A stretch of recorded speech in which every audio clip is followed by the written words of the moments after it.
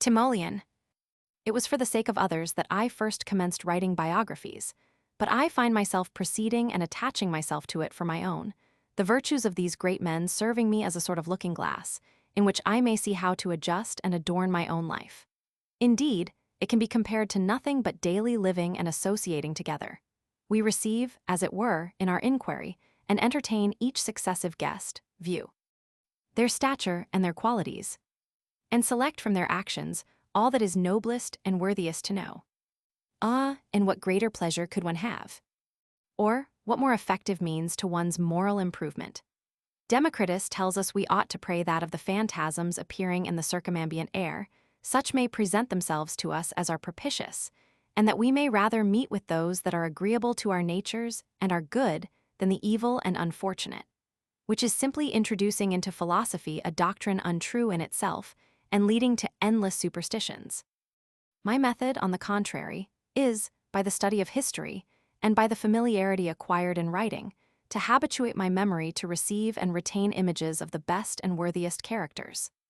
I thus am enabled to free myself from any ignoble, base, or vicious impressions, contracted from the contagion of ill company that I may be unavoidably engaged in, by the remedy of turning my thoughts in a happy and calm temper to view these noble examples. Of this kind are those of TIMOLEON the Corinthian and Paulus Emilius, to write whose lives is my present business, men equally famous not only for their virtues, but success, insomuch that they have left it doubtful whether they owe their greatest achievements to good fortune or their own prudence and conduct. The affairs of the Syracusans, before TIMOLEON was sent into Sicily, were in this posture. After Dion had driven out Dionysius the tyrant, he was slain by treachery, and those that had assisted him in delivering Syracuse were divided among themselves. And thus the city, by a continual change of governors and a train of mischiefs that succeeded each other, became almost abandoned.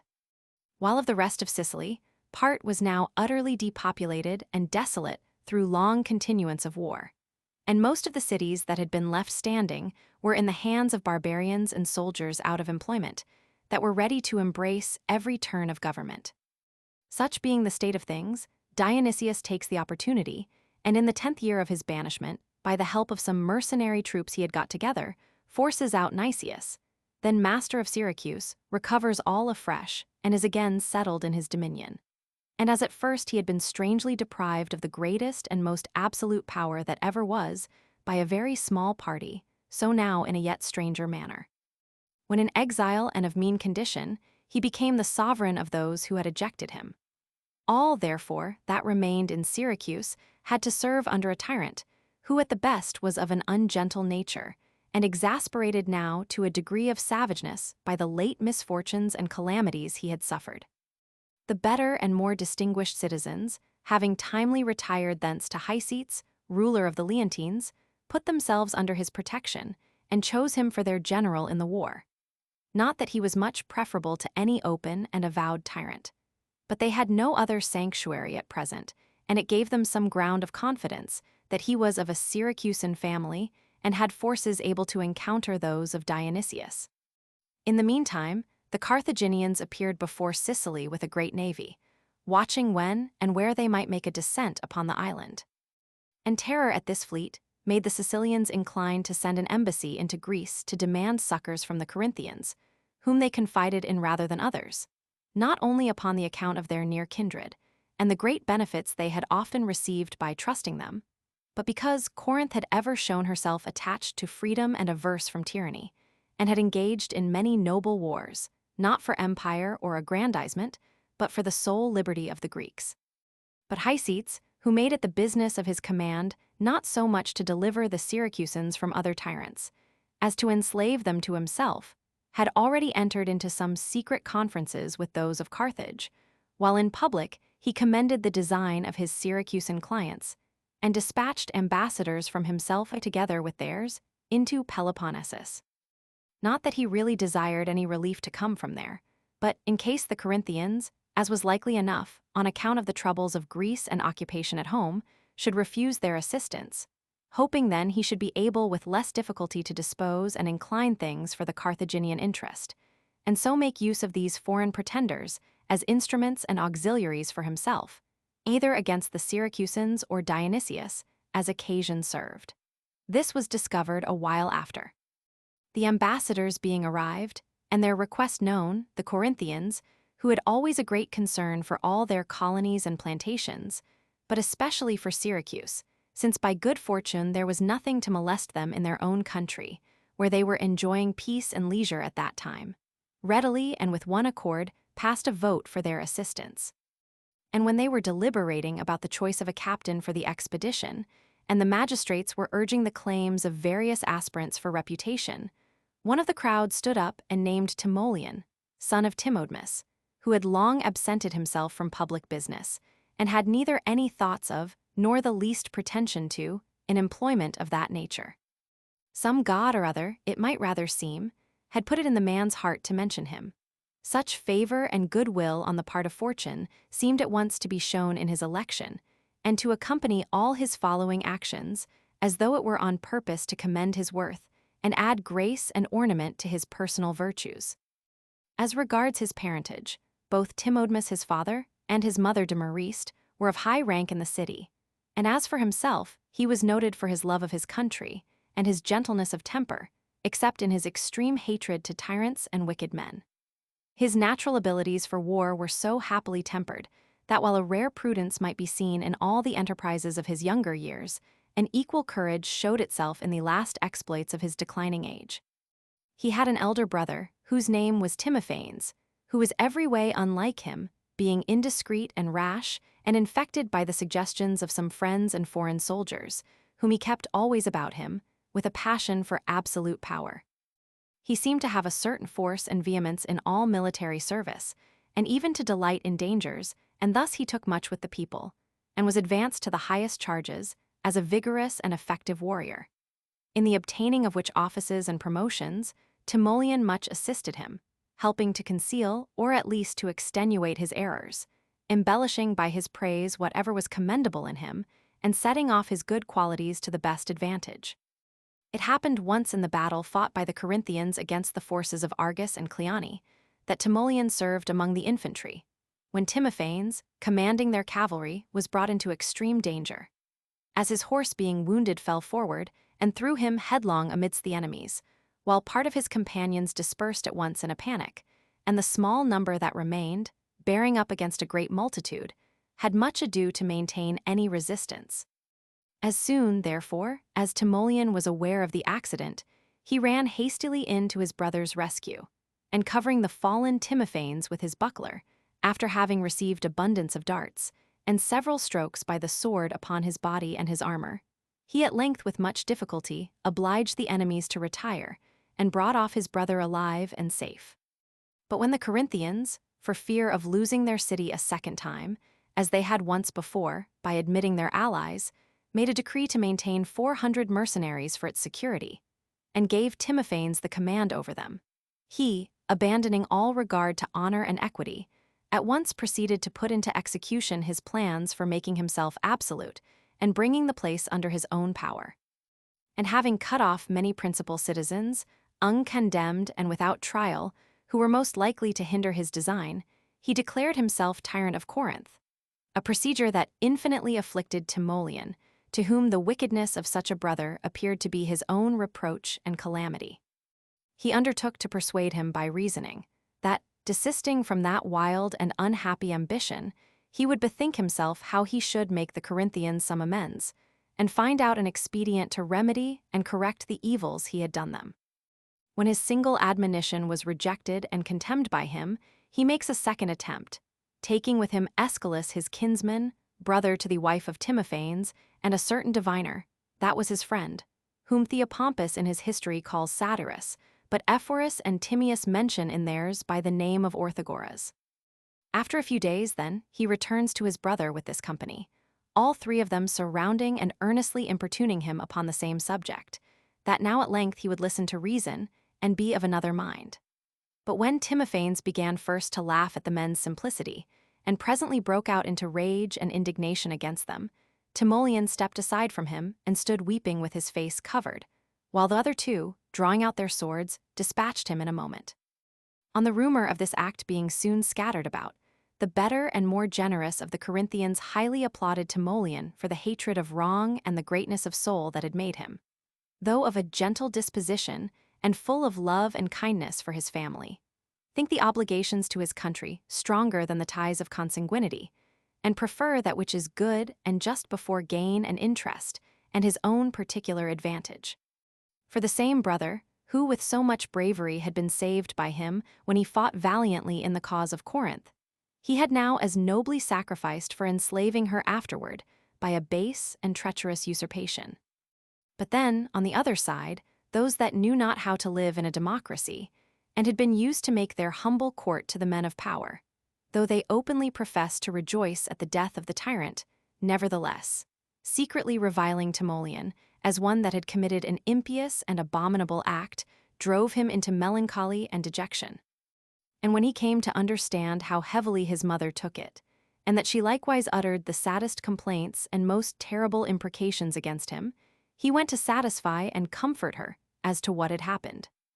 And finding that she would not endure so much as to look upon him, but caused her doors to be shut, that he might have no admission into her presence. With grief at this, he grew so disordered in his mind and so disconsolate, that he determined to put an end to his perplexity with his life, by abstaining from all manner of sustenance. But through the care and diligence of his friends, who were very instant with him, and added force to their entreaties, he came to resolve and promise at last that he would endure living, provided it might be in solitude and remote from company. So that, quitting all civil transactions and commerce with the world, for a long while after his first retirement he never came into Corinth, but wandered up and down the fields, full of anxious and tormenting thoughts, and spent his time in desert places at the farthest distance from society and human intercourse. So true it is that the minds of men are easily shaken and carried off from their own sentiments through the casual commendation or reproof of others, unless the judgments that we make and the purposes we conceive be confirmed by reason and philosophy, and thus obtain strength and steadiness. An action must not only be just and laudable in its own nature, but it must proceed likewise from solid motives and a lasting principle, that so we may fully and constantly approve the thing and be perfectly satisfied in what we do. For otherwise, after having put our resolution into practice, we shall out of pure weakness come to be troubled at the performance, when the grace and goodliness, which rendered it before so amiable and pleasing to us, begin to decay and wear out of our fancy.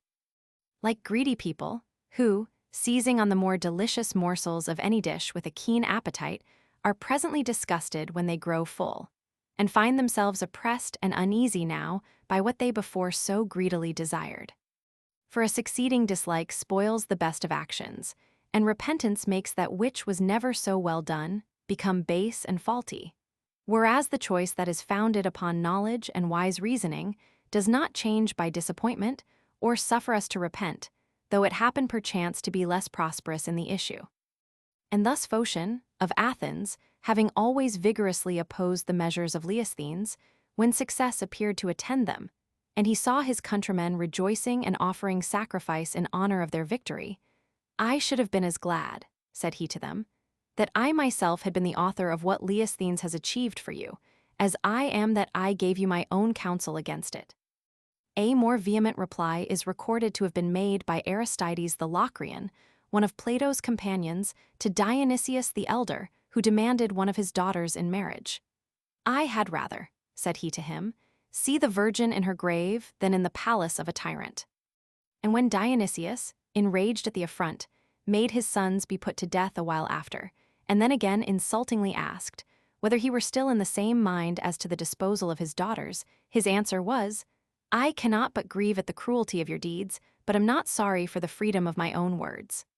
Such expressions as these may belong perhaps to a more sublime and accomplished virtue. The grief, however, of Timoleon at what had been done, whether it arose from commiseration of his brother's fate, or the reverence he bore his mother, so shattered and broke his spirits, that for the space of almost 20 years he had not offered to concern himself in any honorable or public action. When therefore he was pitched upon for a general, and joyfully accepted as such by the suffrages of the people, Teloclides, who was at that time the most powerful and distinguished man in Corinth, began to exhort him that he would act now like a man of worth and gallantry. "For," said he, "if you do bravely in this service, we shall believe that you delivered us from a tyrant, but if otherwise, that you killed your brother." While he was yet preparing to set sail, and enlisting soldiers to embark with him, there came letters to the Corinthians from Hycetes, plainly disclosing his revolt and treachery. For his ambassadors were no sooner gone for Corinth, but he openly joined the Carthaginians, negotiating that they might assist him to throw out Dionysius and become master of Syracuse in his room. And fearing he might be disappointed of his aim, if troops and a commander should come from Corinth before this were effected, he sent a letter of advice thither, in all haste, to prevent their setting out, telling them they need not be at any cost and trouble upon his account, or run the hazard of a Sicilian voyage, especially since the Carthaginians, alliance with whom against Dionysius the slowness of their motions had compelled him to embrace, would dispute their passage, and lay in wait to attack them with a numerous fleet. This letter being publicly read, if any had been cold and indifferent before as to the expedition in hand, the indignation they now conceived against Hycetes so exasperated and inflamed them all, that they willingly contributed to supply TIMOLEON, and endeavored, with one accord, to hasten his departure. When the vessels were equipped, and his soldiers every way provided for, the female priests of Proserpina had a dream or vision, wherein she and her mother Ceres appeared to them in a traveling garb, and were heard to say that they were going to sail with TIMOLEON into Sicily. Whereupon the Corinthians, having built a sacred galley, devoted it to them, and called it the Galley of the Goddesses.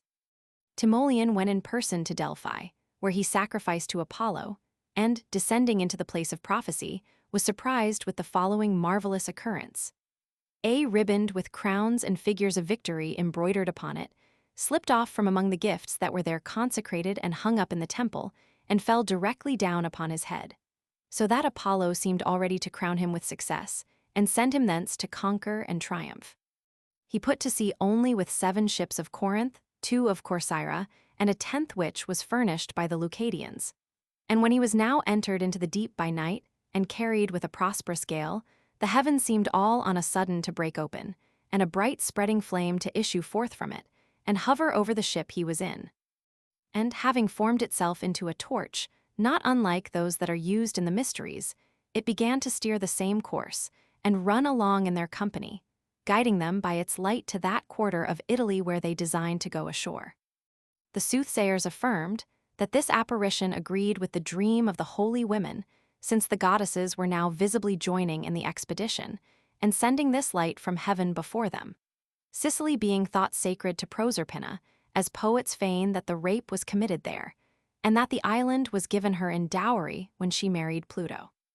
These early demonstrations of divine favor greatly encouraged his whole army, so that, making all the speed they were able by a voyage across the open sea, they were soon passing along the coast of Italy. But the tidings that came from Sicily much perplexed TIMOLEON and disheartened his soldiers. For Hycetes, having already beaten Dionysius out of the field, and reduced most of the quarters of Syracuse itself, now hemmed him in and besieged him in the citadel and what is called the island, whither he was fled for his last refuge, while the Carthaginians, by agreement, were to make it their business to hinder TIMOLEON from landing in any port of Sicily, so that he and his party being driven back, they might with ease and at their own leisure divide the island among themselves. In pursuance of which design, the Carthaginians sent away 20 of their galleys to Rhegium, having aboard them certain ambassadors from Hycetes to TIMOLEON, who carried instructions suitable to these proceedings, specious amusements and plausible stories, to color and conceal dishonest purposes. They had order to propose and demand that TIMOLEON himself, if he liked the offer, should come to advise with Hycetes and partake of all his conquests, but that he might send back his ships and forces to Corinth, since the war was in a manner finished, and the Carthaginians had blocked up the passage, determined to oppose them if they should try to force their way towards the shore.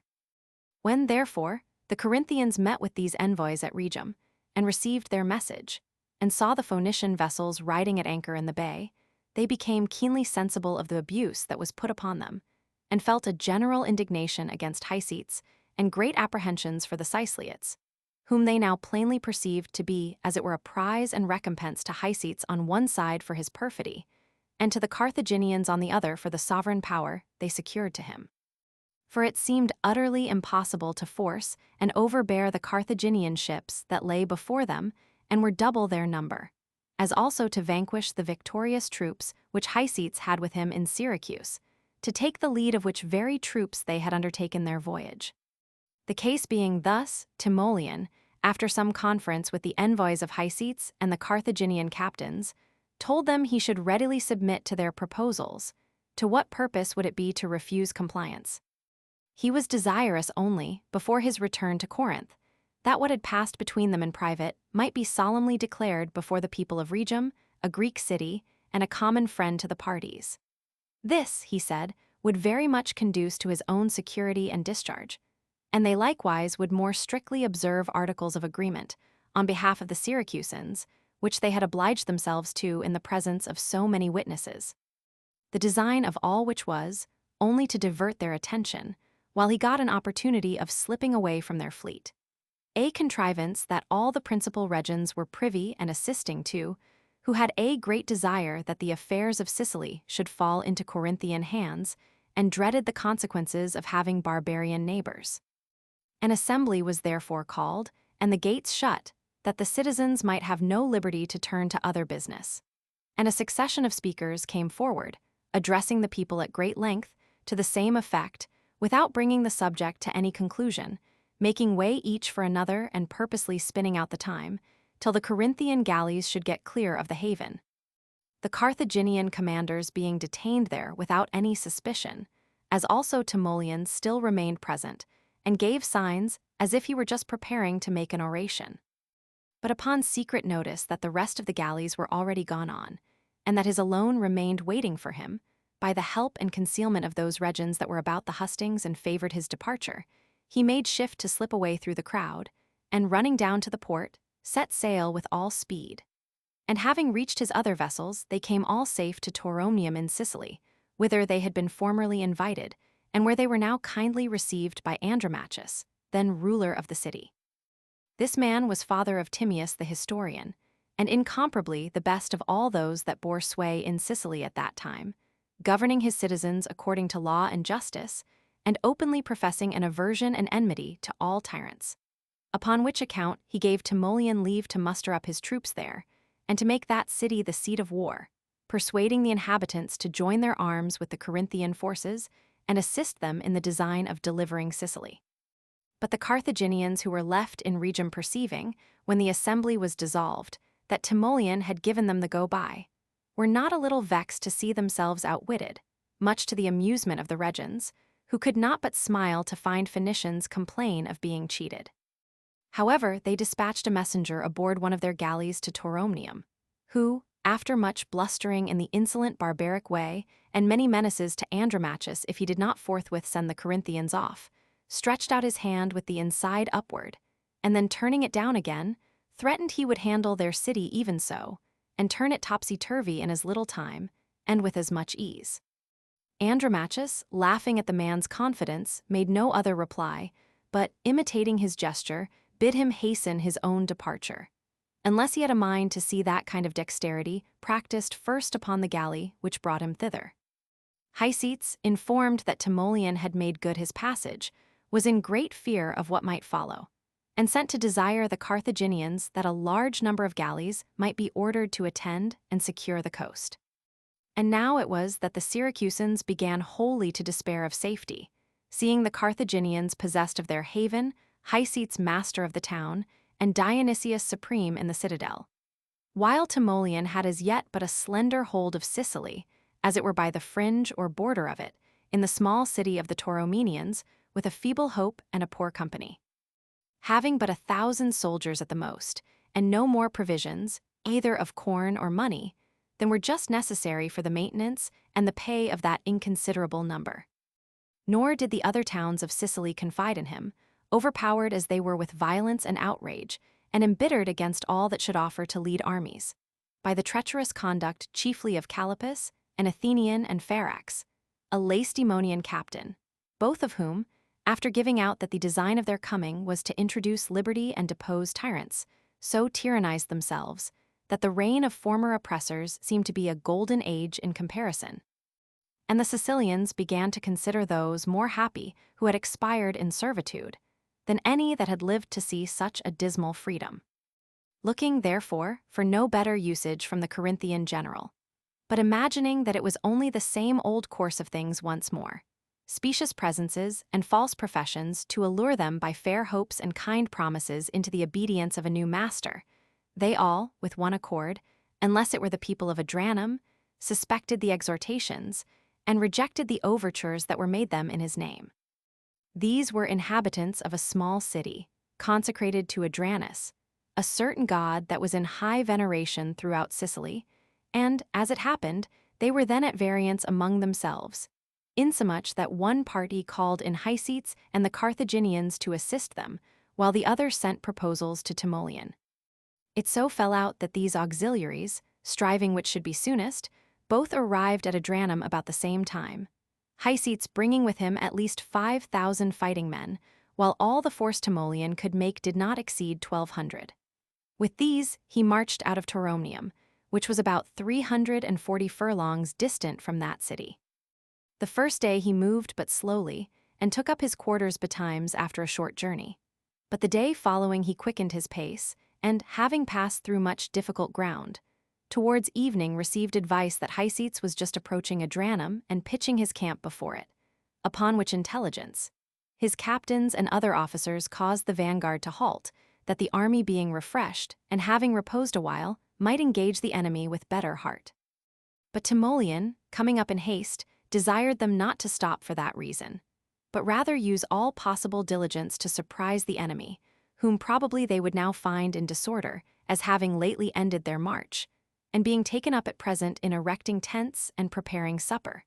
which he had no sooner said, but laying hold of his buckler and putting himself in the front, he led them on as it were to certain victory. The braveness of such a leader made them all follow him with like courage and assurance. They were now within less than 30 furlongs of Adranum, which they quickly traversed, and immediately fell in upon the enemy, who were seized with confusion, and began to retire at their first approaches. One consequence of which was that amidst so little opposition, and so early and general a flight, there were not many more than 300 slain, and about twice the number made prisoners. Their camp and baggage, however, was all taken. The fortune of this onset soon induced the Adranitans to unlock their gates, and embrace the interest of TIMOLEON, to whom they recounted, with a mixture of affright and admiration,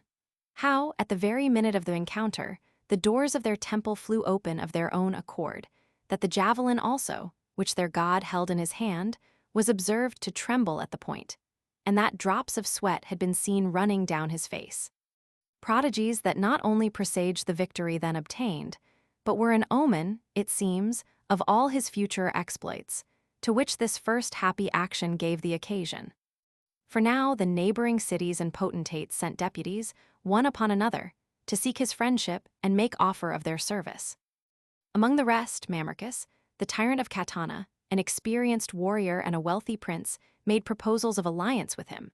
and, what was of greater importance still, Dionysius himself being now grown desperate, and well-nigh forced to surrender, despising Hycetes who had been thus shamefully baffled, and admiring the valor of TIMOLEON, found means to advertise him and his Corinthians that he should be content to deliver up himself and the citadel into their hands. TIMOLEON, gladly embracing this unlooked-for advantage, sends away Euclides and Telemachus, 2 Corinthian captains, with 400 men, for the seizure and custody of the castle, with directions to enter not all at once, or in open view, that being impracticable so long as the enemy kept guard, but by stealth and in small companies. And so they took possession of the fortress, and the palace of Dionysius, with all the stores and ammunition he had prepared and laid up to maintain the war. They found a good number of horses, every variety of engines, a multitude of darts, and weapons to arm 70,000 men, a magazine that had been formed from ancient time, besides 2,000 soldiers that were then with him, whom he gave up with the rest for TIMOLEON's service. Dionysius himself, putting his treasure aboard, and taking a few friends, sailed away unobserved by Hycetes, and being brought to the camp of TIMOLEON, there first appeared in the humble dress of a private person, and was shortly after sent to Corinth with a single ship and a small sum of money. Born and educated in the most splendid court and the most absolute monarchy that ever was, which he held and kept up for the space of 10 years succeeding his father's death, he had, after Dion's expedition, spent 12 other years in a continual agitation of wars and contests, and great variety of fortune, during which time all the mischiefs he had committed in his former reign were more than repaid by the ills he himself then suffered.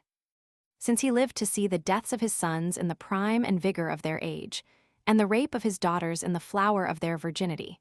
and the wicked abuse of his sister and his wife, who, after being first exposed to all the lawless insults of the soldiery, was then murdered with her children, and cast into the sea, the particulars of which are more exactly given in the life of Dion. Upon the news of his landing at Corinth, there was hardly a man in Greece who had not the curiosity to come and view the late formidable tyrant, and say some words to him. Part, rejoicing at his disasters, were led thither out of mere spite and hatred, that they might have the pleasure of trampling, as it were, on the ruins of his broken fortune. But others, letting their attention and their sympathy turn rather to the changes and revolutions of his life, could not but see in them a proof of the strength and potency with which divine and unseen causes operate amidst the weakness of human and visible things. For neither art nor nature did in that age produce anything comparable to this work and wonder of fortune, which showed the very same man that was not long before supreme monarch of Sicily, loitering about perhaps in the fish market, or sitting in a perfumer's shop, drinking the diluted wine of taverns, or squabbling in the street with common women, or pretending to instruct the singing women of the theater, and seriously disputing with them about the measure and harmony of pieces of music that were performed there. Such behavior on his part was variously criticized. He was thought by many to act thus out of pure compliance with his own natural indolent and vicious inclinations, while finer judges were of opinion that in all this he was playing a politic part, with a design to be contemned among them, and that the Corinthians might not feel any apprehension or suspicion of his being uneasy under his reverse of fortune, or solicitous to retrieve it. To avoid which dangers, he purposely and against his true nature affected an appearance of folly and want of spirit in his private life and amusements. However it be, there are sayings and repartees of his left still upon record, which seem to show that he not ignobly accommodated himself to his present circumstances, as may appear in part from the ingenuousness of the avowal he made on coming to Leucadia, which, as well as Syracuse, was a Corinthian colony, where he told the inhabitants that he found himself not unlike boys who have been in fault, who can talk cheerfully with their brothers, but are ashamed to see their father. So, likewise, he said, could gladly reside with them in that island, whereas he felt a certain awe upon his mind, which made him averse to the sight of Corinth, that was a common mother to them both. The thing is further evident from the reply he once made to a stranger in Corinth, who deriding him in a rude and scornful manner about the conferences he used to have with philosophers, whose company had been one of his pleasures while yet a monarch, and demanding, in fine, what he was the better now for all those wise and learned discourses of Plato. "Do you think," said he, "I have made no profit of his philosophy, when you see me bear my change of fortune as I do?"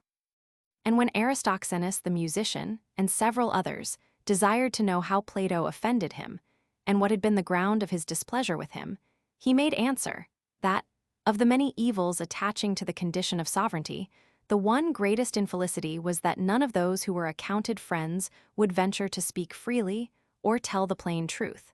and that by means of such he had been deprived of Plato's kindness.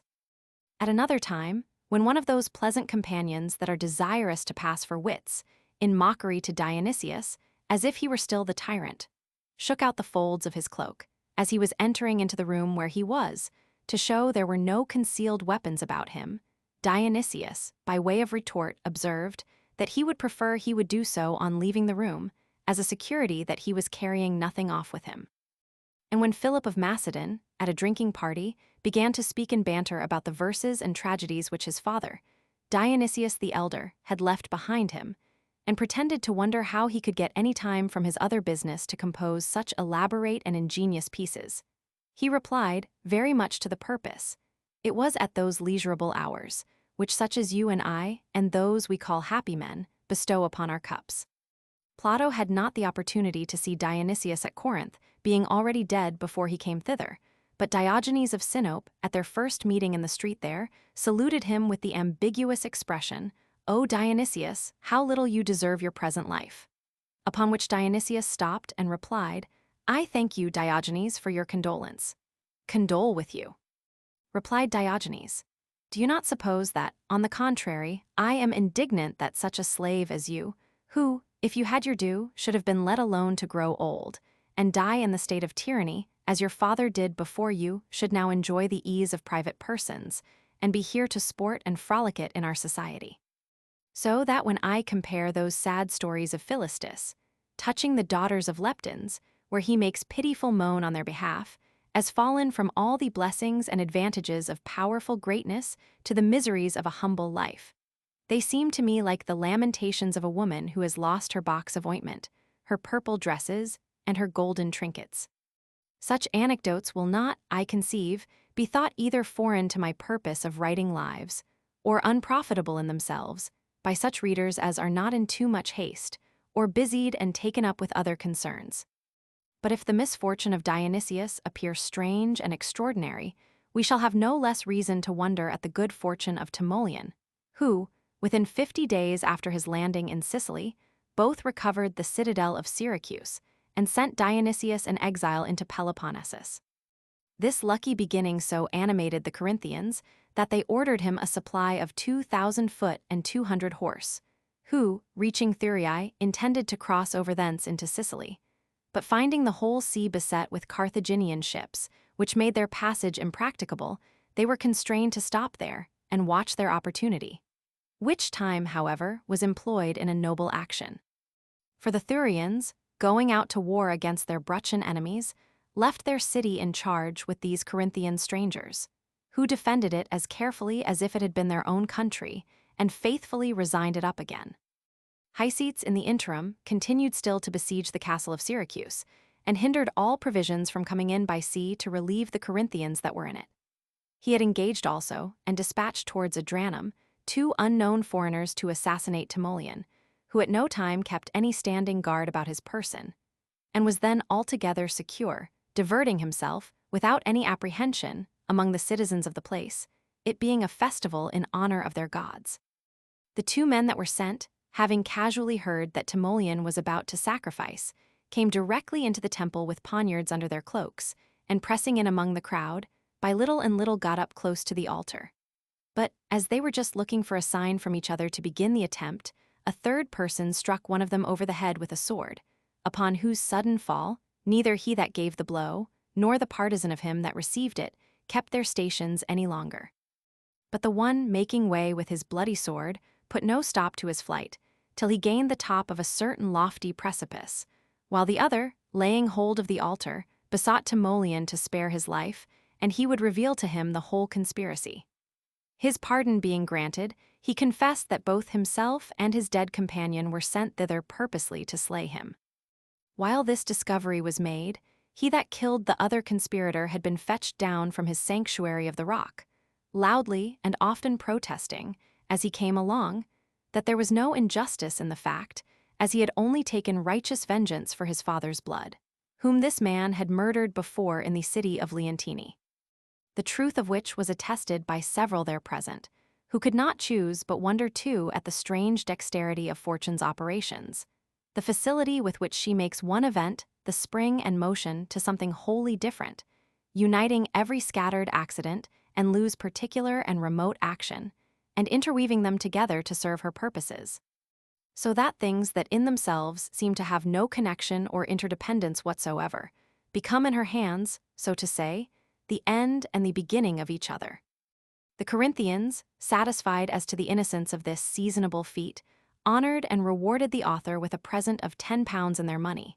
since he had, as it were, lent the use of his just resentment to the tutelar genius that seemed to be protecting Timoleon, and had not pre-expended this anger, so long ago conceived, but had reserved and deferred, under fortune's guidance, for his preservation, the revenge of a private quarrel. But this fortunate escape had effects and consequences beyond the present, as it inspired the highest hopes and future expectations of Timoleon, making people reverence and protect him as a sacred person sent by heaven to avenge and redeem Sicily. Hycetes, having missed his aim in this enterprise, and perceiving also that many went off and sided with Timoleon, began to chide himself for his foolish modesty, that, when so considerable a force of the Carthaginians lay ready to be commanded by him, he had employed them hitherto by degrees and in small numbers, introducing their reinforcements by stealth and clandestinely, as if he had been ashamed of the action. Therefore, now laying aside his former nicety, he calls in Mago, their admiral with his whole navy, who presently set sail, and seized upon the port with a formidable fleet of at least 150 vessels, landing their 60,000 foot which were all lodged within the city of Syracuse. So that, in all men's opinion, the time anciently talked of and long expected, wherein Sicily should be subjugated by barbarians, was now come to its fatal period. For in all their preceding wars and many desperate conflicts with Sicily, the Carthaginians had never been able, before this, to take Syracuse. Whereas Hycetes now receiving them, and putting the city into their hands, you might see it become now as it were a camp of barbarians. By this means, the Corinthian soldiers that kept the castle found themselves brought into great danger and hardship. As, besides that their provision grew scarce, and they began to be in want, because the havens were strictly guarded and blocked up, the enemy exercised them still with skirmishes and combats about their walls, and they were not only obliged to be continually in arms, but to divide and prepare themselves for assaults and encounters of every kind, and to repel every variety of the means of offense employed by a besieging army.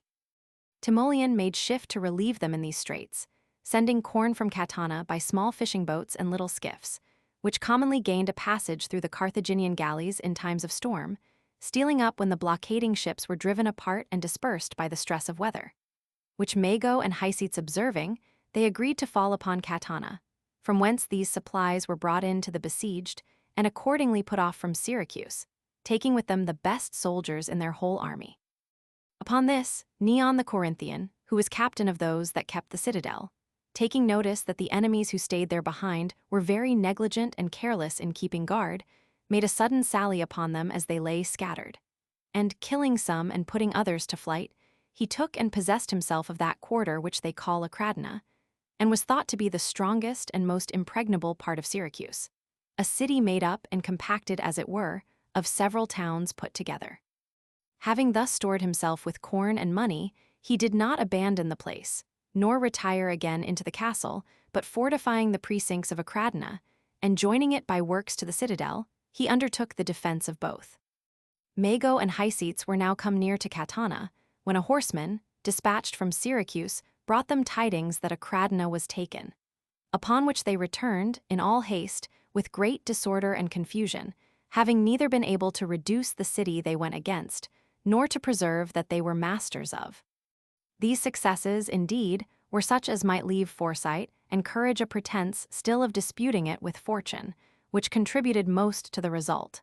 But the next following event can scarcely be ascribed to anything but pure felicity.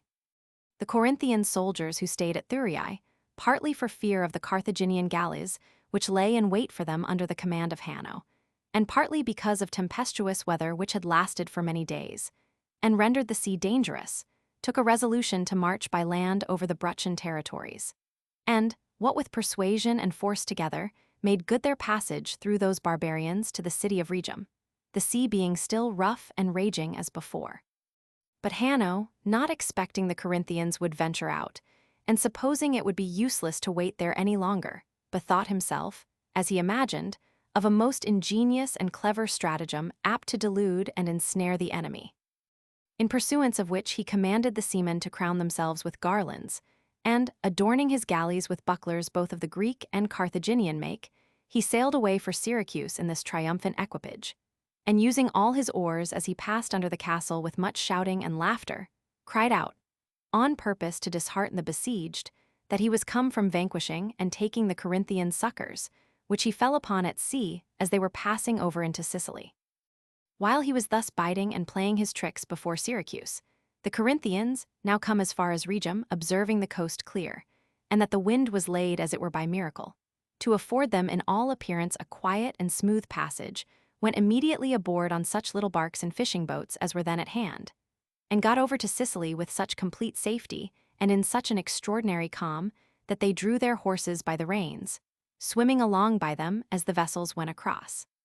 When they were all landed, Timoleon came to receive them, and by their means at once obtained possession of Messina, from whence he marched in good order to Syracuse, trusting more to his late prosperous achievements than his present strength. As the whole army he had then with him did not exceed the number of 4,000, Mago, however, was troubled and fearful at the first notice of his coming, and grew more apprehensive and jealous still upon the following occasion. The marshes about Syracuse, that receive a great deal of fresh water, as well from springs as from lakes and rivers discharging themselves into the sea, breed abundance of eels, which may be always taken there in great quantities by any that will fish for them.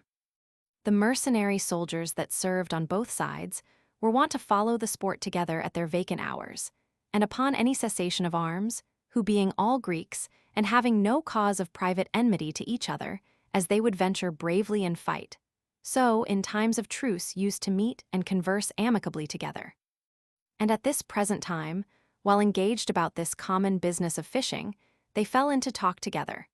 and some expressing their admiration of the neighboring sea, and others telling how much they were taken with the convenience and commodiousness of the buildings and public works, one of the Corinthian party took occasion to demand of the others,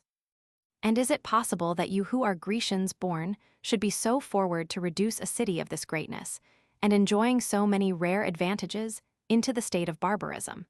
and lend your assistance to plant Carthaginians, that are the worst and bloodiest of men, so much the nearer to us? Whereas you should rather wish there were many more Sicilies to lie between them and Greece. Have you so little sense as to believe that they come hither with an army from the pillars of Hercules and the Atlantic Sea, to hazard themselves for the establishment of Hycetes, who, if he had had the consideration which becomes a general, would never have thrown out his ancestors and founders to bring in the enemies of his country in the room of them, when he might have enjoyed all suitable honor and command, with consent of Timoleon and the rest of Corinth. The Greeks that were in pay with Hycetes, noising these discourses about their camp, gave Mago some ground to suspect, as indeed he had long sought for a pretense to be gone, that there was treachery contrived against him. So that, although Hycetes entreated him to tarry, and made it appear how much stronger they were than the enemy, yet, conceiving they came far more short of Timoleon in respect of courage and fortune, than they surpassed him in number, he presently went aboard, and set sail for Africa, letting Sicily escape out of his hands with dishonor to himself, and for such uncertain causes that no human reason could give an account of his departure. The day after he went away, Timoleon came up before the city, in array for a battle. But when he and his company heard of this sudden flight, and saw the docks all empty, they could not forbear laughing at the cowardice of Mago, and in mockery caused proclamation to be made through the city, that a reward would be given to anyone who could bring them tidings whither the Carthaginian fleet had conveyed itself from them. However, Hycetes resolving to fight it out alone, and not quitting his hold of the city, but sticking close to the quarters he was in possession of, places that were well fortified and not easy to be attacked, Timoleon divided his forces into 3 parts, and fell himself upon the side where the river Anapus ran, which was most strong and difficult of access. And he commanded those that were led by Ijas, a Corinthian captain, to make their assault from the post of Acradina, while Dinarchus and Demaratus, that brought him the last supply from Corinth, were, with a 3rd division, to attempt the quarter called Epipoli. A considerable impression being made from every side at once, the soldiers of Hycetes were beaten off and put to flight. And this, that the city came to be taken by storm and fall suddenly into their hands. Upon the defeat and rout of the enemy, we must in all justice ascribe to the valor of the assailants and the wise conduct of their general. But that not so much as a man of the Corinthians was either slain or wounded in the action, this the good fortune of Timoleon seems to challenge for her own work, as though, in a sort of rivalry with his own personal exertions, she made it her aim to exceed and obscure his actions by her favors, that those who heard him commended for his noble deeds might rather admire the happiness than the merit of them. For the fame of what was done not only passed through all Sicily and filled Italy with wonder, but even Greece itself, after a few days, came to ring with the greatness of his exploit, insomuch that those of Corinth, who had as yet no certainty that their auxiliaries were landed on the island, had tidings brought them at the same time that they were safe and were conquerors. In so prosperous a course did affairs run, and such was the speed and celerity of execution with which fortune, as with a new ornament, set off the native lustres of the performance. Timoleon, being master of the citadel, avoided the error which Dion had been guilty of. He spared not the place for the beauty and sumptuousness of its fabric, and, keeping clear of those suspicions which occasioned first the unpopularity and afterwards the fall of Dion, made a public crier give notice that all the Syracusans who were willing to have a hand in the work should bring pickaxes and mattocks and other instruments, and help him to demolish the fortifications of the tyrants.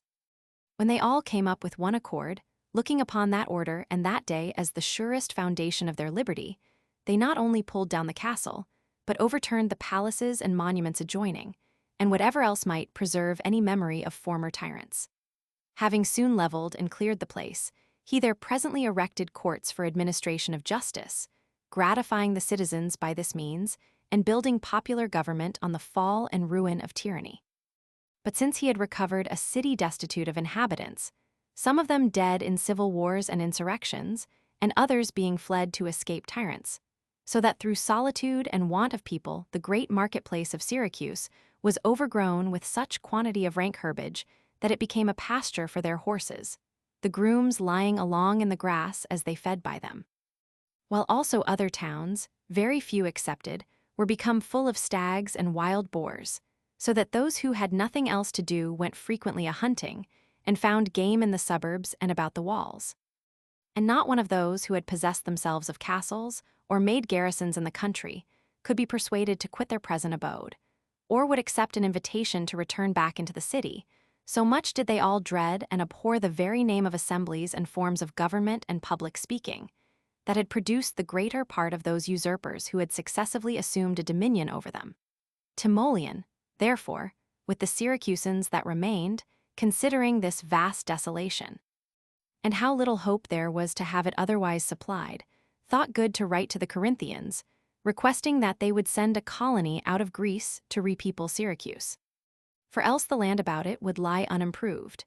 And besides this, they expected to be involved in a greater war from Africa, having news brought them that Mago had killed himself, and that the Carthaginians, out of rage for his ill conduct in the late expedition, had caused his body to be nailed upon a cross, and that they were raising a mighty force, with design to make their descent upon Sicily the next summer.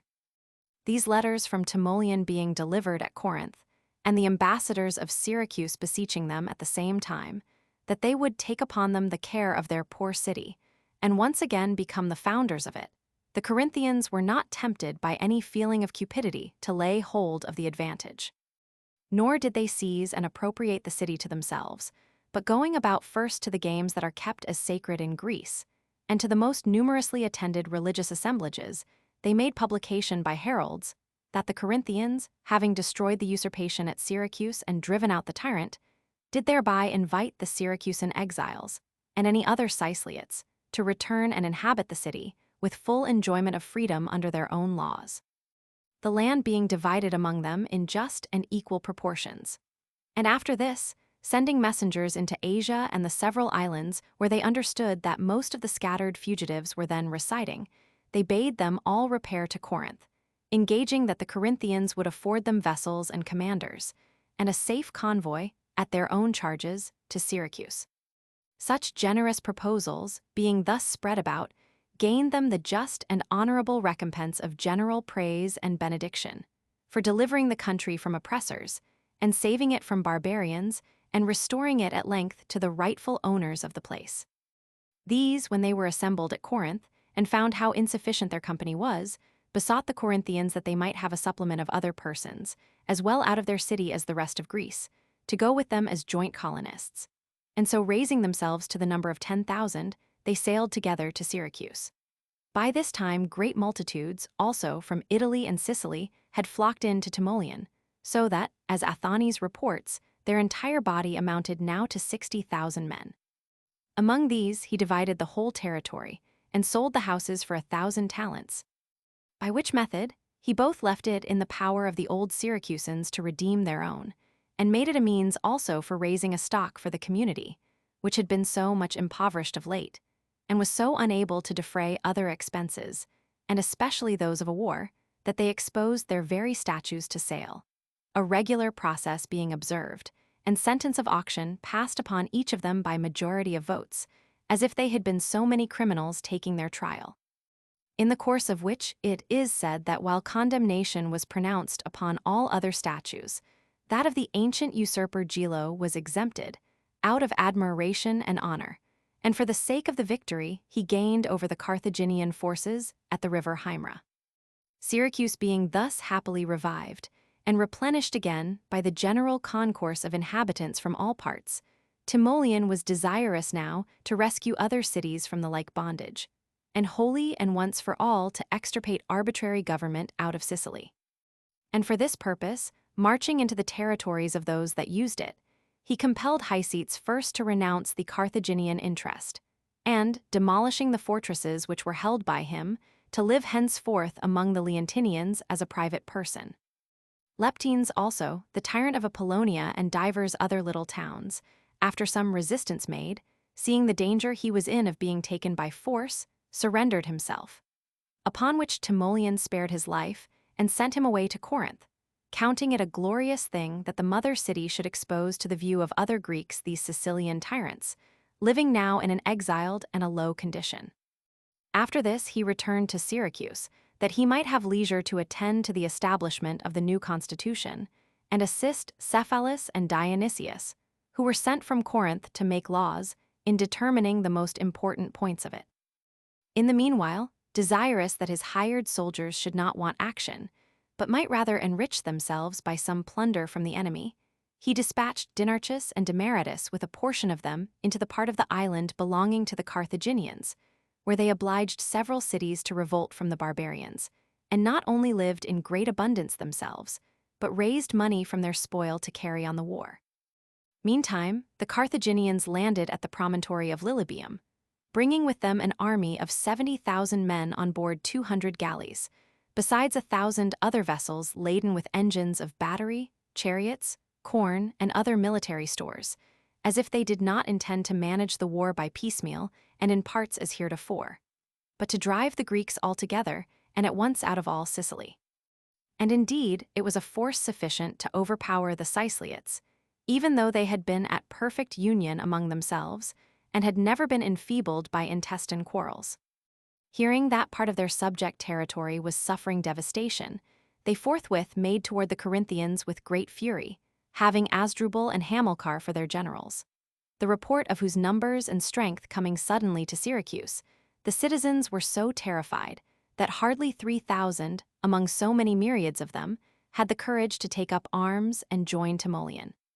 The foreigners, serving for pay, were not above 4,000 in all, and about 1,000 of these grew faint-hearted by the way, and forsook Timoleon in his march towards the enemy, looking on him as frantic and distracted, destitute of the sense which might have been expected from his time of life. Thus to venture out against an army of 70,000 men, with no more than 5,000 foot and 1,000 horse. And when he should have kept those forces to defend the city, choosing rather to remove them 8 days' journey from Syracuse, so that if they were beaten from the field, they would have no retreat, nor any burial if they fell upon it.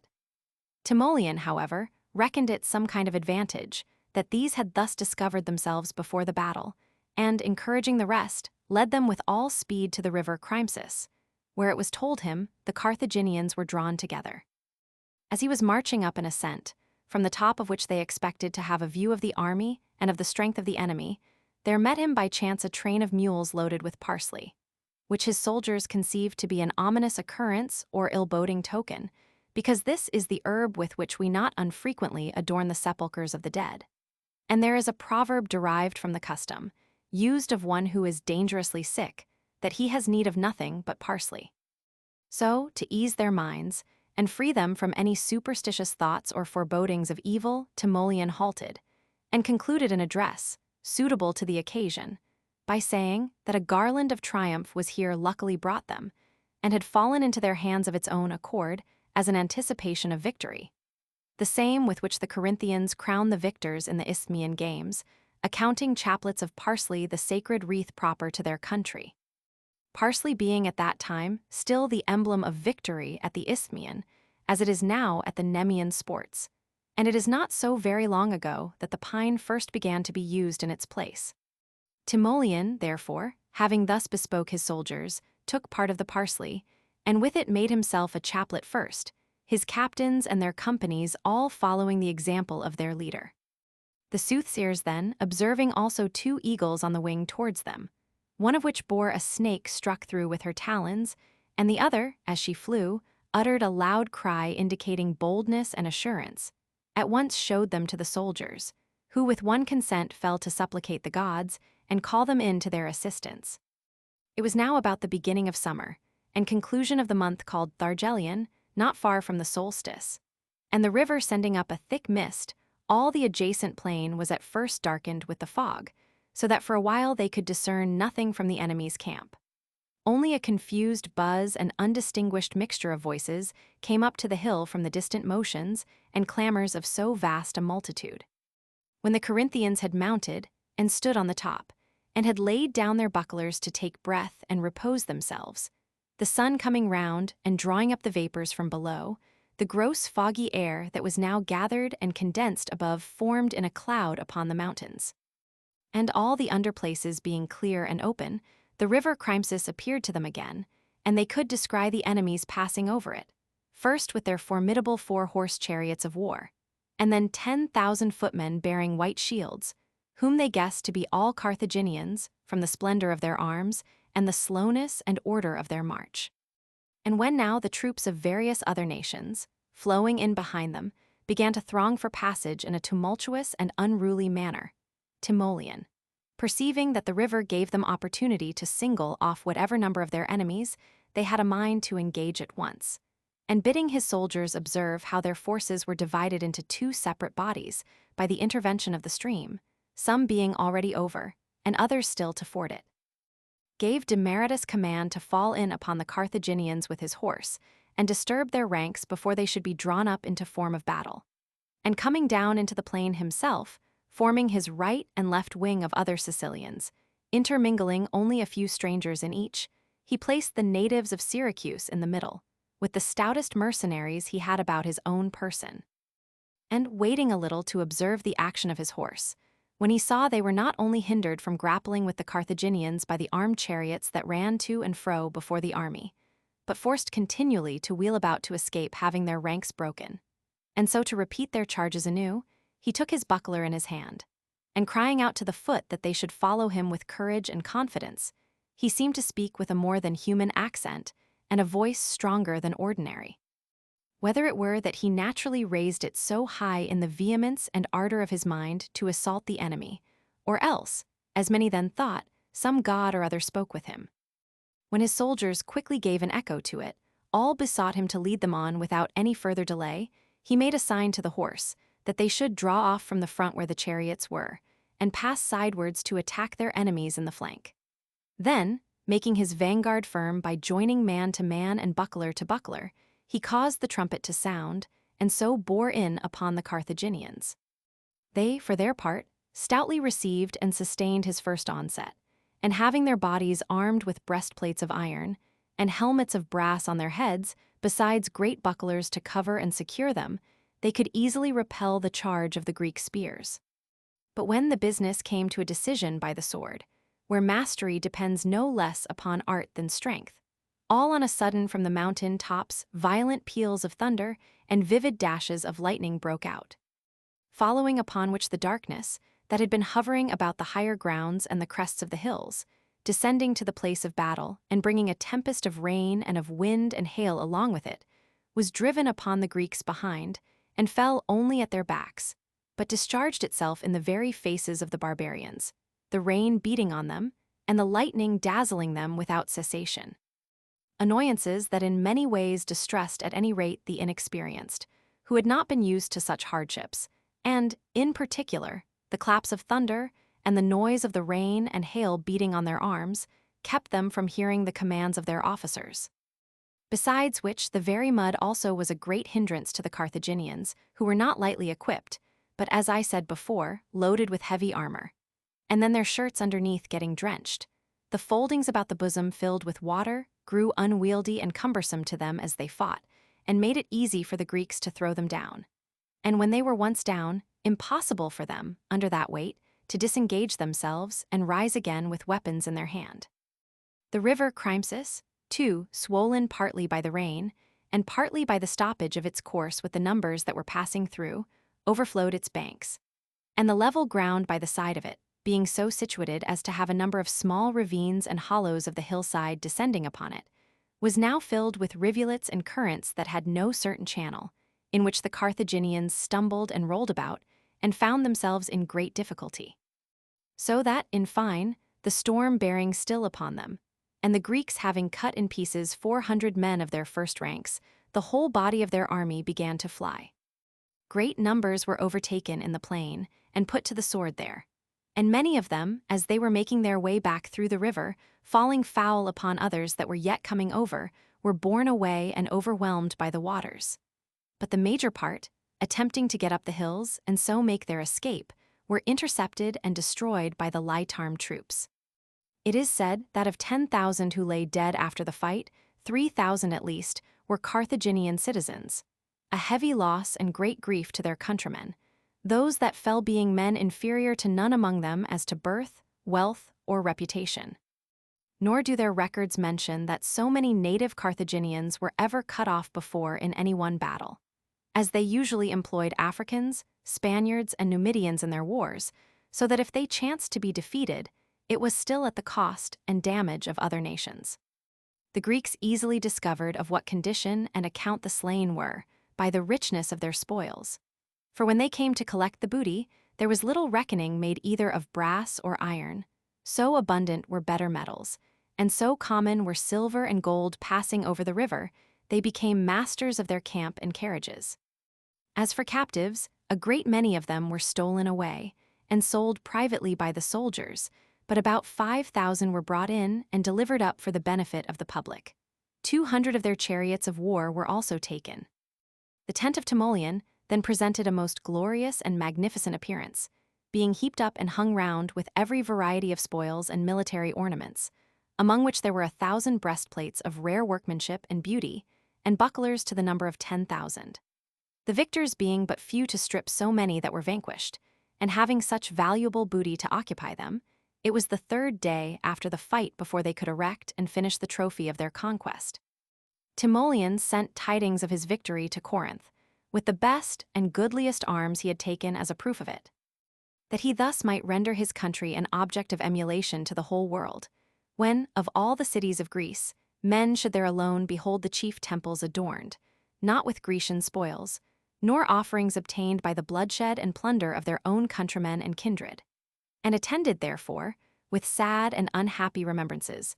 but with such as had been stripped from barbarians and enemies to their nation, with the noblest titles inscribed upon them. Titles telling of the justice as well as fortitude of the conquerors, namely, that the people of Corinth, and TIMOLEON their general, having redeemed the Greeks of Sicily from Carthaginian bondage, made oblation of these to the gods, in grateful acknowledgment of their favor. Having done this, he left his hired soldiers in the enemy's country, to drive and carry away all they could throughout the subject territory of Carthage, and so marched with the rest of his army to Syracuse, where he issued an edict for banishing the 1,000 mercenaries who had basely deserted him before the battle, and obliged them to quit the city before sunset. They, sailing into Italy, lost their lives there by the hands of the Bruttians, in spite of a public assurance of safety previously given them, thus receiving, from the divine power, a just reward of their own treachery. Mamercus, however, the tyrant of Catana and Hycetes, after all, either envying TIMOLEON the glory of his exploits, or fearing him as one that would keep no agreement, nor have any peace with tyrants, made a league with the Carthaginians, and pressed them much to send a new army and commander into Sicily, unless they would be content to hazard all, and to be wholly ejected out of that island. And in consequence of this, Gisco was dispatched with a navy of 70 sail. He took numerous Greek mercenaries also into pay, that being the first time they had ever been enlisted for the Carthaginian service. But then, it seems the Carthaginians began to admire them as the most irresistible soldiers of all mankind. Uniting their forces in the territory of Messina, they cut off 400 of Timoleon's paid soldiers, and within the dependencies of Carthage, at a place called Hyere, destroyed, by an ambuscade, the whole body of mercenaries that served under Euthymus the Leucadian. Which accidents, however, made the good fortune of Timoleon accounted all the more remarkable, as these were the men that, with Philomelus of Phasis and Onomarchus, had forcibly broken into the temple of Apollo at Delphi, and were partakers with them in the sacrilege. So that, being hated and shunned by all, as persons under a curse, they were constrained to wander about in Peloponnesus. When, for want of others, Timoleon was glad to take them into service in his expedition for Sicily, where they were successful in whatever enterprise they attempted under his conduct. But now, when all the important dangers were past, on his sending them out for the relief and defense of his party in several places, they perished and were destroyed at a distance from him, not all together, but in small parties. And the vengeance which was destined for them, so accommodating itself to the good fortune, which guarded Timoleon as not to allow any harm or prejudice for good men to arise from the punishment of the wicked. The benevolence and kindness which the gods had for Timoleon was thus as distinctly recognized in his disasters as in his successes. What most annoyed the Syracusans was their being insulted and mocked by the tyrants. As, for example, by Mamercus, who valued himself much upon his gift for writing poems and tragedies, and took occasion, when coming to present the gods with the bucklers of the hired soldiers whom he had killed, to make a boast of his victory in an insulting elegiac inscription. These shields, with purple, gold, and ivory wrought, were won by us that but with poor ones fought. After this, while Timoleon marched to Caloria, Hycetes made an inroad into the borders of Syracuse, where he met with considerable booty, and having done much mischief and havoc, returned back by Caloria itself, in contempt of Timoleon, and the slender force he had then with him. He, suffering Hycetes to pass forward, pursued him with his horsemen and light infantry, which Hycetes perceiving, crossed the river Damirias, and then stood in a posture to receive him. The difficulty of the passage, and the height and steepness of the bank on each side, giving advantage enough to make him confident. A strange contention and dispute, meantime, among the officers of Timoleon, a little retarded the conflict. No one of them was willing to let another pass over before him to engage the enemy, each man claiming it as a right to venture first and begin the onset, so that their fording was likely to be tumultuous and without order, a mere general struggle which should be the foremost. Timoleon, therefore, desiring to decide the quarrel by lot, took a ring from each of the pretenders, which he cast into his own cloak, and after he had shaken all together, the first he drew out had, by good fortune, the figure of a trophy engraved as a seal upon it.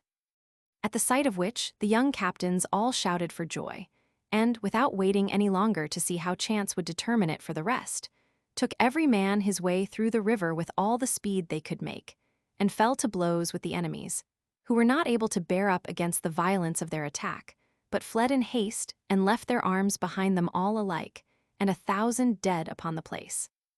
Not long after, Timoleon, marching up to the city of the Leontines, took Hycetes alive, and his son Eupolmus, and Euthymus, the commander of his horse, who were bound and brought to him by their own soldiers. Hycetes and the stripling his son were then executed as tyrants and traitors,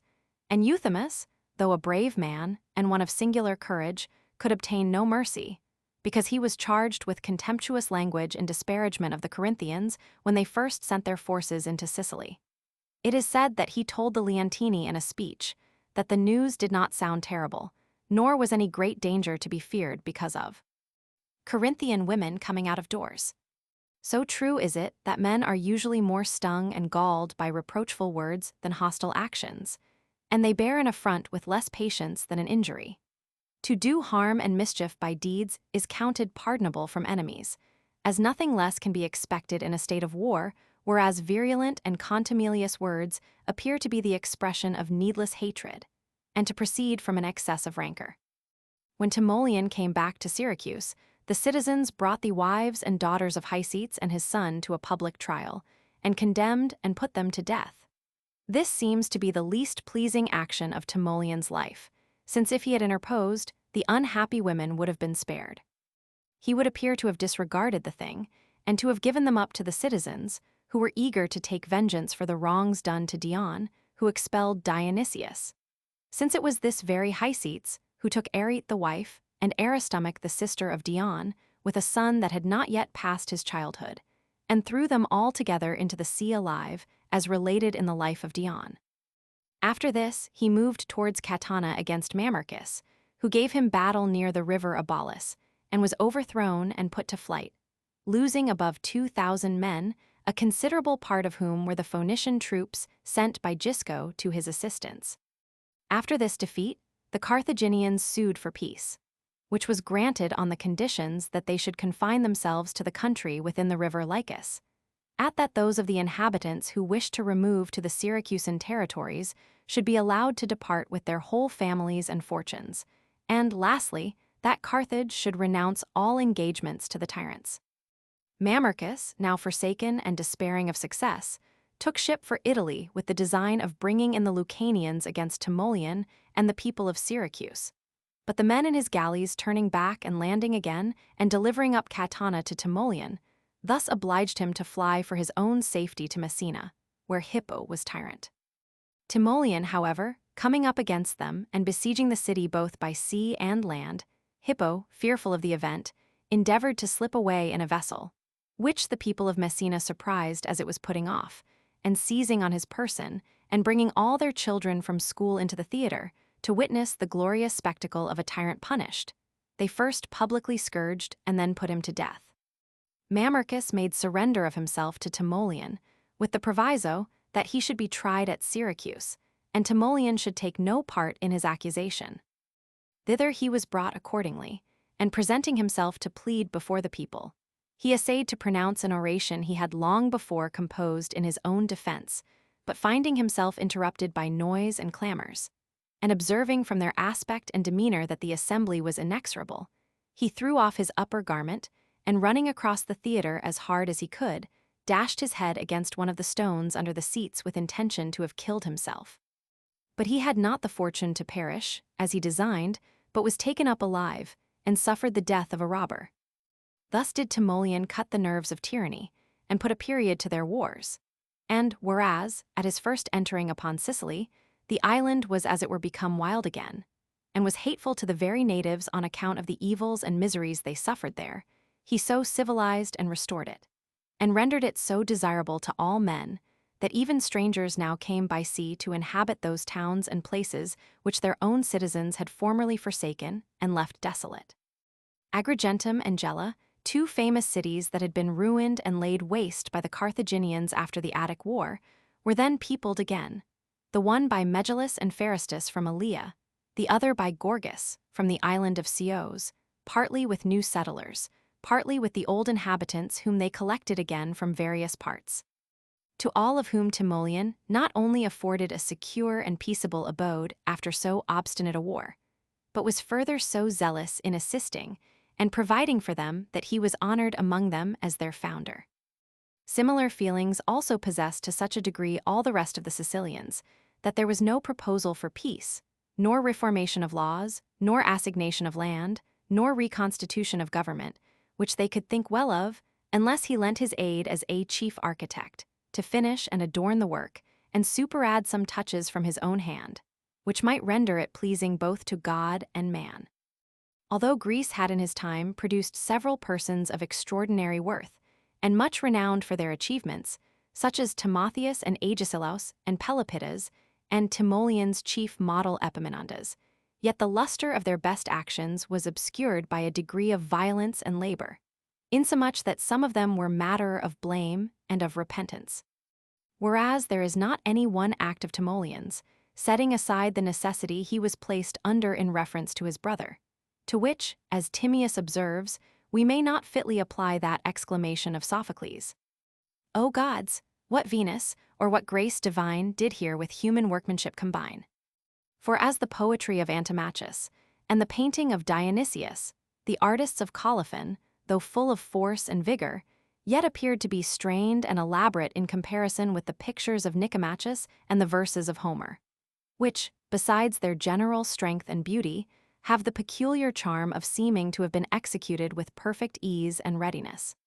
So the expeditions and acts of Epaminondas or Agesilaus, that were full of toil and effort, when compared with the easy and natural as well as noble and glorious achievements of Timoleon, compel our fair and unbiased judgment to pronounce the latter not indeed the effect of fortune, but the success of fortunate merit. Though he himself indeed ascribed that success to the sole favor of fortune, and both in the letters which he wrote to his friends at Corinth, and in the speeches he made to the people of Syracuse, he would say that he was thankful unto God, who, designing to save Sicily, was pleased to honor him with the name and title of the deliverance he vouchsafed it.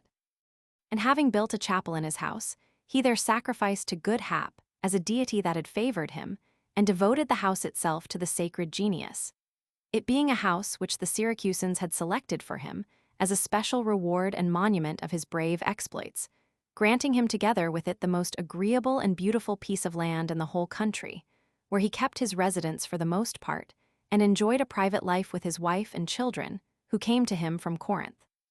For he returned thither no more, unwilling to be concerned in the broils and tumults of Greece, or to expose himself to public envy, the fatal mischief which great commanders continually run into, from the insatiable appetite for honors and authority, but wisely chose to spend the remainder of his days in Sicily, and there partake of the blessings he himself had procured, the greatest of which was to behold so many cities flourish, and so many thousands of people live happy through his means. As, however, not only, as Simonides says, on every lark must grow a crest, but also in every democracy there must spring up a false accuser, so was it at Syracuse. Two of their popular spokesmen, Laphystius and Demosthenes by name, fell to slander Timoleon, the former of whom requiring him to put in sureties that he would answer to an indictment that would be brought against him, Timoleon would not suffer the citizens, who were incensed at this demand, to oppose it or hinder the proceeding, since he of his own accord had been, he said, at all that trouble, and run so many dangerous risks for this very end and purpose, that every one who wished to try matters by law should freely have recourse to it. And when Demosthenes, in a full audience of the people, laid several things to his charge which had been done while he was general, he made no other reply to him, but only said he was much indebted to the gods for granting the request he had so often made them, namely, that he might live to see the Syracusans enjoy that liberty of speech which they now seem to be masters of. Timoleon, therefore, having by confession of all done the greatest and the noblest things of any Greek of his age, and alone distinguished himself in those actions to which their orators and philosophers, in their harangues and panegyrics at their solemn national assemblies, used to exhort and incite the Greeks, and being withdrawn beforehand by happy fortune, unspotted and without blood from the calamities of civil war, in which ancient Greece was soon after involved. Having also given full proof, as of his sage conduct and manly courage to the barbarians and tyrants, so of his justice and gentleness to the Greeks and his friends in general. Having raised, too, the greater part of those trophies he won in battle, without any tears shed or any mourning worn by the citizens either of Syracuse or Corinth, and within less than 8 years' space delivered Sicily from its inveterate grievances and intestine distempers, and given it up free to the native inhabitants, began, as he was now growing old, to find his eyes fail, and a while after became perfectly blind. Not that he had done anything himself which might occasion this defect, or was deprived of his sight by any outrage of fortune. It seems rather to have been some inbred and hereditary weakness that was founded in natural causes, which by length of time came to discover itself. For it is said that several of his kindred and family were subject to the like gradual decay, and lost all use of their eyes, as he did, in their declining years. Athanes the historian tells us that even during the war against Hippo and Mamercus, while he was in his camp at Mylae, there appeared a white speck within his eye, from whence all could foresee the deprivation that was coming on him. This, however, did not hinder him then from continuing the siege and prosecuting the war till he got both the tyrants into his power. But upon his coming back to Syracuse, he presently resigned the authority of sole commander, and besought the citizens to excuse him from any further service, since things were already brought to so fair an issue. Nor is it so much to be wondered that he himself should bear the misfortune without any marks of trouble, but the respect and gratitude which the Syracusans showed him when he was entirely blind may justly deserve our admiration. They used to go themselves to visit him in troops, and brought all the strangers that traveled through their country to his house and manor, that they also might have the pleasure to see their noble benefactor, making it the great matter of their joy and exultation, that when, after so many brave and happy exploits, he might have returned with triumph into Greece, he should disregard all the glorious preparations that were there made to receive him, and choose rather to stay here and end his days among them. Of the various things decreed and done in honor of Timoleon, I consider one most signal testimony to have been the vote which they passed, that, whenever they should be at war with any foreign nation, they should make use of none but a Corinthian general. The method, also, of their proceeding in council was a noble demonstration of the same deference for his person. For determining matters of less consequence themselves, they always called him to advise in the more difficult cases, and such as were of greater moment. He was, on these occasions, carried through the marketplace in a litter, and brought in, sitting into the theatre, where the people with one voice saluted him by his name. And then, after returning the courtesy and pausing for a time, till the noise of their gratulations and blessings began to cease, he heard the business in debate and delivered his opinion. This being confirmed by a general suffrage, his servants went back with the litter through the midst of the assembly, the people waiting on him out with acclamations and applauses, and then returning to consider other public matters, which they could dispatch in his absence. Being thus cherished in his old age, with all the respect and tenderness due to a common father, he was seized with a very slight indisposition, which however was sufficient, with the aid of time, to put a period to his life. There was an allotment, then, of certain days given, within the space of which the Syracusans were to provide whatever should be necessary for his burial, and all the neighboring country people and strangers were to make their appearance in a body. So that the funeral pomp was set out with great splendor and magnificence in all other respects, and the bier, decked with ornaments and trophies, was borne by a select body of young men over that ground where the palace and castle of Dionysius stood, before they were demolished by Timoleon. There attended on the solemnity several thousands of men and women, all crowned with flowers, and arrayed in fresh and clean attire, which made it look like the procession of a public festival. While the language of all, and their tears mingling with their praise and benediction of the dead Timoleon, manifestly showed that it was not any superficial honor or commanded homage, which they paid him, but the testimony of a just sorrow for his death, and the expression of true affection. The bier at length being placed upon the pile of wood that was kindled to consume his corpse, Demetrius, one of their loudest criers, proceeded to read a proclamation to the following purpose. The people of Syracuse has made a special decree to inter Timoleon, the son of Timodmus, the Corinthian, at the common expense of 200 minas, and to honor his memory forever, by the establishment of annual prizes to be competed for in music, and horse races, and all sorts of bodily exercise. And this because he suppressed the tyrants, overthrew the barbarians, replenished the principal cities that were desolate with new inhabitants, and then restored the Sicilian Greeks to the privilege of living by their own laws. Besides this, they made a tomb for him in the marketplace, which they afterwards built round with colonnades, and attached to it places of exercise for the young men, and gave it the name of the Timoleontium. And keeping to that form and order of civil policy, and observing those laws and constitutions which he left them, they lived themselves a long time in great prosperity. Aemilius Paulus. Almost all historians agree that the Aemili were one of the ancient and patrician houses in Rome, and those authors who affirm that King Numa was pupil to Pythagoras tell us that the first who gave the name to his posterity was Mamercus, the son of Pythagoras, who, for his grace and address in speaking, was called Aemilius. Most of this race that have risen through their merit to reputation also enjoyed good fortune, and even the misfortune of Lucius Paulus at the Battle of Cannae gave testimony to his wisdom and valor. For not being able to persuade his colleague not to hazard the battle, he, though against his judgment, joined with him in the contest, but was no companion in his flight. On the contrary, when he that was so resolute to engage deserted him in the midst of danger, he kept the field and died fighting. This Emilius had a daughter named Emilia, who was married to Scipio the Great, and a son Paulus, who is the subject of my present history. In his early manhood, which fell at a time when Rome was flourishing with illustrious characters, he was distinguished for not attaching himself to the studies usual with the young men of mark of that age, nor treading the same paths to fame. For he did not practice oratory with a view to pleading causes, nor would he stoop to salute, embrace, and entertain the vulgar, which were the usual insinuating arts by which many grew popular. Not that he was incapable of either, but he chose to purchase a much more lasting glory by his valor, justice, and integrity, and in these virtues he soon outstripped all his equals.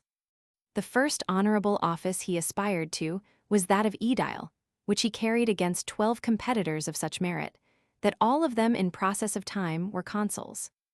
Being afterwards chosen into the number of priests called augurs, appointed amongst the Romans to observe and register divinations made by the flight of birds or prodigies in the air, he so carefully studied the ancient customs of his country, and so thoroughly understood the religion of his ancestors, that this office,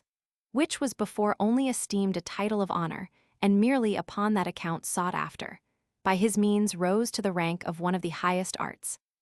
and gave a confirmation to the correctness of the definition which some philosophers have given of religion, that it is the science of worshipping the gods.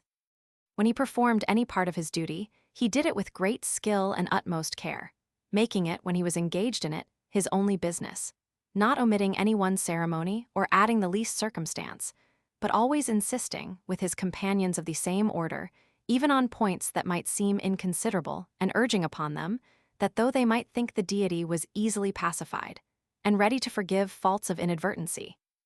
yet any such laxity was a very dangerous thing for a commonwealth to allow, because no man ever began the disturbance of his country's peace by a notorious breach of its laws, and those who are careless in trifles give a precedent for remissness in important duties. Nor was he less severe in requiring and observing the ancient Roman discipline in military affairs, not endeavoring, when he had the command, to ingratiate himself with his soldiers by popular flattery, though this custom prevailed at that time amongst many, who, by favor and gentleness to those that were under them in their first employment, sought to be promoted to a second. But by instructing them in the laws of military discipline with the same care and exactness a priest would use in teaching ceremonies and dreadful mysteries, and by severity to such as transgressed and contemned those laws, he maintained his country in its former greatness, esteeming victory over enemies itself, but as an accessory to the proper training and disciplining of the citizens. Whilst the Romans were engaged in war with Antiochus the Great, against whom their most experienced commanders were employed, there arose another war in the west, and they were all up in arms in Spain. Thither they sent Emilius, in the quality of praetor, not with 6 axes, which number other praetors were accustomed to have carried before them, but with 12, so that in his praetorship he was honored with the dignity of a consul. He twice overcame the barbarians in battle, 30,000 of whom were slain, successes chiefly to be ascribed to the wisdom and conduct of the commander, who by his great skill in choosing the advantage of the ground, and making the onset at the passage of a river, gave his soldiers an easy victory. Having made himself master of 250 cities, whose inhabitants voluntarily yielded and bound themselves by oath to fidelity, he left the province in peace, and returned to Rome, not enriching himself a drachma by the war. And, indeed, in general, he was but remiss in making money, though he always lived freely and generously on what he had, which was so far from being excessive that after his death there was but barely enough left to answer his wife's dowry. His first wife was Papiria, the daughter of Maso, who had formerly been consul. With her he lived a considerable time in wedlock, and then divorced her, though she had made him the father of noble children, being mother of the renowned Scipio and Fabius Maximus. The reason of this separation has not come to our knowledge, but there seems to be a truth conveyed in the account of another Roman's being divorced from his wife, which may be applicable here. This person being highly blamed by his friends, who demanded, was she not chaste? Was she not fair? Was she not fruitful? Holding out his shoe, asked them whether it was not new and well made. Yet, added he, none of you can tell where it pinches me. Certain it is that great and open faults have often led to no separation, while mere petty repeated annoyances, arising from unpleasantness or incongruity of character, have been the occasion of such estrangement as to make it impossible for man and wife to live together with any content. Emilius, having thus put away Papiria, married a second wife, by whom he had 2 sons, whom he brought up in his own house, transferring the 2 former into the greatest and most noble families of Rome. The elder was adopted into the house of Fabius Maximus, who was 5 times consul. The younger, by the son of Scipio Africanus, his cousin german, and was by him named Scipio. Of the daughters of Emilius, one was married to the son of Cato, the other to Aelius Tubero, a most worthy man, and the one Roman who best succeeded in combining liberal habits with poverty. For there were 60 near relations, all of them of the family of the Aelii, possessed of but one farm which sufficed them all, whilst one small house, or rather cottage, contained them, their numerous offspring, and their wives. Amongst whom was the daughter of our Emilius, who, although her father had been twice consul and had twice triumphed, was not ashamed of her husband's poverty, but proud of his virtue that kept him poor. Far otherwise it is with the brothers and relations of this age, who, unless whole tracts of land, or at least walls and rivers, part their inheritances and keep them at a distance, never cease from mutual quarrels. History suggests a variety of good counsel of this sort, by the way, to those who desire to learn and improve. To proceed, Emilius, being chosen consul, waged war with the Ligurians or Ligustines, a people near the Alps. They were a bold and warlike nation, and their neighborhood to the Romans had begun to give them skill in the arts of war. They occupy the further parts of Italy ending under the Alps, and those parts of the Alps themselves which are washed by the Tuscan Sea and face towards Africa, mingled there with Gauls and Iberians of the coast. Besides, at that time they had turned their thoughts to the sea, and sailing as far as the Pillars of Hercules in light vessels fitted for that purpose, robbed and destroyed all that trafficked in those parts. They, with an army of 40,000, waited the coming of Emilius, who brought with him not above 8,000, so that the enemy was 5 to 1 when they engaged. Yet he vanquished and put them to flight, forcing them to retire into their walled towns, and in this condition offered them fair conditions of accommodation, it being the policy of the Romans not utterly to destroy the Ligurians, because they were a sort of guard and bulwark against the frequent attempts of the Gauls to overrun Italy. Trusting wholly, therefore, to Emilius, they delivered up their towns and shipping into his hands. He, at the utmost, razed only the fortifications and delivered their towns to them again,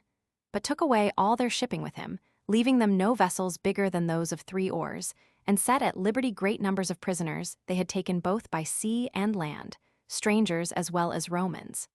These were the acts most worthy of remark in his first consulship. Afterwards he frequently intimated his desire of being a second time consul, and was once candidate. But meeting with a repulse and being passed by, he gave up all thought of it, and devoted himself to his duties as augur, and to the education of his children, whom he not only brought up, as he himself had been, in the Roman and ancient discipline, but also with unusual zeal in that of Greece. To this purpose he not only procured masters to teach them grammar, logic, and rhetoric, but had for them also preceptors in modeling and drawing, managers of horses and dogs, and instructors in field sports, all from Greece.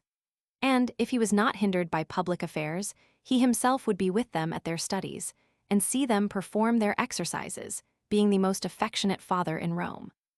This was the time, in public matters, when the Romans were engaged in war with Perseus, king of the Macedonians, and great complaints were made of their commanders, who, either through their want of skill or courage, were conducting matters so shamefully that they did less hurt to the enemy than they received from him.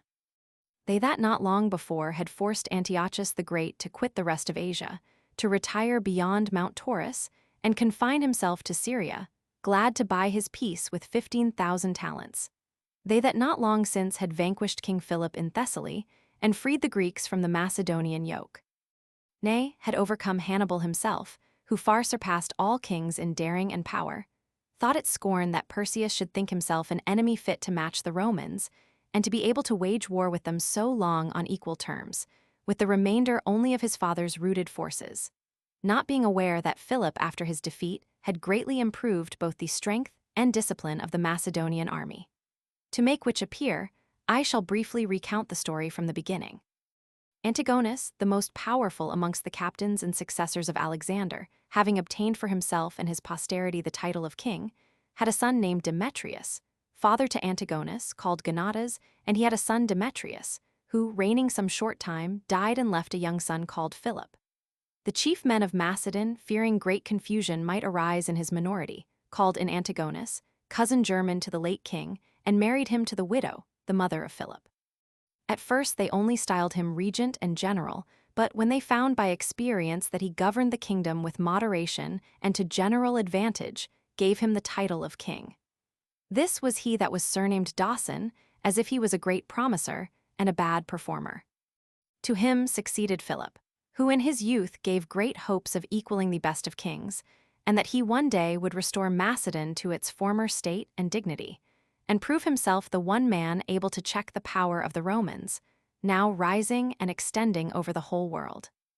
But being vanquished in a pitched battle by Titus Flamininus near Scotassa, his resolution failed, and he yielded himself and all that he had to the mercy of the Romans, well contented that he could escape with paying a small tribute. Yet afterwards, recollecting himself, he bore it with great impatience, and thought he lived rather like a slave that was pleased with ease than a man of sense and courage, whilst he held his kingdom at the pleasure of his conquerors, which made him turn his whole mind to war and prepare himself with as much cunning and privacy as possible. To this end he left his cities on the high roads and sea-coast ungarrisoned and almost desolate, that they might seem inconsiderable. In the meantime, collecting large forces up the country, and furnishing his inland posts, strongholds, and towns with arms, money, and men fit for service, he thus provided himself for war, and yet kept his preparations close. He had in his armory arms for 30,000 men, in granaries in places of strength, 8 millions of bushels of corn, and as much ready money as would defray the charge of maintaining 10,000 mercenary soldiers for 10 years in defense of the country. But before he could put these things into motion, and carry his designs into effect, he died for grief and anguish of mind, being sensible he had put his innocent son Demetrius to death, upon the calumnies of one that was far more guilty. Perseus, his son that survived, inherited his hatred to the Romans as well as his kingdom, but was incompetent to carry out his designs through want of courage and the viciousness of a character in which, among faults and diseases of various sorts, covetousness bore the chief place. There is a statement also of his not being true-born, that the wife of King Philip took him from his mother Nathanian, a woman of Argos, that earned her living as a seamstress, as soon as he was born, and passed him upon her husband as her own. And this might be the chief cause of his contriving the death of Demetrius, as he might well fear that so long as there was a lawful successor in the family, there was no security that his spurious birth might not be revealed. Notwithstanding all this, and though his spirit was so mean, and temper so sordid, yet, trusting to the strength of his resources, he engaged in a war with the Romans, and for a long time maintained it, repulsing and even vanquishing some generals of consular dignity and some great armies and fleets. He routed Publius Licinius, who was the first that invaded Macedonia in a cavalry battle, slew 2,500 practiced soldiers, and took 600 prisoners. And, surprising their fleet as they rode at anchor before Aureus, he took 20 ships of burden with all their lading, sunk the rest that were freighted with corn, and, besides this, made himself master of 4 galleys with 5 banks of oars. He fought a second battle with Hostilius, a consular officer, as he was making his way into the country at Illymi, and forced him to retreat and, when he afterwards by stealth designed an invasion through Thessaly, challenged him to fight, which the other feared to accept. Nay more, to show his contempt of the Romans, and that he wanted employment as a war by-the-by, he made an expedition against the Dardanians, in which he slew 10,000 of those barbarian people, and brought a great spoil away. He privately, moreover, solicited the Gauls, also called Bisterni, a warlike nation and famous for horsemen, dwelling near the Danube, and incited the Illyrians, by the means of Genthius their king, to join with him in the war. It was also reported that the barbarians, allured by promise of rewards, were to make an eruption into Italy, through the Lower Gaul by the shore of the Adriatic Sea. The Romans, being advertised of these things, thought it necessary no longer to choose their commanders by favor or solicitation, but of their own motion to select a general of wisdom and capacity for the management of great affairs. And such was Paulus Aemilius, advanced in years, being nearly threescore, yet vigorous in his own person, and rich in valiant sons and sons-in-law, besides a great number of influential relations and friends, all of whom joined in urging him to yield to the desires of the people, who called him to the consulship. He at first manifested some shyness of the people, and withdrew himself from their importunity, professing reluctance to hold office. But when they daily came to his doors, urging him to come forth to the place of election, and pressing him with noise and clamor, he acceded to their request. When he appeared amongst the candidates, it did not look as if it were to sue for the consulship, but to bring victory and success, that he came down into the campus. They all received him there with such hopes and such gladness, unanimously choosing him a second time consul. Nor would they suffer the lots to be cast, as was usual, to determine which province should fall to his share, but immediately decreed him the command of the Macedonian war. It is told that when he had been proclaimed general against Perseus, and was honorably accompanied home by great numbers of people, he found his daughter Tertia, a very little girl, weeping, and taking her to him asked her why she was crying. She, catching him about the neck and kissing him, said, "O father, do you not know that Perseus is dead?" Meaning a little dog of that name that was brought up in the house with her, to which Aemilius replied, "Good fortune, my daughter, I embrace the omen." This Cicero, the orator, relates in his book on divination. It was the custom for such as were chosen consuls, from a stage designed for such purposes, to address the people and return them thanks for their favor. Aemilius, therefore, having gathered an assembly, spoke and said that he sued for the first consulship, because he himself stood in need of such honor, but for the second, because they wanted a general, upon which account he thought there was no thanks due. If they judged they could manage the war by any other to more advantage, he would willingly yield up his charge. But if they confided in him, they were not to make themselves his colleagues in his office, or raise reports, and criticize his actions, but without talking, supply him with means and assistance necessary to the carrying on of the war. For, if they proposed to command their own commander, they would render this expedition more ridiculous than the former. By this speech he inspired great reverence for him amongst the citizens, and great expectations of future success. All were well pleased, that they had passed by such as sought to be preferred by flattery, and fixed upon a commander endued with wisdom and courage to tell them the truth. So entirely did the people of Rome, that they might rule and become masters of the world, yield obedience and service to reason and superior virtue. That Aemilius, setting forward to the war, by a prosperous voyage and successful journey, arrived with speed and safety at his camp, I attribute to good fortune. But when I see how the war under his command was brought to a happy issue, partly by his own daring boldness, partly by his good counsel, partly by the ready administration of his friends, partly by his presence of mind and skill to embrace the most proper advice in the extremity of danger, I cannot ascribe any of his remarkable and famous actions, as I can those of other commanders, to his so much celebrated good fortune. Unless you will say that the covetousness of Perseus was the good fortune of Aemilius. The truth is, Perseus' fear of spending his money was the destruction and utter ruin of all those splendid and great preparations with which the Macedonians were in high hopes to carry on the war with success. For there came at his request 10,000 horsemen of the Bisterni, and as many foot, who were to keep pace with them, and supply their places in case of failure. All of them professed soldiers, men skilled neither in tilling of land, nor in navigation of ships, nor able to get their livings by grazing, but whose only business and single art and trade it was to fight and conquer all that resisted them. When these came into the district of Medica, and encamped and mixed with the king's soldiers, being men of great stature, admirable at their exercises, great boasters, and loud in their threats against their enemies, they gave new courage to the Macedonians, who were ready to think the Romans would not be able to confront them, but would be struck with terror at their looks and motions. They were so strange and so formidable to behold. When Perseus had thus encouraged his men, and elevated them with these great hopes, as soon as 1,000 gold pieces were demanded for each captain, He was so amazed and beside himself at the vastness of the amount, that out of mere stinginess he drew back and let himself lose their assistance, as if he had been some steward, not the enemy of the Romans, and would have to give an exact account of the expenses of the war to those with whom he waged it. Nay, when he had his foes as tutors, to instruct him what he had to do, who, besides their other preparations, had 100,000 men drawn together and in readiness for their service. Yet he that was to engage against so considerable a force, and in a war that was maintaining such numbers as this, nevertheless doled out his money, and put seals on his bags, and was as fearful of touching it, as if it had belonged to someone else.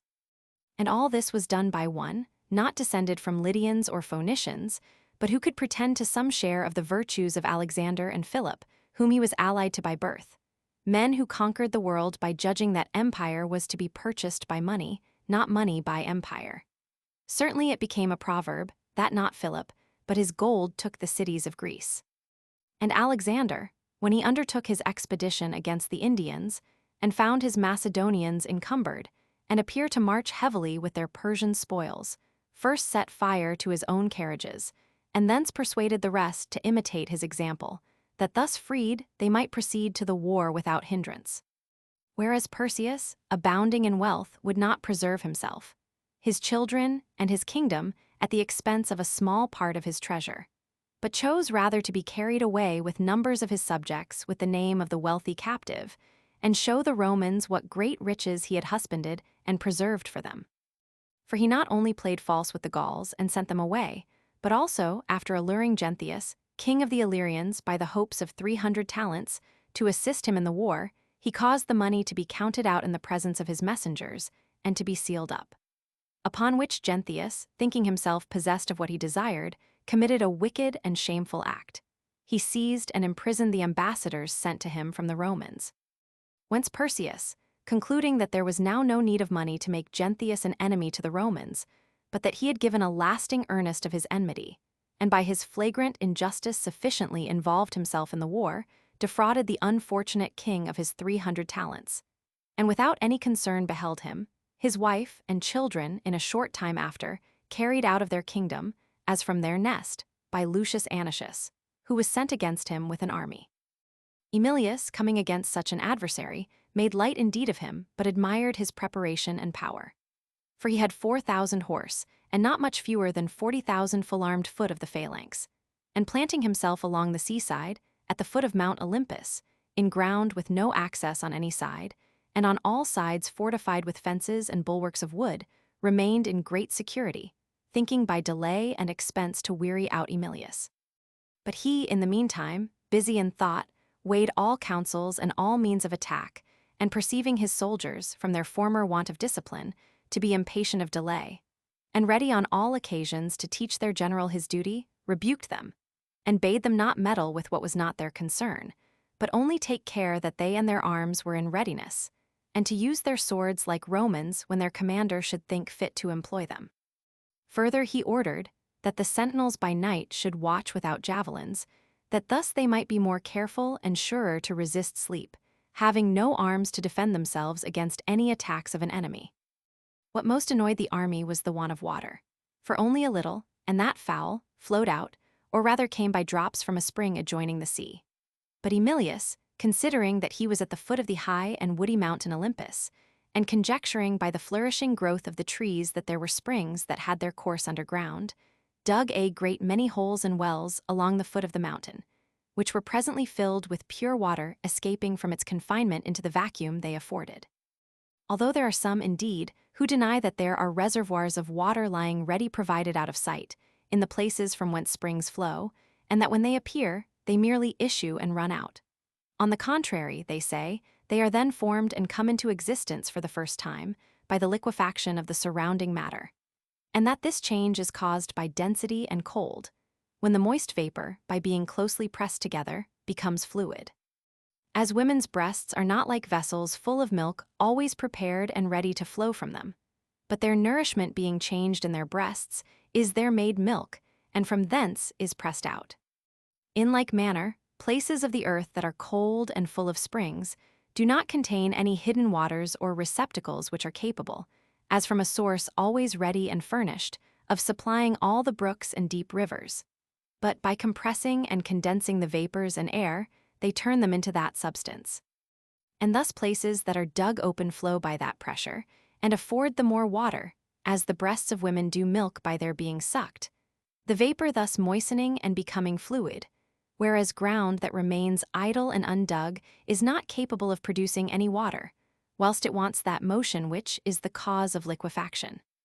But those that assert this opinion give occasion to the doubtful to argue that on the same ground there should be no blood in living creatures, but that it must be formed by the wound, some sort of spirit or flesh being changed into a liquid and flowing matter. Moreover, they are refuted by the fact that men who dig mines, either in sieges or for metals, meet with rivers, which are not collected by little and little, as must necessarily be, if they had their being at the very instant the earth was opened, but break out at once with violence. And upon the cutting through a rock, there often gush out great quantities of water, which then as suddenly cease. But of this enough. Emilius lay still for some days, and it is said that there were never two great armies so nigh, that enjoyed so much quiet. When he had tried and considered all things, he was informed that there was yet one passage left unguarded, through Perhebia, by the temple of Apollo and the rock. Gathering, therefore, more hope from the place being left defenseless than fear from the roughness and difficulty of the passage, he proposed it for consultation. Amongst those that were present at the council, Scipio, surnamed Nasica, son-in-law to Scipio Africanus, who afterwards was so powerful in the Senate house, was the first that offered himself to command those that should be sent to encompass the enemy. Next to him, Fabius Maximus, eldest son of Emilius, although yet very young, offered himself with great zeal. Emilius, rejoicing, gave them, not so many as Polybius states, but, as Nasica himself tells us in a brief letter which he wrote to one of the kings with an account of the expedition, 3,000 Italians that were not Romans, and his left wing consisting of 5,000. Taking with him, besides these, 120 horsemen, and 200 Thracians and Cretans intermixed that Harpalus had sent, he began his journey towards the sea, and encamped near the temple of Hercules, as if he designed to embark, and so to sail round and environ the enemy. But when the soldiers had supped and it was dark, he made the captains acquainted with his real intentions, and marching all night in the opposite direction, away from the sea, till he came under the temple of Apollo, there rested his army. At this place, Mount Olympus rises in height more than 10 furlongs, as appears by the epigram made by the man that measured it. The summit of Olympus, at the site where stands Apollo's temple, has a height of full 10 furlongs by the line, and more, 10 furlongs and 100 feet less 4. Eumelus' son Xenagoras reached the place. Adieu, O king, and do thy pilgrim grace. It is allowed, say the geometricians, that no mountain in height or sea in depth exceeds 10 furlongs, and yet it seems probable that Xenagoras did not take his measurement carelessly, but according to the rules of art and with instruments for the purpose. Here it was that Nasica passed the night. A Cretan deserter, who fled to the enemy during the march, discovered to Perseus the design which the Romans had to encompass him. For he, seeing that Emilius lay still, had not suspected any such attempt. He was startled at the news, yet did not put his army in motion, but sent 10,000 mercenary soldiers and 2,000 Macedonians, under command of Milo, with order to hasten and possess themselves of the passes. Polybius relates that the Romans found these men asleep when they attacked them. But Nasica says there was a sharp and severe conflict on the top of the mountain, that he himself encountered a mercenary Thracian, pierced him through with his javelin, and slew him. And that the enemy being forced to retreat, Milo stripped to his coat and fled shamefully without his armor, while he followed without danger, and conveyed the whole army down into the country. After this event, Perseus, now grown fearful and fallen from his hopes, removed his camp in all haste. He was under the necessity either to stop before Pydna, and there run the hazard of a battle, or disperse his army into cities, and there expect the event of the war, which, having once made its way into his country, could not be driven out without great slaughter and bloodshed. But Perseus, being told by his friends that he was much superior in number, and that men fighting in the defense of their wives and children must needs feel all the more courage, especially when all was done in the sight of their king, who himself was engaged in equal danger, was thus again encouraged. and, pitching his camp, prepared himself to fight, viewed the country, and gave out the commands, as if he designed to set upon the Romans as soon as they approached. The place was a field fit for the action of a phalanx, which requires smooth standing and even ground, and also had divers little hills, one joining another, fit for the motions whether in retreat or advance of light troops and skirmishers. Through the middle ran the rivers Aeson and Lucus, which, though not very deep, it being the latter end of summer, yet were likely enough to give the Romans some trouble. As soon as Emilius had rejoined Nasica, he advanced in battle array against the enemy. But when he found how they were drawn up and the number of their forces, he regarded them with admiration and surprise, and halted, considering within himself. The young commanders, eager to fight, riding along by his side, pressed him not to delay, and most of all Nasica, flushed with his late success on Olympus. To whom Emilius answered with a smile, "So would I do, were I of your age. But many victories have taught me the ways in which men are defeated, and forbid me to engage soldiers weary with a long march, against an army drawn up and prepared for battle." Then he gave command that the front of his army, and such as were in sight of the enemy, should form as if ready to engage, and those in the rear should cast up the trenches and fortify the camp, so that the hindmost in succession wheeling off by degrees and withdrawing, their whole order was insensibly broken up, and the army encamped without noise or trouble. When it was night, and, supper being over, all were turning to sleep and rest, on a sudden the moon, which was then at full and high in the heavens, grew dark, and by degrees losing her light, passed through various colors, and at length was totally eclipsed. The Romans, according to their custom, clattering brass pans and lifting up firebrands and torches into the air, invoked the return of her light. The Macedonians behaved far otherwise. Terror and amazement seized their whole army, and a rumor crept by degrees into their camp that this eclipse portended even that of their king. Emilius was no novice in these things, nor was ignorant of the nature of the seeming irregularities of eclipses, that in a certain revolution of time, the moon in her course enters the shadow of the earth and is there obscured, till, passing the region of darkness, she is again enlightened by the sun. Yet being a devout man, a religious observer of sacrifices and the art of divination, as soon as he perceived the moon beginning to regain her former luster, he offered up to her 11 heifers. At the break of day he sacrificed as many as 20 in succession to Hercules, without any token that his offering was accepted.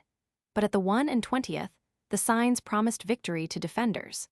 He then vowed a hecatomb and solemn sports to Hercules, and commanded his captains to make ready for battle, staying only till the sun should decline and come round to the west, lest, being in their faces in the morning, it should dazzle the eyes of his soldiers.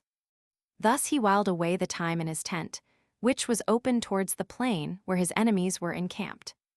When it grew towards evening, some tell us, Emilius himself used a stratagem to induce the enemy to begin the fight, that he turned loose a horse without a bridle, and sent some of the Romans to catch him, upon whose following the beast, the battle began. Others relate that the Thracians, under the command of one Alexander, set upon the Roman beasts of burden that were bringing forage to the camp, that to oppose these, a party of 700 Ligurians were immediately detached,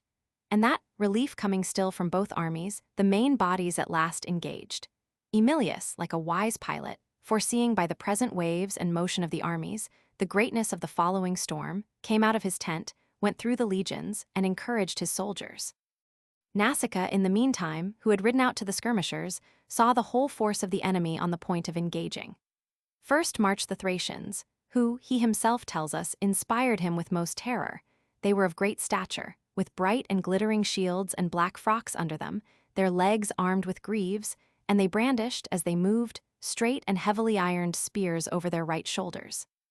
Next the Thracians marched the mercenary soldiers, armed after different fashions. With these the Paeonians were mingled. These were succeeded by a third division, of picked men, native Macedonians, the choicest for courage and strength, in the prime of life, gleaming with gilt armor and scarlet coats. As these were taking their places, they were followed from the camp by the troops in phalanx called the brazen shields, so that the whole plain seemed alive with the flashing of steel and the glistening of brass, and the hills also with their shouts, as they cheered each other on. In this order they marched, and with such boldness and speed that those that were first slain died at but 2 furlongs distance from the Roman camp. The battle being begun, Aemilius came in and found that the foremost of the Macedonians had already fixed the ends of their spears into the shields of his Romans, so that it was impossible to come near them with their swords. When he saw this, and observed that the rest of the Macedonians took the targets that hung on their left shoulders and brought them round before them, and all at once stooped their pikes against their enemies' shields, and considered the great strength of this wall of shields, and the formidable appearance of a front thus bristling with arms, he was seized with amazement and alarm. Nothing he had ever seen before had been equal to it. And in after times he frequently used to speak both of the sight and of his own sensations. These, however, he dissembled and rode through his army without either breastplate or helmet, with a serene and cheerful countenance. On the contrary, as Polybius relates, no sooner was the battle begun, but the Macedonian king basely withdrew to the city Pydna, under a pretense of sacrificing to Hercules, a god that is not wont to regard the faint offerings of cowards or to fulfill unsanctioned vows. For truly it can hardly be a thing that heaven would sanction, that he that never shoots should carry away the prize. He triumph that slinks from the battle. He that takes no pains meet with success, or the wicked man prosper. But to Aemilius's petitions the god listened. He prayed for victory with his sword in his hand, and fought while entreating divine assistance. A certain Posidonius, who has at some length written a history of Perseus, and professes to have lived at the time, and to have been himself engaged in these events, denies that Perseus left the field either through fear or pretense of sacrificing, but that the very day before the fight he received a kick from a horse on his thigh. That though very much disabled and dissuaded by all his friends, he commanded one of his riding horses to be brought, and entered the field unarmed. That amongst an infinite number of darts that flew about on all sides, one of iron lighted on him, and though not with the point, yet by a glance struck him with such force on his left side, that it tore his clothes and so bruised his flesh that the mark remained a long time after. This is what Posidonius says in defense of Perseus. The Romans not being able to make a breach in the phalanx, one Salius, a commander of the Pelignians, snatched the ensign of his company and threw it amongst the enemies. On seeing which, the Pelignians, as amongst the Italians, it is always thought the greatest breach of honor to abandon a standard, rushed with great violence towards the place, where the conflict grew very fierce, and the slaughter terrible on both sides.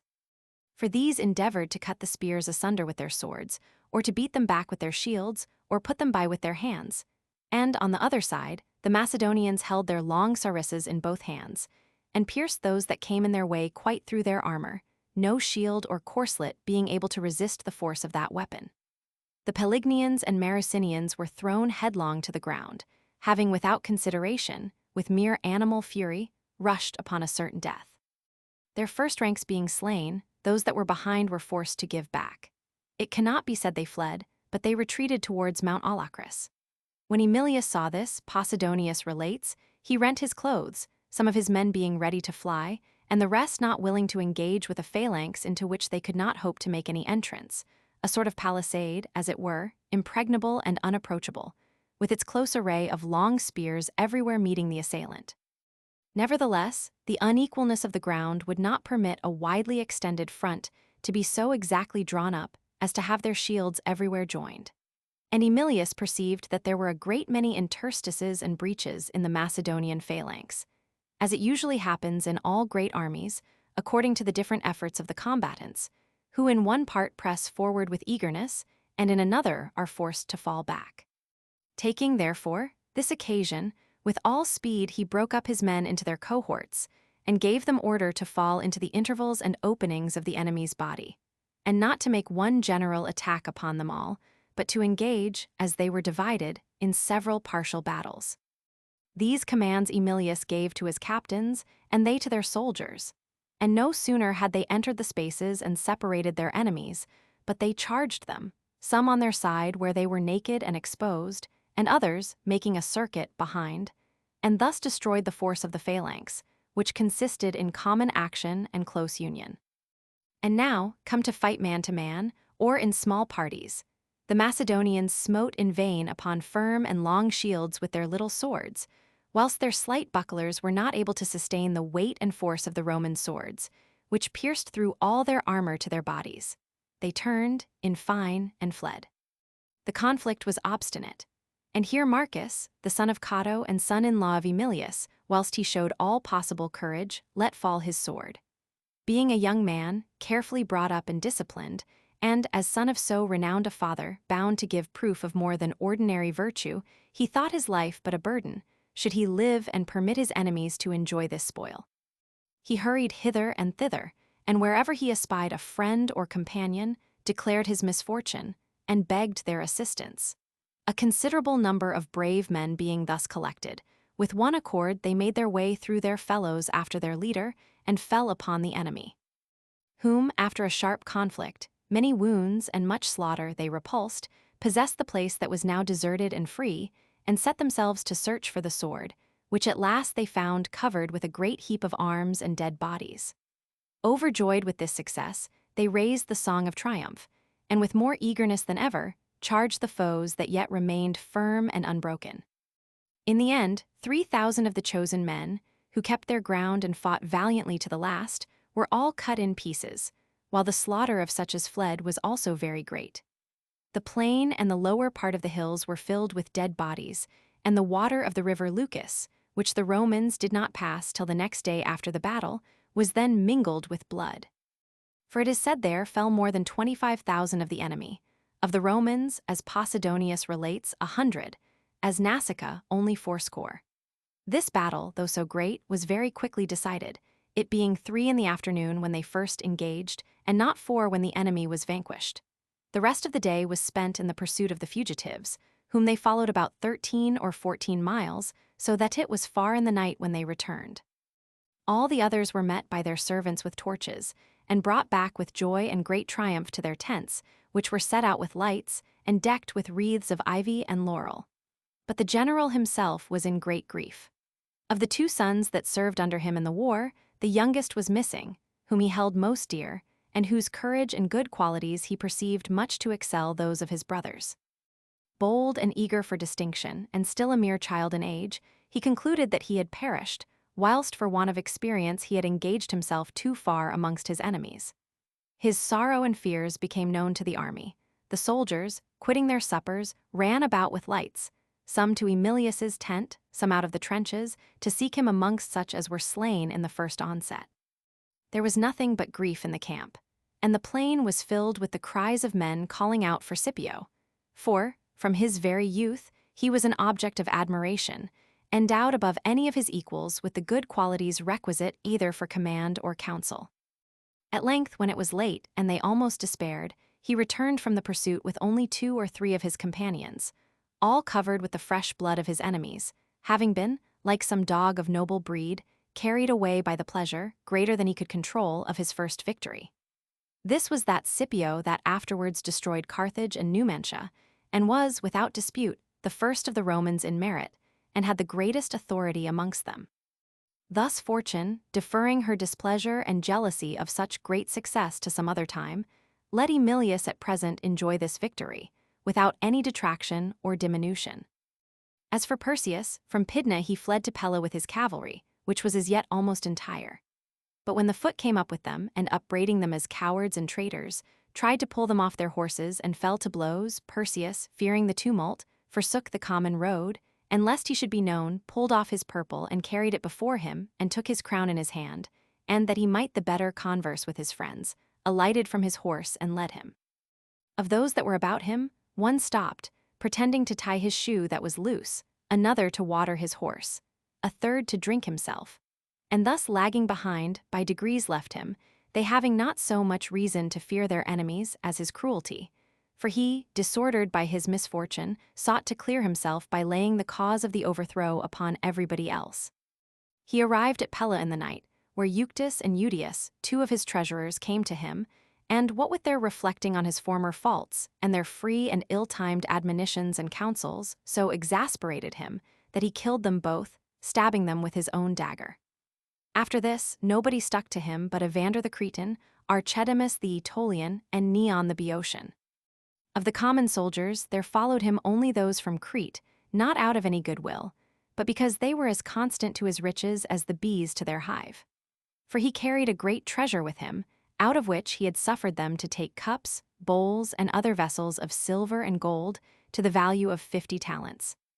But when he was come to Amphipolis, and afterwards to Galepsis, and his fears were a little abated, he relapsed into his old and constitutional disease of covetousness, and lamented to his friends that he had, through inadvertency, allowed some gold plate which had belonged to Alexander the Great to go into the hands of the Cretans, and besought those that had it, with tears in his eyes, to exchange with him again for money. Those that understood him thoroughly knew very well he only played the Cretan with the Cretans, but those that believed him and restored what they had were cheated, as he not only did not pay the money, but by craft got 30 talents more of his friends into his hands, which in a short time after fell to the enemy, and with them sailed to Samothrace, and there fled to the temple of Castor and Pollux for refuge. The Macedonians were always accounted great lovers of their kings, but now, as if their chief prop was broken, they all gave way together and submitted to Emilius, and in 2 days made him master of their whole country. This seems to confirm the opinion which ascribes whatever he did to good fortune. The omen, also, that happened at Amphipolis has a supernatural character. When he was sacrificing there, and the holy rites were just begun, on a sudden, lightning fell upon the altar, set the wood on fire, and completed the immolation of the sacrifice. The most signal manifestation, however, of preternatural agency appears in the story of the rumor of his success. For on the 4th day after Perseus was vanquished at Pydna, whilst the people at Rome were seeing the horse races, a report suddenly arose at the entrance of the theatre that Emilius had defeated Perseus in a great battle, and was reducing all Macedonia under his power. And from thence it spread amongst the people, and created general joy, with shoutings and acclamations for that whole day through the city. But when no certain author was found of the news, and every one alike had taken it at random, it was abandoned for the present and thought no more of, until, a few days after, certain intelligence came, and then the first was looked upon as no less than a miracle, having, under an appearance of fiction, contained what was real and true. It is reported also that the news of the battle fought in Italy near the river Sagra was conveyed into Peloponnesus the same day, and of that at Michael against the Medes to Plataea. When the Romans had defeated the Tarquins, who were combined with the Latins, a little after, there were seen at Rome 2 tall and comely men who professed to bring the news from the camp. They were conjectured to be Castor and Pollux. The first man that spoke to them in the forum, near the fountain where they were cooling their horses, which were all of a foam, expressed surprise at the report of the victory, when, it is said, they smiled and gently touched his beard with their hands, the hair of which from being black was, on the spot, changed to yellow. This gave credit to what they said, and fixed the name of Ahenobarbus, or Brazenbeard, on the man, and a thing which happened in our own time will make all these credible.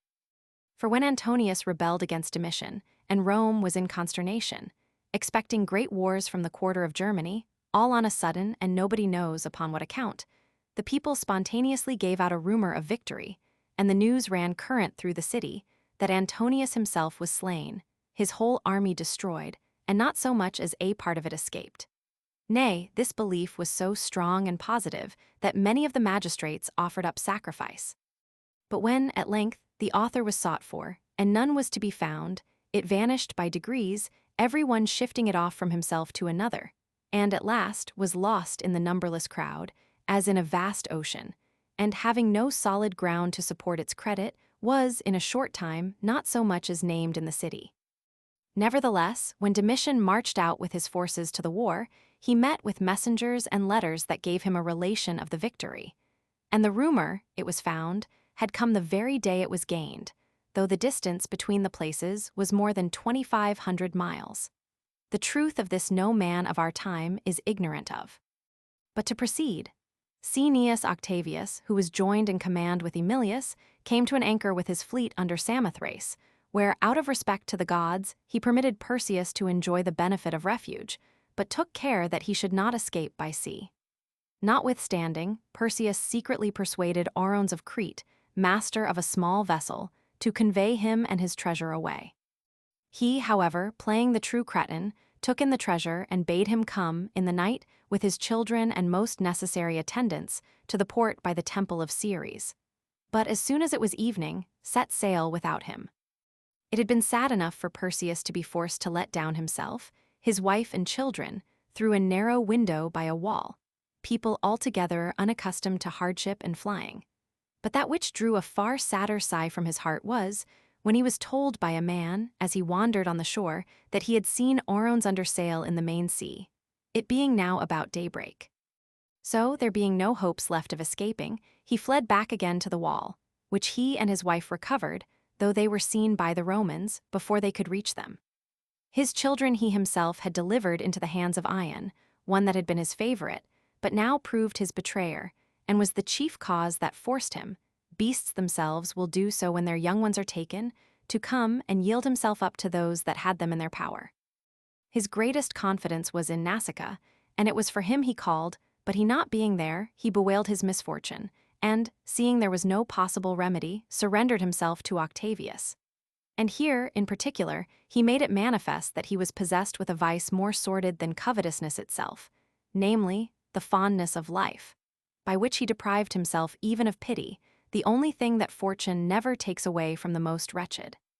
He desired to be brought to Emilius, who arose from his seat, and accompanied with his friends went to receive him, with tears in his eyes, as a great man fallen by the anger of the gods and his own ill fortune. When Perseus, the most shameful of sights, threw himself at his feet, embraced his knees, and uttered unmanly cries and petitions, such as Emilius was not able to bear, nor would vouchsafe to hear.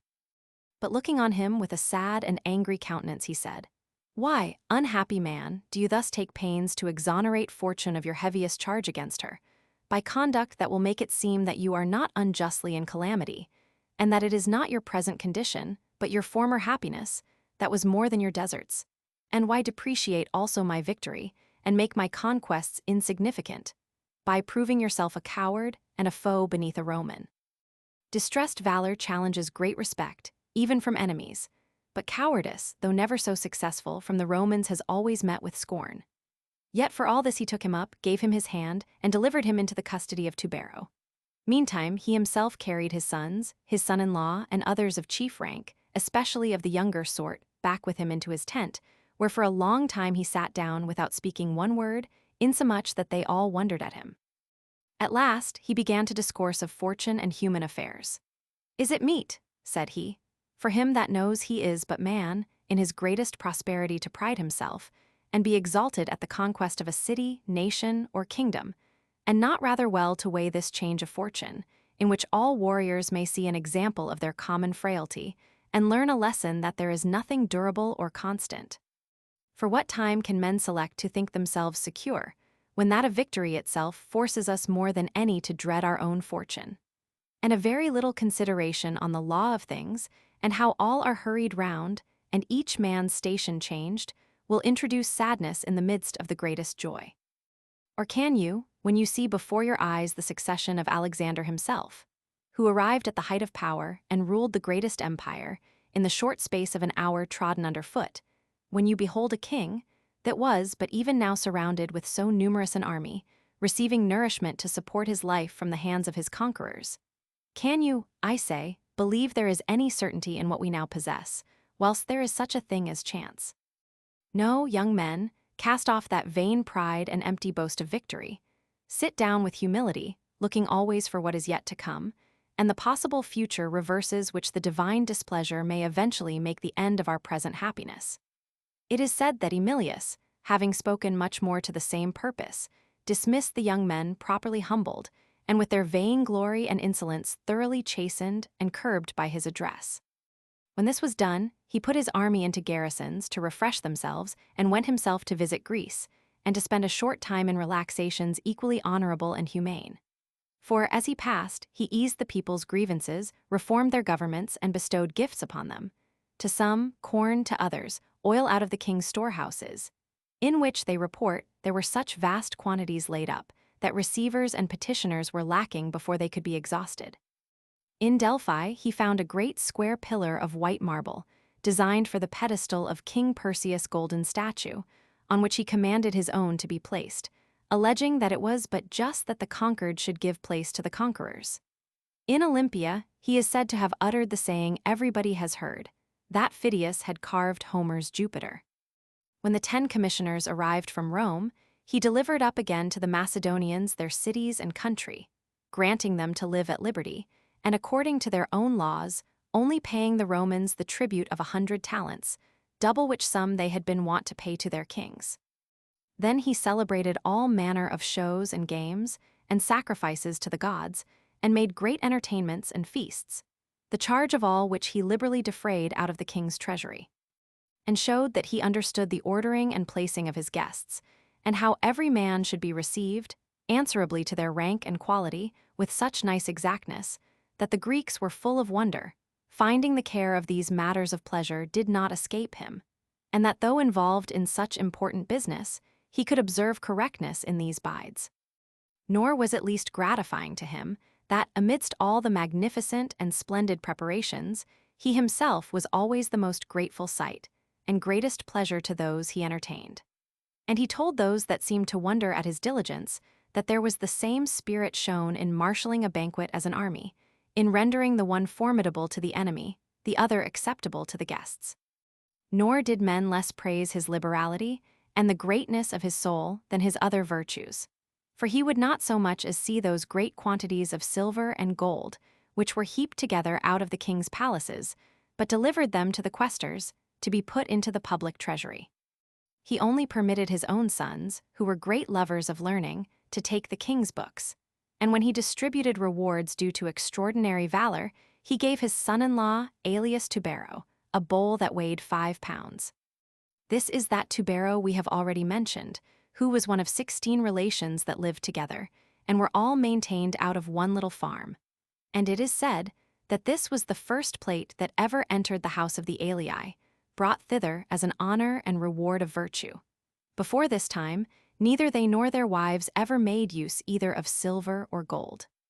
Having thus settled everything well, taking his leave of the Greeks, and exhorting the Macedonians that, mindful of the liberty they had received from the Romans, they should endeavor to maintain it by their obedience to the laws, and conquered amongst themselves, he departed for Epirus, having orders from the Senate to give the soldiers that followed him in the war against Perseus the pillage of the cities of that country. That he might set upon them all at once by surprise and unawares, he summoned 10 of the principal men out of each, whom he commanded, on such an appointed day, to bring all the gold and silver they had either in their private houses or temples, and with every one of these, as if it were for this very purpose, and under a presence of searching for and receiving the gold, he sent a centurion and a guard of soldiers, who, the set day being come, rose all at once, and at the very self-same time fell upon them, and proceeded to ransack the cities, so that in 1 hour 150,000 persons were made slaves, and 70 cities sacked. Yet what was given to each soldier, out of so vast a destruction and utter ruin, amounted to no more than 11 drachmas, so that men could only shudder at the issue of a war, where the wealth of a whole nation, thus divided, turned to so little advantage and profit to each particular man. When Emilius had done this, an action perfectly contrary to his gentle and mild nature, he went down to Oricus, where he embarked his army for Italy. He sailed up the river Tiber in the king's galley that had 16 banks of oars, and was richly adorned with captured arms and with cloths of purple and scarlet, so that, the vessel rowing slowly against the stream, the Romans that crowded on the shore to meet him had a foretaste of his following triumph. But the soldiers, who had cast a covetous eye on the treasures of Perseus, when they did not obtain as much as they thought they deserved, were secretly enraged and angry with Emilius for this, but openly complained that he had been a severe and tyrannical commander over them. Nor were they ready to show their desire of his triumph. When Servius Galba, who was Emilius's enemy, though he commanded as tribune under him, understood this, he had the boldness plainly to affirm that a triumph was not to be allowed him, and sowed various calumnies amongst the soldiers, which yet further increased their ill will. Nay more, he desired the tribunes of the people, because the 4 hours that were remaining of the day could not suffice for the accusation, to let him put it off till another. But when the tribunes commanded him to speak then, if he had anything to say, he began a long oration, filled with all manner of reproaches, in which he spent the remaining part of the time, and the tribunes, when it was dark, dismissed the assembly.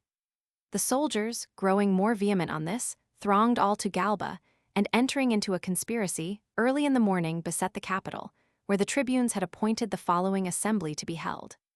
As soon as it was day, it was put to the vote, and the first tribe was proceeding to refuse the triumph, and the news spread amongst the people and to the Senate. The people were indeed much grieved that Emilius should meet with such ignominy, but this was only in words, which had no effect. The chief of the Senate exclaimed against it as a base action, and excited one another to repress the boldness and insolence of the soldiers, which would ere long become altogether ungovernable and violent, were they now permitted to deprive Emilius of his triumph. Forcing a passage through the crowd, they came up in great numbers and desired the tribunes to defer polling, till they had spoken what they had to say to the people. All things thus suspended, and silence being made, Marcus Servilius stood up, a man of consular dignity, and who had killed 23 of his enemies that had challenged him in single combat. "It is now more than ever," said he, "clear to my mind how great a commander our Emilius Paulus is, when I see he was able to perform such famous and great exploits with an army so full of sedition and baseness. Nor can I sufficiently wonder that a people that seemed to glory in the triumphs over Illyrians and Ligurians should now through envy refuse to see the Macedonian king led alive, and all the glory of Philip and Alexander in captivity to the Roman power. For is it not a strange thing for you, who, upon a slight rumor of victory that came by chance into the city, did offer sacrifices and put up your requests unto the gods that you might see the report verified?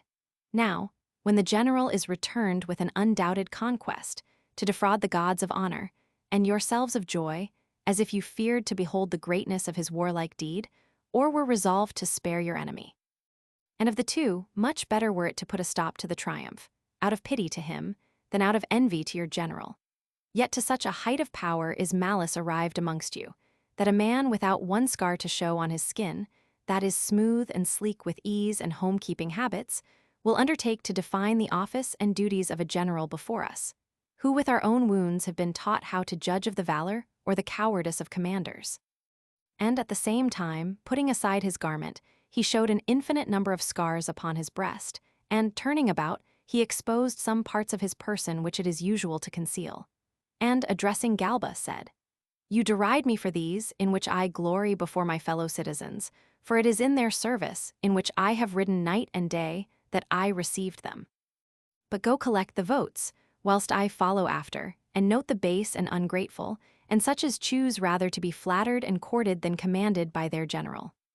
It is said, this speech so stopped the soldiers' mouths and altered their minds that all the tribes decreed a triumph for Emilius, which was performed after this manner. The people erected scaffolds in the forum, in the circuses, as they call their buildings for horse races, and in all other parts of the city where they could best behold the show. The spectators were clad in white garments, all the temples were open, and full of garlands and perfumes. The ways were cleared and kept open by numerous officers, who drove back all who crowded into or ran across the main avenue. This triumph lasted 3 days. On the first, which was scarcely long enough for the sight, were to be seen the statues, pictures, and colossal images, which were taken from the enemy, drawn upon 250 chariots. On the second was carried in a great many wagons the finest and richest armor of the Macedonians, both of brass and steel, all newly polished and glittering, the pieces of which were piled up and arranged purposely with the greatest art, so as to seem to be tumbled in heaps carelessly and by chance. Helmets were thrown upon shields, coats of mail upon greaves. Cretan targets and Thracian bucklers and quivers of arrows lay huddled amongst horses' bits, and through these there appeared the points of naked swords, intermixed with long Macedonian sarissas. All these arms were fastened together with just so much looseness that they struck against one another as they were drawn along, and made a harsh and alarming noise, so that, even as spoils of a conquered enemy, they could not be beheld without dread. After these wagons loaded with armor, there followed 3,000 men who carried the silver that was coined in 750 vessels, each of which weighed 3 talents, and was carried by 4 men. Others brought silver bowls and goblets and cups, all disposed in such order as to make the best show, and all curious as well for their size as the solidity of their embossed work. On the third day, early in the morning, first came the trumpeters, who did not sound as they were wont in a procession or solemn entry, but such a charge as the Romans use when they encourage the soldiers to fight. Next followed young men wearing frocks with ornamented borders, who led to the sacrifice 120 stalled oxen, with their horns gilded, and their heads adorned with ribbons and garlands. And with these were boys that carried basins for libation, of silver and gold. After this was brought the gold coin, which was divided into vessels that weighed 3 talents, like those that contained the silver. They were in number 77. These were followed by those that brought the consecrated bowl which Emilius had caused to be made, that weighed 10 talents, and was set with precious stones. Then were exposed to view the cups of Antigonus and Seleucus, and those of the Thyriclian make, and all the gold plate that was used at Perseus' table. Next to these came Perseus' chariot, in which his armor was placed, and on that his diadem. And, after a little intermission, the king's children were led captives, and with them a train of their attendants, masters, and teachers, all shedding tears and stretching out hands to the spectators, and making the children themselves also beg and entreat their compassion. There were 2 sons and a daughter, whose tender age made them but little sensible of the greatness of their misery, which very insensibility of their condition rendered it the more deplorable, insomuch that Perseus himself was scarcely regarded as he went along, whilst pity fixed the eyes of the Romans upon the infants, and many of them could not forbear tears, and all beheld the sight with a mixture of sorrow and pleasure, until the children were past. After his children and their attendants came Perseus himself, clad all in black and wearing the boots of his country, and looking like one altogether stunned and deprived of reason, through the greatness of his misfortunes. Next followed a great company of his friends and familiars, whose countenances were disfigured with grief, and who let the spectators see, by their tears and their continual looking upon Perseus, that it was his fortune they so much lamented, and that they were regardless of their own. Perseus sent to Emilius to entreat that he might not be led in pomp, but be left out of the triumph, who, deriding, as was but just, his cowardice and fondness of life, sent him this answer, that as for that, it had been before, and was now in his own power, giving him to understand that the disgrace could be avoided by death, which the faint-hearted man, not having the spirit for, and made effeminate by I know not what hopes, allowed himself to appear as a part of his own spoils. After these were carried 400 crowns, all made of gold, sent from the cities by their respective deputations to Emilius in honor of his victory. Then he himself came, seated on a chariot magnificently adorned, a man well worthy to be looked at, even without these ensigns of power, dressed in a robe of purple, interwoven with gold, and holding a laurel branch in his right hand. All the army, in like manner, with boughs of laurel in their hands, divided into their bands and companies, followed the chariot of their commander. Some singing verses, according to the usual custom, mingled with raillery, others, songs of triumph and the praise of Emilius's deeds, who, indeed, was admired and accounted happy by all men, and unenvied by every one that was good, except so far as it seems the province of some god to lessen that happiness which is too great and inordinate, and so to mingle the affairs of human life that no one should be entirely free and exempt from calamities.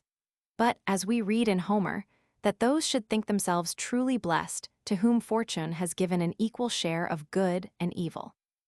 Emilius had 4 sons, of whom Scipio and Fabius, as is already related, were adopted into other families. The other 2, whom he had by a second wife, and who were yet but young, he brought up in his own house. One of these died at 14 years of age, 5 days before his father's triumph, the other at 12, 3 days after, so that there was no Roman without a deep sense of his suffering, and who did not shudder at the cruelty of fortune, that had not scrupled to bring so much sorrow into a house replenished with happiness, rejoicing, and sacrifices, and to intermingle tears and laments with songs of victory and triumph. Emilius, however, reasoning justly that courage and resolution was not merely to resist armor and spears, but all the shocks of ill fortune, so met and so adapted himself to these mingled and contrasting circumstances, as to outbalance the evil with the good, and his private concerns with those of the public, and thus did not allow anything either to take away from the grandeur or sully the dignity of his victory. For as soon as he had buried the first of his sons, as we have already said, he triumphed, and the second dying almost as soon as his triumph was over, he gathered together an assembly of the people, and made an oration to them, not like a man that stood in need of comfort from others, but one that undertook to support his fellow citizens in their grief for the sufferings he himself underwent. I, he said, who never yet feared anything that was human, have, amongst such as were divine, always had a dread of fortune as faithless and inconstant. And, for the very reason that in this war she had been as a favorable gale in all my affairs, I still expected some change and reflux of things. In one day I passed the Ionian Sea, and reached Corcyra from Brundisium. Thence in 5 more I sacrificed at Delphi, and in other 5 days came to my forces in Macedonia, where, after I had finished the usual sacrifices for the purifying of the army, I entered on my duties, and, in the space of 15 days, put an honorable period to the war. Still retaining a jealousy of fortune, even from the smooth current of my affairs, and seeing myself secure and free from the danger of any enemy,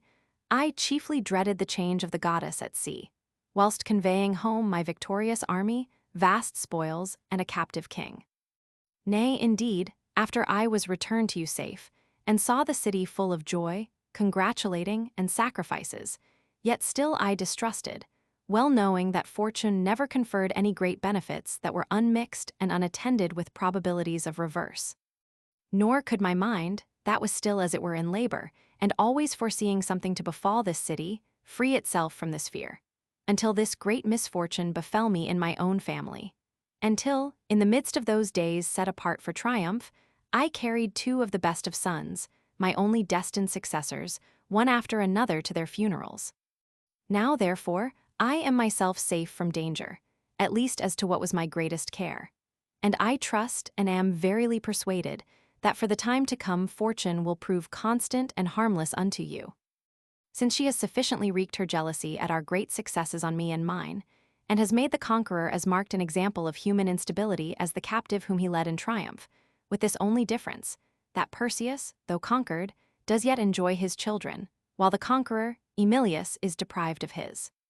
This was the generous and magnanimous oration Emilius is said to have spoken to the people, from a heart truly sincere and free from all artifice. Although he very much pitied the condition of Perseus, and studied to befriend him in what he was able, yet he could procure no other favor than his removal from the common prison, the carcer, into a more cleanly and humane place of security, where, whilst he was guarded, it is said, he starved himself to death. Others state his death to have been of the strangest and most unusual character. That the soldiers who were his guard, having conceived a spite and hatred against him for some reason, and finding no other way to grieve and afflict him, kept him from sleep, took pains to disturb him when he was disposed to rest, and found out contrivances to keep him continually awake, by which means at length he was utterly worn out and expired. 2 of his children also died soon after him. The third, who was named Alexander, they say proved an exquisite artist in turning and graving small figures, and learned so perfectly to speak and write the Roman language that he became clerk to the magistrates, and behaved himself in his office with great skill and conduct.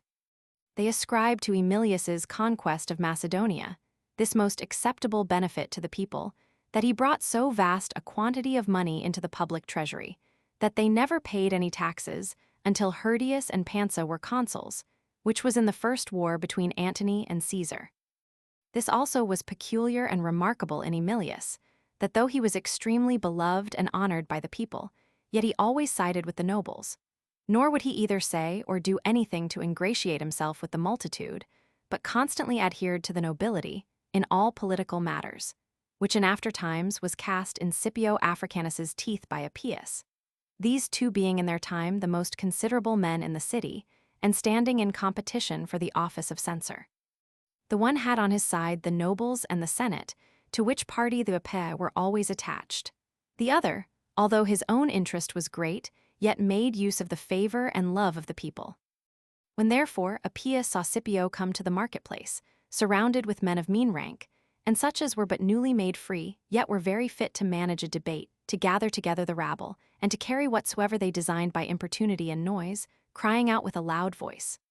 "Groan now," said he, "O Emilius Paulus, if you have knowledge in your grave of what is done above, that your son aspires to be censor, by the help of Emilius, the common crier, and Licinius Philaunicus.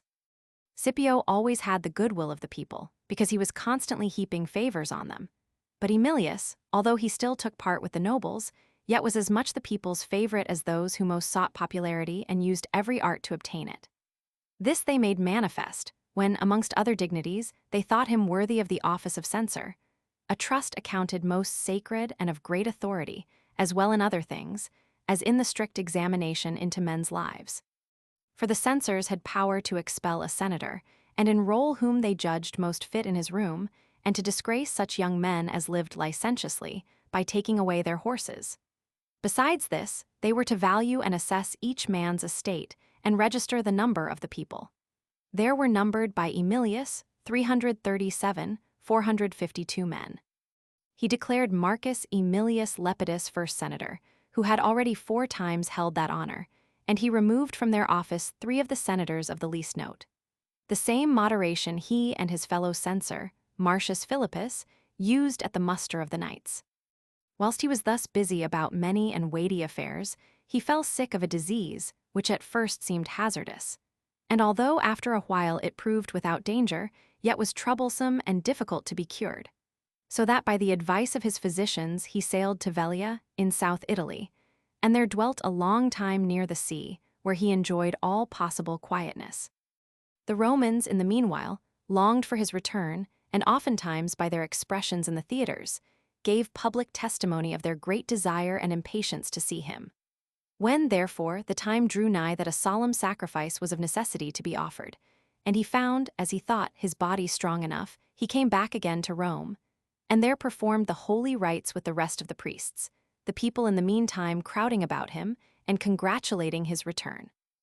The next day he sacrificed again to the gods for his recovery, and, having finished the sacrifice, returned to his house and sat down to dinner, when, all on a sudden and when no change was expected, he fell into a fit of delirium, and, being quite deprived of his senses, the 3rd day after ended a life, in which he had wanted no manner of thing which is thought to conduce to happiness. Nay, his very funeral pomp had something in it remarkable and to be admired, and his virtue was graced with the most solemn and happy rites at his burial, consisting, not in gold and ivory, or in the usual sumptuousness and splendor of such preparations, but in the goodwill, honor, and love, not only of his fellow citizens, but of his enemies themselves. For as many Spaniards, Ligurians, and Macedonians, as happened to be present at the solemnity, that were young and of vigorous bodies, took up the bier and carried it whilst the more aged followed, calling Emilius the benefactor and preserver of their countries. For not only at the time of his conquest had he acted to all with kindness and clemency, but through the whole course of his life he continued to do them good and look after their concerns, as if they had been his familiars and relations.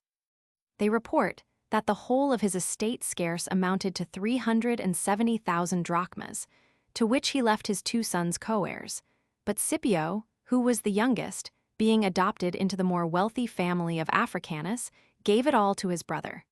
Such are said to have been the life and manners of Emilius. Comparison of TIMOLEON with Aemilius Paulus. Such being the story of these 2 great men's lives, without doubt in the comparison very little difference will be found between them. They made war with 2 powerful enemies, the one against the Macedonians and the other with the Carthaginians, and the success was in both cases glorious. One conquered Macedon from the 7th succeeding heir of Antigonus, the other freed Sicily from usurping tyrants and restored the island to its former liberty. Unless, indeed, it be made a point on Emilius's side that he engaged with Perseus when his forces were entire, and composed of men that had often successfully fought with the Romans. Whereas, TIMOLEON found Dionysius in a despairing condition, his affairs being reduced to the last extremity. Or, on the contrary, it be urged in favor of TIMOLEON that he vanquished several tyrants, and a powerful Carthaginian army, with an inconsiderable number of men gathered together from all parts, not with such an army as Emilius had, of well-disciplined soldiers, experienced in war and accustomed to obey, but with such as through the hopes of gain resorted to him, unskilled in fighting and ungovernable.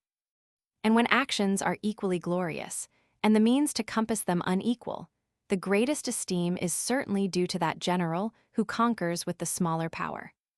Both have the reputation of having behaved themselves with an uncorrupted integrity, in all the affairs they managed. But Emilius had the advantage of being, from his infancy, by the laws and customs of his country, brought up to the proper management of public affairs, which Timoleon brought himself to by his own efforts. And this is plain, for at that time all the Romans were uniformly orderly and obedient, respectful to the laws and to their fellow citizens. Whereas it is remarkable that not one of the Greek generals commanding in Sicily could keep himself uncorrupted, except Dion, and of him many entertained a jealousy that he would establish a monarchy there, after the Lacedaemonian manner. Timæus writes that the Syracusans sent even Gylippus home dishonorably, and with a reputation lost by the unsatiable covetousness he displayed when he commanded the army. And numerous historians tell us of the wicked and perfidious acts committed by Pharax the Spartan and Callippus the Athenian with the view of making themselves kings of Sicily. Yet what were these men, and what strength had they to entertain such a thought? The first of them was a follower of Dionysius, when he was expelled from Syracuse, and the other a hired captain of foot under Dion, and came into Sicily with him. But Timoleon, at the request and prayers of the Syracusans, was sent to be their general, and had no need to seek for power, but had a perfect title, founded on their own offers, to hold it. And yet no sooner had he freed Sicily from her oppressors, but he willingly surrendered it. It is truly worthy our admiration in Emilius, that, though he conquered so great and so rich a realm as that of Macedon, yet he would not touch, nor see any of the money, nor did he advantage himself one farthing by it, though he was very generous of his own to others. I would not intend any reflection on Timoleon, for accepting of a house and handsome estate in the country, which the Syracusans presented him with, there is no dishonor in accepting. But yet there is greater glory in a refusal, and the supremest virtue is shown in not wanting what it might fairly take. And as that body is, without doubt, the most strong and healthful, which can the easiest support extreme cold and excessive heat in the change of seasons, and that the most firm and collected mind which is not puffed up with prosperity, nor dejected with adversity. So the virtue of Emilius was eminently seen in his countenance, and behavior continuing as noble and lofty upon the loss of 2 dear sons, as when he achieved his greatest victories and triumphs. But Timoleon, after he had justly punished his brother, a truly heroic action, let his reason yield to a causeless sorrow, and, humiliated with grief and remorse, forbore for 20 years to appear in any public place, or meddle with any affairs of the commonwealth. It is truly very commendable to abhor and shun the doing any base action, but to stand in fear of every kind of censure or disrepute may argue a gentle and open-hearted, but not a heroic temper. PELOPIDAS, Cato Major, hearing some commend one that was rash and inconsiderately daring in a battle, said, "There is a difference between a man's prizing valor at a great rate and valuing life at little." A very just remark. Antigonus, we know at least, had a soldier, a venturous fellow, but of wretched health and constitution, the reason of whose ill looks he took the trouble to inquire into, and, on understanding from him that it was a disease, commanded his physicians to employ their utmost skill, and if possible recover him, which brave hero, when once cured, never afterwards sought danger or showed himself venturous in battle. And when Antigonus wondered and upbraided him with his change, made no secret of the reason, and said, "Sir, you are the cause of my cowardice, by freeing me from those miseries which made me care little for life." With the same feeling, the Sybarite seems to have said of the Spartans that it was no commendable thing in them to be so ready to die in the wars, since by that they were freed from such hard labor and miserable living. In truth, the Sybarites, a soft and dissolute people, might very well imagine they hated life, because in their eager pursuit of virtue and glory, they were not afraid to die. But in fact, the Lacedaemonians found their virtue secured them happiness alike in living or in dying, as we see in the epitaph that says, "They died, but not as lavish of their blood, or thinking death itself was simply good. Their wishes neither were to live nor die, but to do both alike commendably." An endeavor to avoid death is not blamable, if we do not basely desire to live, nor a willingness to die good and virtuous, if it proceeds from a contempt of life. And therefore Homer always takes care to bring his bravest and most daring heroes well armed into battle, and the Greek lawgivers punished those that threw away their shields, but not him that lost his sword or spear. intimating that self-defense is more a man's business than offense. This is especially true of a governor of a city or a general. For if, as Iphicrates divides it out, the light-armed are the hands, the horse the feet, the infantry the breast, and the general the head, he, when he puts himself upon danger, not only ventures his own person, but all those whose safety depends on his, and so on the contrary. Callicratidas, therefore, though otherwise a great man, was wrong in his answer to the augur who advised him, the sacrifice being unlucky, to be careful of his life. Sparta, said he, will not miss one man. It was true, Callicratidas, when simply serving in any engagement either at sea or land, was but a single person, but as general he united in his life the lives of all, and could hardly be called one, when his death involved the ruin of so many. The saying of old Antigonus was better, who, when he was to fight at Andros and one told him, "The enemy's ships are more than ours," replied, "For how many then wilt thou reckon me?" Intimating that a brave and experienced commander is to be highly valued, one of the first duties of whose office indeed it is to save him on whose safety depends that of others. And therefore I applaud Timotheus, who, when Charles showed the wounds he had received and his shield pierced by a dart, told him, "Yet how ashamed I was at the siege of Samos, when a dart fell near me, for exposing myself, more like a boy than like a general in command of a large army." Indeed, where the general's hazarding himself will go far to decide the result, there he must fight and venture his person, and not mind their maxims, who would have a general die, if not of, at least in old age. But when the advantage will be but small if he gets the better, and the loss considerable if he falls, who then would desire, at the risk of the commander's life, a piece of success which a common soldier might obtain. This I thought fit to premise before the lives of Pelopidas and Marcellus, who were both great men, but who both fell by their own rashness. For being gallant men, and having gained their respective countries great glory and reputation by their conduct in war against terrible enemies, the one, as history relates, overthrowing Hannibal, who was till then invincible, the other, in a set battle beating the Lacedaemonians, then supreme both at sea and land. They ventured at last too far, and were heedlessly prodigal of their lives, when there was the greatest need of men and commanders such as they. And this agreement in their characters and their deaths is the reason why I compare their lives. Pelopidas, the son of Hippocles, was descended, as likewise Epaminondas was, from an honorable family in Thebes, and, being brought up to opulence, and having a fair estate left him whilst he was young, he made it his business to relieve the good and deserving amongst the poor, that he might show himself lord and not slave of his estate. For amongst men, as Aristotle observes, some are too narrow-minded to use their wealth, and some are loose and abuse it, and these lie perpetual slaves to their pleasures, as the others to their gain. Others permitted themselves to be obliged by Pelopidas, and thankfully made use of his liberality and kindness. But amongst all his friends, he could never persuade Epaminondas to be a sharer in his wealth. He, however, stepped down into his poverty, and took pleasure in the same poor attire, spare diet, unwearied endurance of hardships, and unshrinking boldness in war, like Capaneus in Euripides, who had abundant wealth, and in that wealth no pride. He was ashamed anyone should think that he spent more upon his person than the meanest Theban. Epaminondas made his familiar and hereditary poverty more light and easy by his philosophy and single life. But Pelopidas married a woman of good family and had children, yet still thinking little of his private interests, and devoting all his time to the public, he ruined his estate. And when his friends admonished and told him how necessary that money which he neglected was,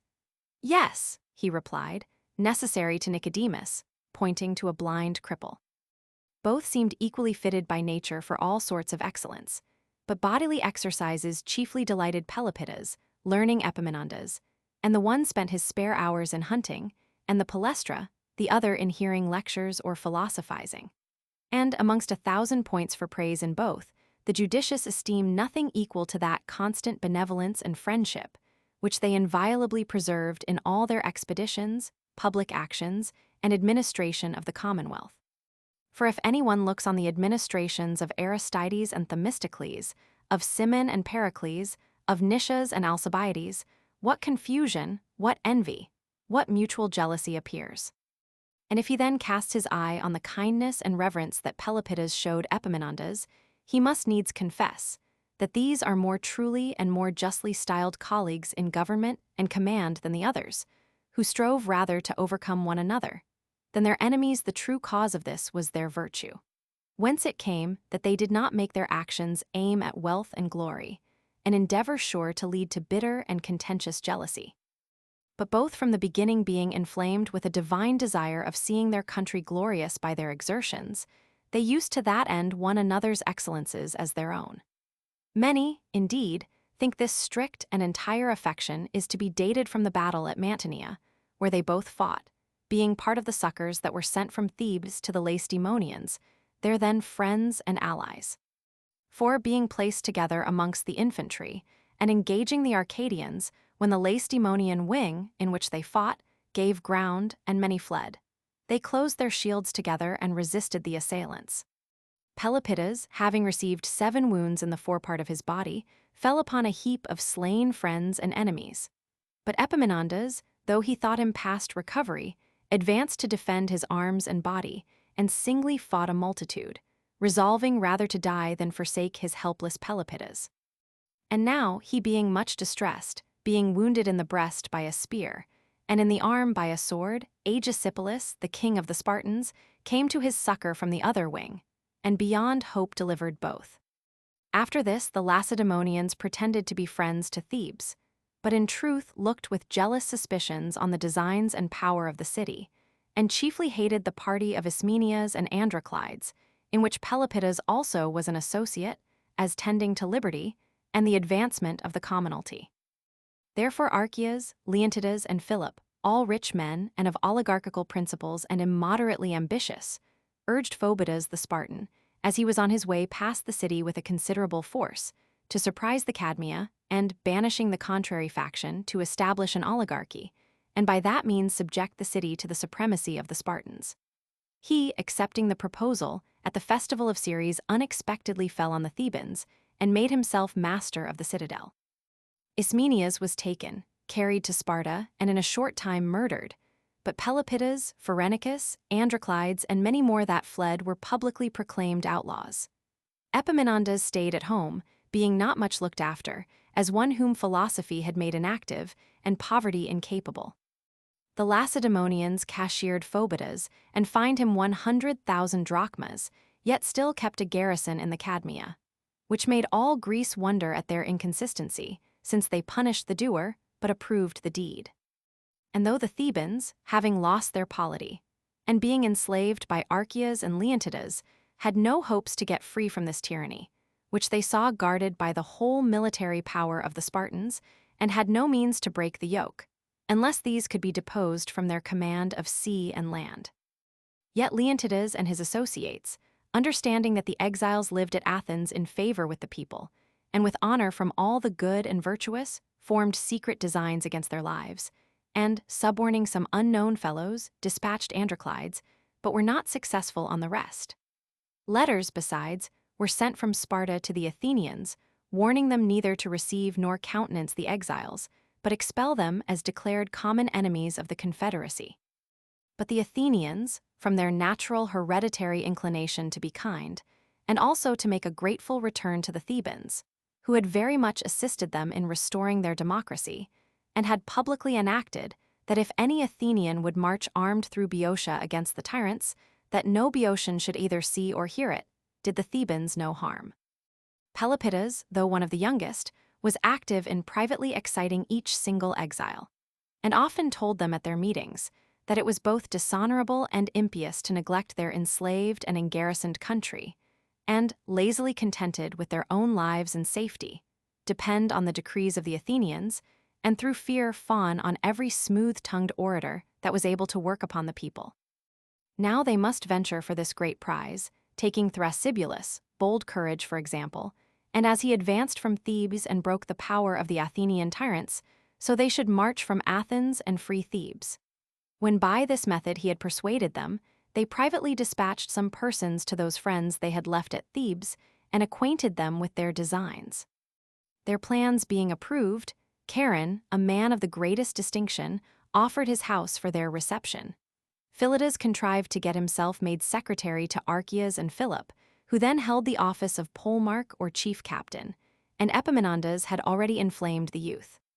For in their exercises he had encouraged them to challenge and wrestle with the Spartans. And again, when he saw them puffed up with victory and success, sharply told them, it was the greater shame to be such cowards as to serve those whom in strength they so much excelled. The day for action being fixed, it was agreed upon by the exiles that Pherenicus with the rest should stay in the Thriasian plain, while some few of the younger men tried the first danger, by endeavoring to get into the city. And, if they were surprised by their enemies, the others should take care to provide for their children and parents. Pelopidas first offered to undertake the business. Then Melon, Damoclides, and Theopompus, men of noble families, who, in other things loving and faithful to one another, were constant rivals only in glory and courageous exploits. They were 12 in all, and having taken leave of those that stayed behind and sent a messenger to Charon, they went forward, clad in short coats and carrying hounds and hunting poles with them, that they might be taken for hunters beating over the fields and prevent all suspicion in those that met them on the way. When the messenger came to Charon and told him they were approaching, he did not change his resolution at the sight of danger, but, being a man of his word, offered them his house. But one Hippostenides, a man of no ill principles, a lover of his country and a friend to the exiles, but not of as much resolution as the shortness of time and the character of the action required, being as it were dizzied at the greatness of the approaching enterprise, and beginning now for the first time to comprehend that, relying on that weak assistance which could be expected from the exiles, they were undertaking no less a task than to shake the government and overthrow the whole power of Sparta, went privately to his house, and sent a friend to Melon and Pelopidas, desiring them to forbear for the present, to return to Athens and expect a better opportunity. The messenger's name was Clydon, who, going home in haste and bringing out his horse, asked for the bridle. But his wife not knowing where it was, and when it could not be found, telling him she had lent it to a friend, first they began to chide, then to curse one another, and his wife wished the journey might prove ill to him and those that sent him. Insomuch that Clydon's passion made him waste a great part of the day in this quarreling, and then, looking on this chance as an omen, he laid aside all thoughts of his journey and went away to some other business. So nearly had these great and glorious designs, even in their very birth, lost their opportunity.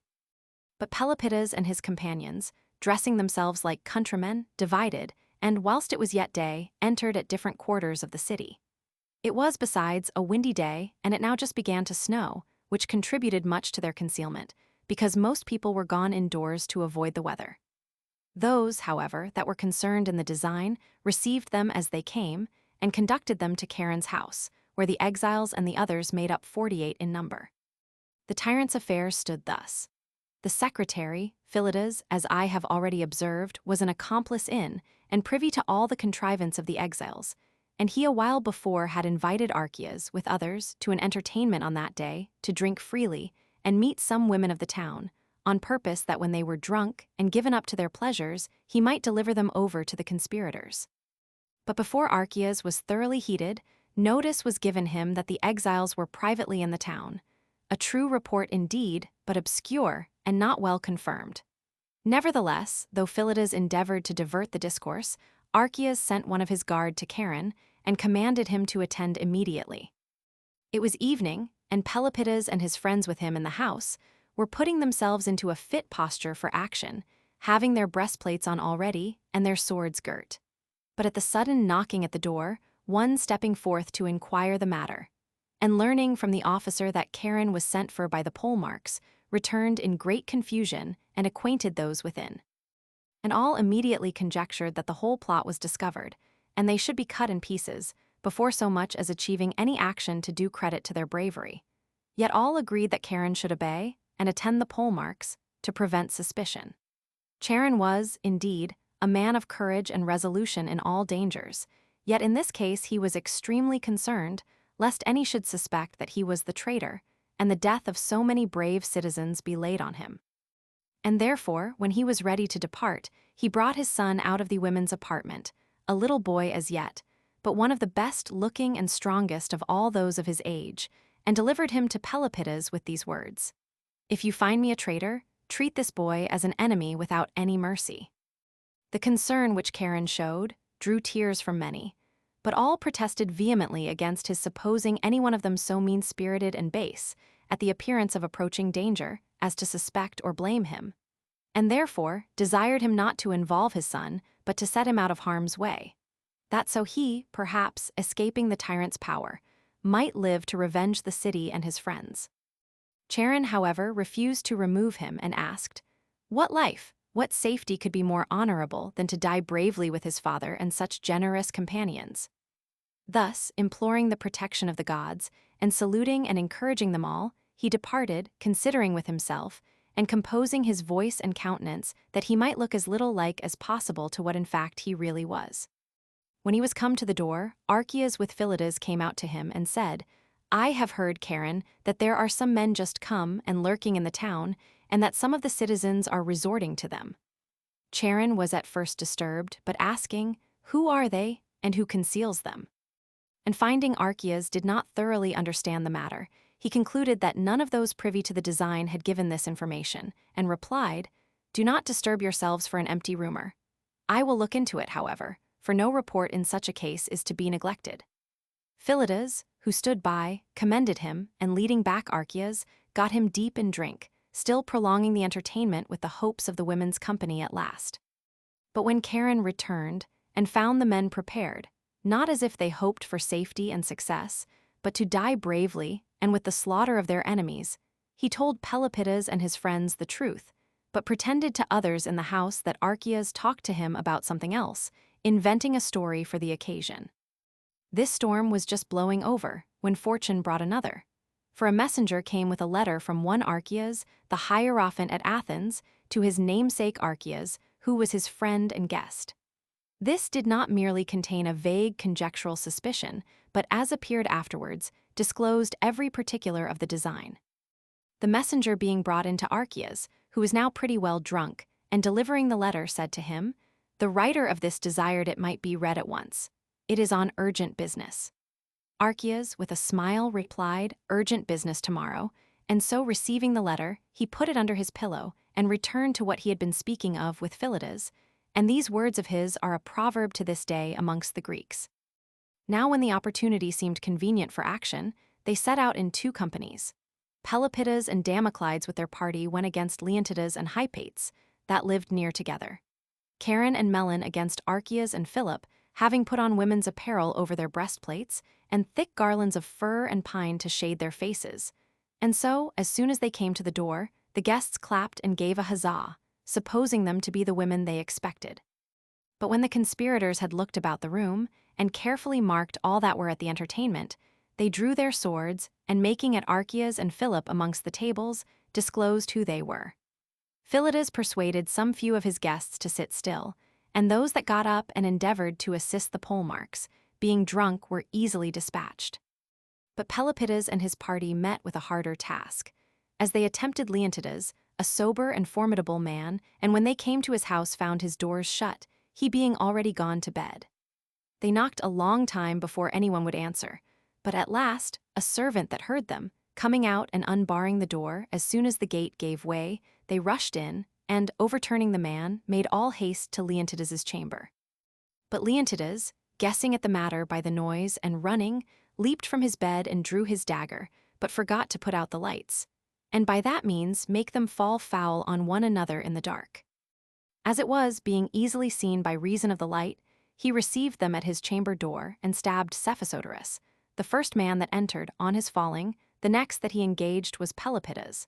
And the passage being narrow and Cephisodorus's body lying in the way, there was a fierce and dangerous conflict. At last Pelopidas prevailed, and having killed Leontidas, he and his companions went in pursuit of Hypates, and after the same manner broke into his house. He perceived the design and fled to his neighbors, but they closely followed, and caught and killed him. This done, they joined Melon, and sent to hasten the exiles they had left in Attica, and called upon the citizens to maintain their liberty, and taking down the spoils from the porches, and breaking open all the armorers' shops that were near, equipped those that came to their assistance. Epaminondas and Gorgidas came in already armed, with a gallant train of young men, and the best of the old. Now the city was in a great excitement and confusion, a great noise and hurry, lights set up in every house, men running here and there. However, the people did not as yet gather into a body, but, amazed at the proceedings, and not clearly understanding the matter, waited for the day. And therefore the Spartan officers were thought to have been in fault for not falling on at once, since their garrison consisted of about 1,500 men, and many of the citizens ran to them. But, alarmed with the noise, the fires, and the confused running of the people, they kept quietly within the Cadmea. As soon as day appeared, the exiles from Attica came in armed, and there was a general assembly of the people. Epaminondas and Gorgidas brought forth Pelopidas and his party, encompassed by the priests, who held out garlands, and exhorted the people to fight for their country and their gods. The assembly, at their appearance, rose up in a body, and with shouts and acclamations received the men as their deliverers and benefactors. Then Pelopidas, being chosen chief captain of Boeotia, together with Melon and Charon, proceeded at once to blockade the citadel, and stormed it on all sides, being extremely desirous to expel the Lacedaemonians and free the Cadmea, before an army could come from Sparta to their relief. And he just so narrowly succeeded, that they, having surrendered on terms and departed, on their way home met Cleombrotus at Megara marching towards Thebes with a considerable force. The Spartans condemned and executed Herippidas and Arsaces, two of their governors at Thebes, and Lysinoridas III, being severely fined, fled Peloponnesus. This action, so closely resembling that of Thrasybulus in the courage of the actors, the danger, the encounters, and equally crowned with success, was called the sister of it by the Greeks. For we can scarcely find any other examples where so small and weak a party of men by bold courage overcame such numerous and powerful enemies, or brought greater blessings to their country by so doing.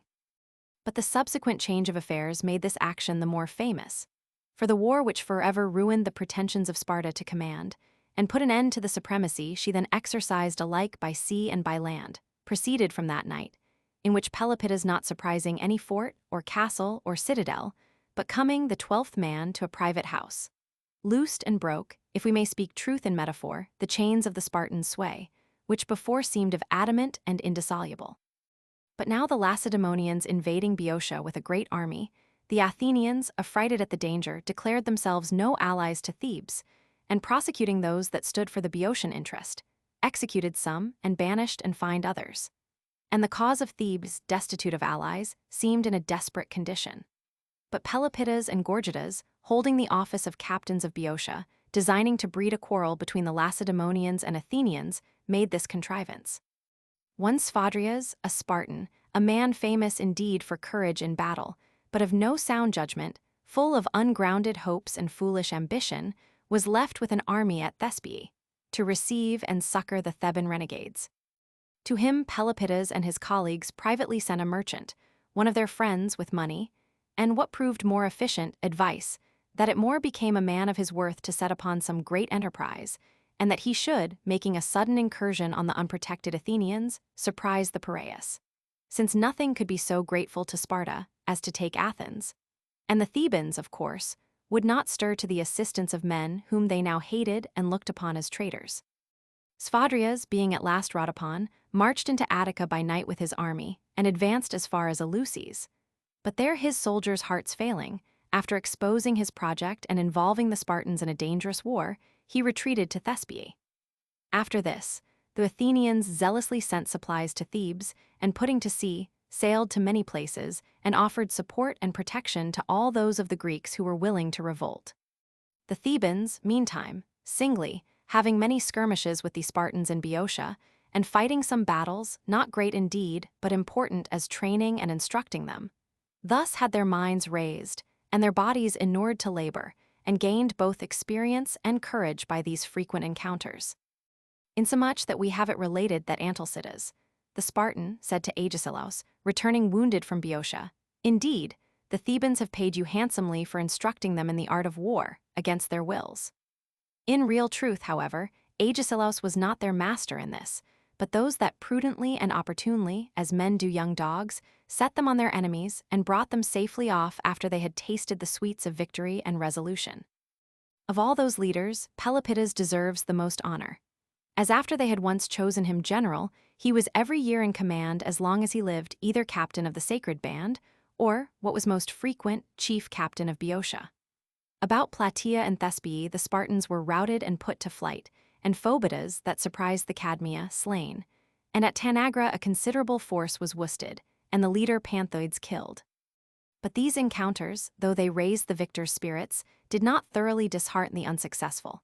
For there was no set battle or regular fighting, but mere incursions on advantage, in which, according to occasion, they charged, retired again, or pursued. But the battle at Tegeri, which seemed a prelude to Leuctra, won Pelopidas a great reputation. For none of the other commanders could claim any hand in the design, nor the enemies any show of victory. The city of the Orchomenians siding with the Spartans, and having received 2 companies for its guard, he kept a constant eye upon it, and watched his opportunity. Hearing that the garrison had moved into Locris, and hoping to find Orchomnus defenseless, he marched with his sacred band and some few horsemen.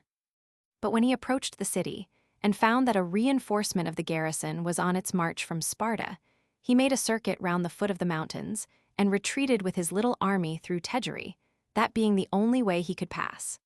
For the river Melas, almost as soon as it rises, spreads itself into marshes and navigable pools, and makes all the plain between impassable. A little below the marshes stands the temple and oracle of Apollo Tegerius, forsaken not long before that time, having flourished till the Median Wars, Echecrates then being priest. Here they profess that the god was born. The neighboring mountain is called Delos, and there the river Melas comes again into a channel. Behind the temple rise 2 springs, admirable for the sweetness, abundance, and coolness of the streams. One they call Phoenix, the other Alia, even to the present time, as if Lucina had not been delivered between 2 trees, but fountains. A place hard by, called Taum, is shown, where they say she was affrighted by the appearance of a boar, and the stories of the Python and Tydeus are in like manner appropriated by these localities. I omit many of the points that are used as arguments.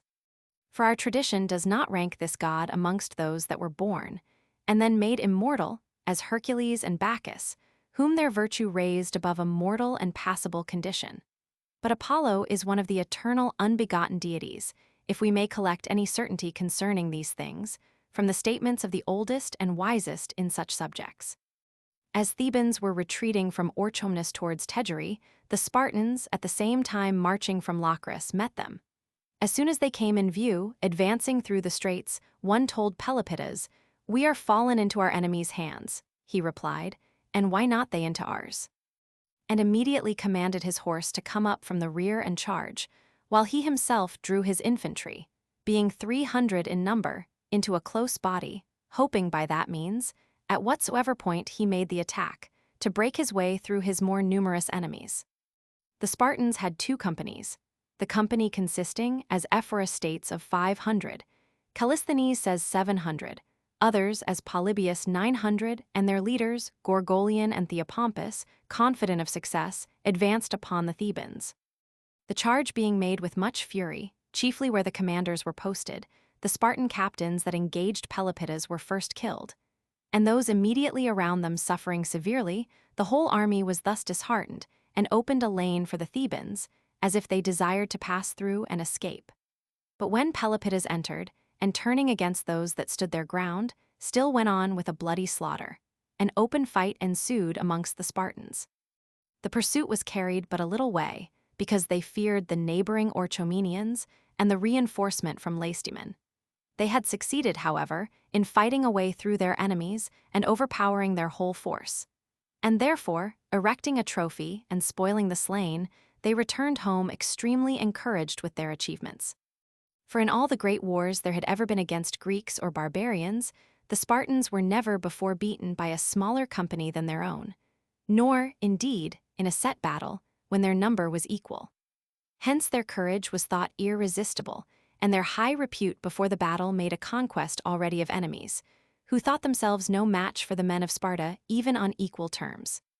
But this battle first taught the other Greeks that not only Eurotas, or the country between Baebice and Cynatian, breeds men of courage and resolution, but that where the youth are ashamed of baseness, and ready to venture in a good cause, where they fly disgrace more than danger, There, wherever it be, are found the bravest and most formidable opponents. Gorgidas, according to some, first formed the sacred band of 300 chosen men, to whom, as being a guard for the citadel, the state allowed provision and all things necessary for exercise. And hence they were called the city band, as citadels of old were usually called cities. Others say that it was composed of young men attached to each other by personal affection, and a pleasant saying of Pamines is current, that Homer's Nestor was not well skilled in ordering an army, when he advised the Greeks to rank tribe, and family together, that so tribe might tribe, and kinsman aid, but that he should have joined lovers and their beloved. For men of the same tribe or family little value one another when dangers press, but a band cemented by friendship grounded upon love is never to be broken, and invincible, since the lovers, ashamed to be base in sight of their beloved, and the beloved before their lovers, willingly rush into danger for the relief of one another. Nor can that be wondered at, since they have more regard for their absent lovers than for others present, as in the instance of the man who, when his enemy was going to kill him, earnestly requested him to run him through the breast, that his lover might not blush to see him wounded in the back. It is a tradition, likewise, that Iolaus, who assisted Hercules in his labors and fought at his side, was beloved of him, and Aristotle observes that even in his time lovers plighted their faith at Iolaus's tomb. It is likely, therefore, that this band was called sacred on this account, as Plato calls a lover a divine friend. It is stated that it was never beaten till the battle at Chaeronea, and when Philip, after the fight, took a view of the slain, and came to the place where the 300 that fought his phalanx lay dead together, he wondered, and understanding that it was the band of lovers, he shed tears and said, "Perish any man who suspects that these men either did or suffered anything that was base." It was not the disaster of Laius, as the poets imagine, that first gave rise to this form of attachment amongst the Thebans, but their lawgivers, designing to soften, whilst they were young, their natural fierceness, brought, for example, the pipe into great esteem, both in serious and sportive occasions, and gave great encouragement to these friendships in the Palestra, to temper the manners and characters of the youth. With a view to this, they did well, again, to make Harmony, the daughter of Mars and Venus, their tutelar deity. Since, where force and courage is joined with gracefulness and winning behavior, a harmony ensues that combines all the elements of society in perfect consonance and order. Gorgidas distributed this sacred band all through the front ranks of the infantry, and thus made their gallantry less conspicuous, not being united in one body, but mingled with so many others of inferior resolution, they had no fair opportunity of showing what they could do. But Pelopidas, having sufficiently tried their bravery at Tegeri, where they had fought alone, and around his own person, never afterward divided them, but keeping them entire, and as one man, gave them the first duty in the greatest battles. For as horses run brisker in a chariot than singly, not that their joint force divides the air with greater ease, but because being matched one against the other, emulation kindles and inflames their courage. Thus he thought, brave men, provoking one another to noble actions, would prove most serviceable and most resolute, where all were united together. Now when the Lacedaemonians had made peace with the other Greeks, and united all their strength against the Thebans only, and their king Cleombratus had passed the frontier with 10,000 foot and 1,000 horse, and not only subjection, as heretofore, but total dispersion and annihilation threatened, and Boeotia was in a greater fear than ever, Pelopidas, leaving his house, when his wife followed him on his way, and with tears begged him to be careful of his life, made answer, "Private men, my wife, should be advised to look to themselves, generals to save others." And when he came to the camp, and found the chief captains disagreeing, he first joined the side of Epaminondas, who advised to fight the enemy, though Pelopidas himself was not then in office as chief captain of Boeotia, but in command of the sacred band, and trusted as it was fit a man should be, who had given his country such proofs of his zeal for its freedom. And so, when a battle was agreed on, and they encamped in front of the Spartans at Leuctra, Pelopidas saw a vision which much discomposed him. In that plain lie the bodies of the daughters of one said Essus, called from the place Leuctride, having been buried there, after having been ravished by some Spartan strangers. When this base and lawless deed was done, and their father could get no satisfaction at Lacedaemon. With bitter imprecations on the Spartans, he killed himself at his daughters' tombs. And, from that time, the prophecies and oracles still warned them to have a great care of the divine vengeance at Leuctra. Many, however, did not understand the meaning, being uncertain about the place, because there was a little maritime town of Laconia called Leuctron, and near Megalopolis in Arcadia a place of the same name, and the villainy was committed long before this battle. Now Pelopidas, being asleep in the camp, thought he saw the maidens weeping about their tombs, and cursing the Spartans, and set us as commanding, if they desired the victory, to sacrifice a virgin with chestnut hair to his daughters. Pelopidas looked on this as an harsh and impious injunction, but rose and told it to the prophets and commanders of the army, some of whom contended that it was fit to obey, and adduced as examples from the ancients Menocius, son of Creon, Macaria, daughter of Hercules, and from later times Pherecydes the philosopher, slain by the Lacedaemonians, and his skin, as the oracles advised, still kept by their kings. Leonidas, again, warned by the oracle, did as it were sacrifice himself for the good of Greece. Themistocles offered human victims to Bacchus Omists before the engagement at Salamis, and success showed their actions to be good. On the contrary, Agesilaus going from the same place, and against the same enemies that Agamemnon did, and being commanded in a dream at Aulis to sacrifice his daughter, was so weak as to disobey, the consequence of which was that his expedition was unsuccessful and inglorious. But some on the other side urged that such a barbarous and impious oblation could not be pleasing to any superior beings, that Typhons and giants did not preside over the world, but the general father of gods and men, that it was absurd to imagine any divinities or powers delighted in slaughter and sacrifices of men, or, if there were any such, they were to be neglected, as weak and unable to assist. Such unreasonable and cruel desires could only proceed from, and live in weak and depraved minds. The commanders thus disputing, and Pelopidas being in a great perplexity, a mare colt, breaking from the herd, ran through the camp, and when she came to the place where they were, stood still. And while some admired her bright chestnut color, others her mettle, or the strength and fury of her neighing, Theocritus, the augur, took thought and cried out to Pelopidas, "O good friend! Look, the sacrifice is come. Expect no other virgin, but use that which the gods have sent thee."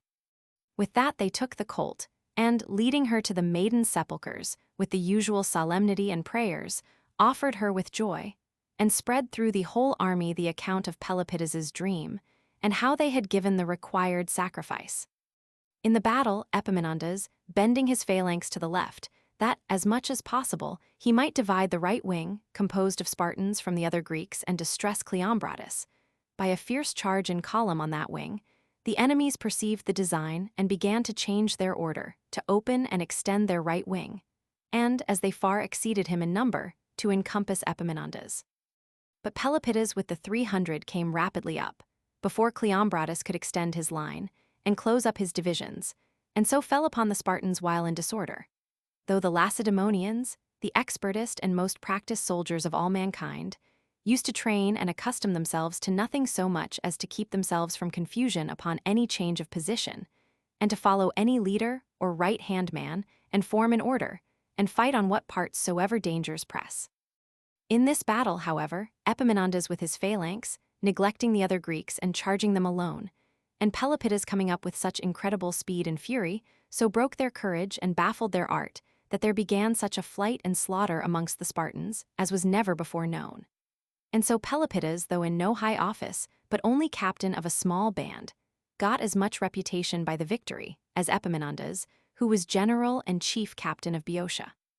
Into Peloponnesus, however, they both advanced together as colleagues in supreme command, and gained the greater part of the nations there from the Spartan confederacy,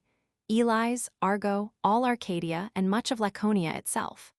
It was the dead of winter, and but few of the last days of the month remained, and in the beginning of the next, new officers were to succeed, and whoever failed to deliver up his charge forfeited his head.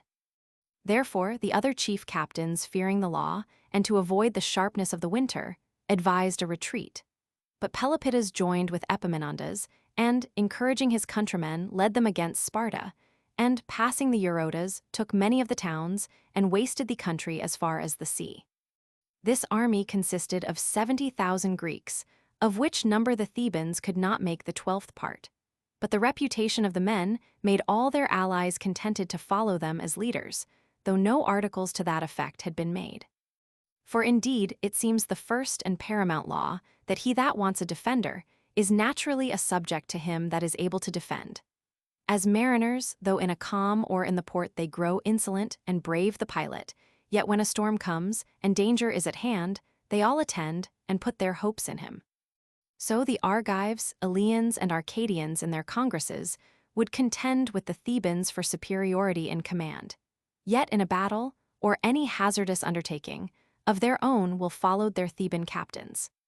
In this expedition, they united all Arcadia into one body, and, expelling the Spartans that inhabited Messenia, they called back the old Messenians and established them in Ithome in one body. And, returning through Sancre, they dispersed the Athenians, who designed to set upon them in the straits and hinder their march. For these exploits, all the other Greeks loved their courage and admired their success. But among their own citizens, envy, still increasing with their glory, prepared them no pleasing nor agreeable reception. Both were tried for their lives, because they did not deliver up their command in the first month Bucadius as the law required, but kept it 4 months longer, in which time they did these memorable actions in Messenia, Arcadia, and Laconia. Pelopidas was first tried, and therefore in greatest danger, but both were acquitted. Epaminondas bore the accusation and trial very patiently, esteeming it a great and essential part of courage and generosity, not to resent injuries in political life. But Pelopidas, being a man of a fiercer temper, and stirred on by his friends to revenge the affront, took the following occasion. Meneclidas, the orator, was one of those that had met with Melon and Pelopidas at Charon's house, but not receiving equal honor, and being powerful in his speech, but loose in his manners and ill-natured, he abused his natural endowments, even after this trial, to accuse and calumniate his betters. He excluded Epaminondas from the chief captaincy, and for a long time kept the upper hand of him. But he was not powerful enough to bring Pelopidas out of the people's favor, and therefore endeavored to raise a quarrel between him and Charon. And since it is some comfort to the envious, to make those men, whom themselves cannot excel, appear worse than others, he studiously enlarged upon Charon's actions in his speeches to the people, and made panegyrics on his expeditions and victories. And of the victory which the horsemen won at Plataea, before the battle at Leuctra, under Charon's command, he endeavored to make the following sacred memorial. Androcydes, the Cyzicenian, had undertaken to paint a previous battle for the city, and was at work in Thebes. And when the revolt began, and the war came on, the Thebans kept the picture that was then almost finished. This picture Meneclidas persuaded them to dedicate, inscribed with Charon's name, designing by that means to obscure the glory of Epaminondas and Pelopidas. This was a ludicrous piece of pretension. To set a single victory, where only one Gerandas, an obscure Spartan, and 40 more were slain, above such numerous and important battles. This motion Pelopidas opposed, as contrary to law, alleging that it was not the custom of the Thebans to honor any single man, but to attribute the victory to their country. Yet in all the contest, he extremely commended Charon, and confined himself to showing Meneclidas to be a troublesome and envious fellow, asking the Thebans if they had done nothing that was excellent, insomuch that Meneclidas was severely fined, and he, being unable to pay, endeavored afterwards to disturb the government.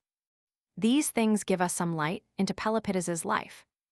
Now when Alexander, the tyrant of Pherai, made open war against some of the Thessalians, and had designs against all, the cities sent an embassy to Thebes to desire succors and a general. And Pelopidas, knowing that Epaminondas was detained by the Peloponnesian affairs, offered himself to lead the Thessalians, being unwilling to let his courage and skill lie idle, and thinking it unfit that Epaminondas should be withdrawn from his present duties. When he came into Thessaly with his army, he presently took Larissa, and endeavored to reclaim Alexander, who submitted, and bring him, from being a tyrant, to govern gently, and according to law, but finding him untractable and brutish, and hearing great complaints of his lust and cruelty, Pelopidas began to be severe, and used him roughly, insomuch that the tyrant stole away privately with his guard. But Pelopidas, leaving the Thessalians fearless of the tyrant, and friends amongst themselves, marched into Macedonia, where Ptolemy was then at war with Alexander, the king of Macedon, both parties having sent for him to hear and determine their differences and assist the one that appeared injured. When he came, he reconciled them, called back the exiles, and receiving for hostages Philip the king's brother and 30 children of the nobles, he brought them to Thebes, showing the other Greeks how wide a reputation the Thebans had gained for honesty and courage. This was that Philip who afterward endeavored to enslave the Greeks. Then he was a boy and lived with Pamines in Thebes, and hence some conjecture that he took Epaminondas's actions for the rule of his own. And perhaps indeed he did take example from his activity and skill in war, which, however, was but a small portion of his virtues. Of his temperance, justice, generosity, and mildness, in which he was truly great, Philip enjoyed no share, either by nature or imitation. After this, upon a second complaint of the Thessalians against Alexander of Pherae, as a disturber of the cities, Pelopidas was joined with Ismenias in an embassy to him, but led no forces from Thebes, not expecting any war, and therefore was necessitated to make use of the Thessalians upon the emergency. At the same time, also, Macedon was in confusion again, as Ptolemy had murdered the king and seized the government. But the king's friends sent for Pelopidas, and he, being willing to interpose in the matter, but having no soldiers of his own, enlisted some mercenaries in the country, and with them marched against Ptolemy. When they faced one another, Ptolemy corrupted these mercenaries with a sum of money, and persuaded them to revolt to him. But yet, fearing the very name and reputation of Pelopidas, he came to him as his superior, submitted, begged his pardon, and protested that he kept the government only for the brothers of the dead king, and would prove a friend to the friends and an enemy to the enemies of Thebes. And to confirm this, he gave his son, Philoxenus, and 50 of his companions for hostages. These Pelopidas sent to Thebes, but he himself, being vexed at the treachery of the mercenaries, and understanding that most of their goods, their wives and children, lay at Pharsalus, so that if he could take them, the injury would be sufficiently revenged, got together some of the Thessalians, and marched to Pharsalus. When he had just entered the city, Alexander, the tyrant, appeared before it with an army, but Pelopidas and his friends, thinking that he came to clear himself from those crimes that were laid to his charge, went to him. And though they knew very well that he was profligate and cruel, yet they imagined that the authority of Thebes and their own dignity and reputation would secure them from violence. But the tyrant, seeing them come unarmed and alone, seized them and made himself master of Pharsalus.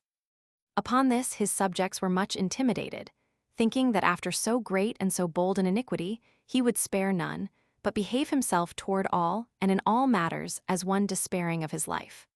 The Thebans, when they heard of this, were very much enraged, and dispatched an army, Epaminondas being then in disgrace, under the command of other leaders. When the tyrant brought Pelopidas to Pherae, at first he permitted those that desired it to speak with him, imagining that this disaster would break his spirit and make him appear contemptible. But when Pelopidas advised the complaining Pheraeans to be comforted, as if the tyrant was now certain in a short time to smart for his injuries, and sent to tell him that it was absurd daily to torment and murder his wretched innocent subjects, and yet spare him, who, he well knew, if ever he got his liberty, would be bitterly revenged. The tyrant, wondering at his boldness and freedom of speech, replied, "And why is Pelopidas in haste to die?" He, hearing of it, rejoined, "That you may be the sooner ruined, being then more hated by the gods than now." From that time he forbade any to converse with him. But Thebe, the daughter of Jason and wife to Alexander, hearing from the keepers of the bravery and noble behavior of Pelopidas, had a great desire to see and speak with him. Now when she came into the prison, and, as a woman, could not at once discern his greatness in his calamity, only, judging by the meanness of his attire and general appearance, that he was used basely and not befitting a man of his reputation, she wept. Pelopidas, at first not knowing who she was, stood amazed, but when he understood, saluted her by her father's name Jason, and he having been friends and familiars, and she saying, "I pity your wife, sir," he replied, "and I you, that though not in chains, can endure Alexander." This touched the woman, who already hated Alexander for his cruelty and injustice, for his general debaucheries, and for his abuse of her youngest brother. She, therefore, often went to Pelopidas, and, speaking freely of the indignities she suffered, grew more enraged and more exasperated against Alexander. The Theban generals that were sent into Thessaly, did nothing, but being either unskillful or unfortunate, made a dishonorable retreat, for which the city fined each of them 10,000 drachmas, and sent Epaminondas with their forces.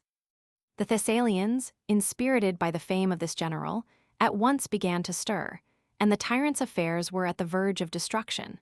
So great was the fear that possessed his captains and his friends, and so eager the desire of his subjects to revolt, in hope of his speedy punishment. But Epaminondas, more solicitous for the safety of Pelopidas than his own glory, and fearing that if things came to extremity, Alexander would grow desperate, and, like a wild beast, turn and worry him, did not prosecute the war to the utmost. But hovering still over him with his army, he so handled the tyrant as not to leave him any confidence, and yet not to drive him to despair and fury. He was aware of his savageness, and the little value he had for right and justice, insomuch that sometimes he buried men alive, and sometimes dressed them in bears' and boars' skins, and then baited them with dogs, or shot at them for his divertisement. At Melibea and Scotassa, 2 cities his allies, he called all the inhabitants to an assembly, and then surrounded them and cut them to pieces with his guards. He consecrated the spear with which he killed his uncle Polyphron, and, crowning it with garlands, sacrificed to it as a god, and called it Tichon. And once seeing a tragedian act Euripides's Troads, he left the theater. But sending for the actor, bade him not to be concerned at his departure, but act as he had been used to do, as it was not in contempt of him that he departed, but because he was ashamed that his citizens should see him, who never pitied any man that he murdered, weep at the sufferings of Hecuba and Andromache.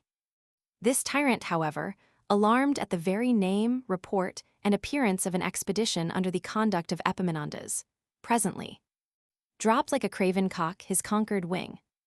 and sent an embassy to entreat and offer satisfaction. Epaminondas refused to admit such a man as an ally to the Thebans, but granted him a truce of 30 days, and, Pelopidas and Ismenias being delivered up, returned home.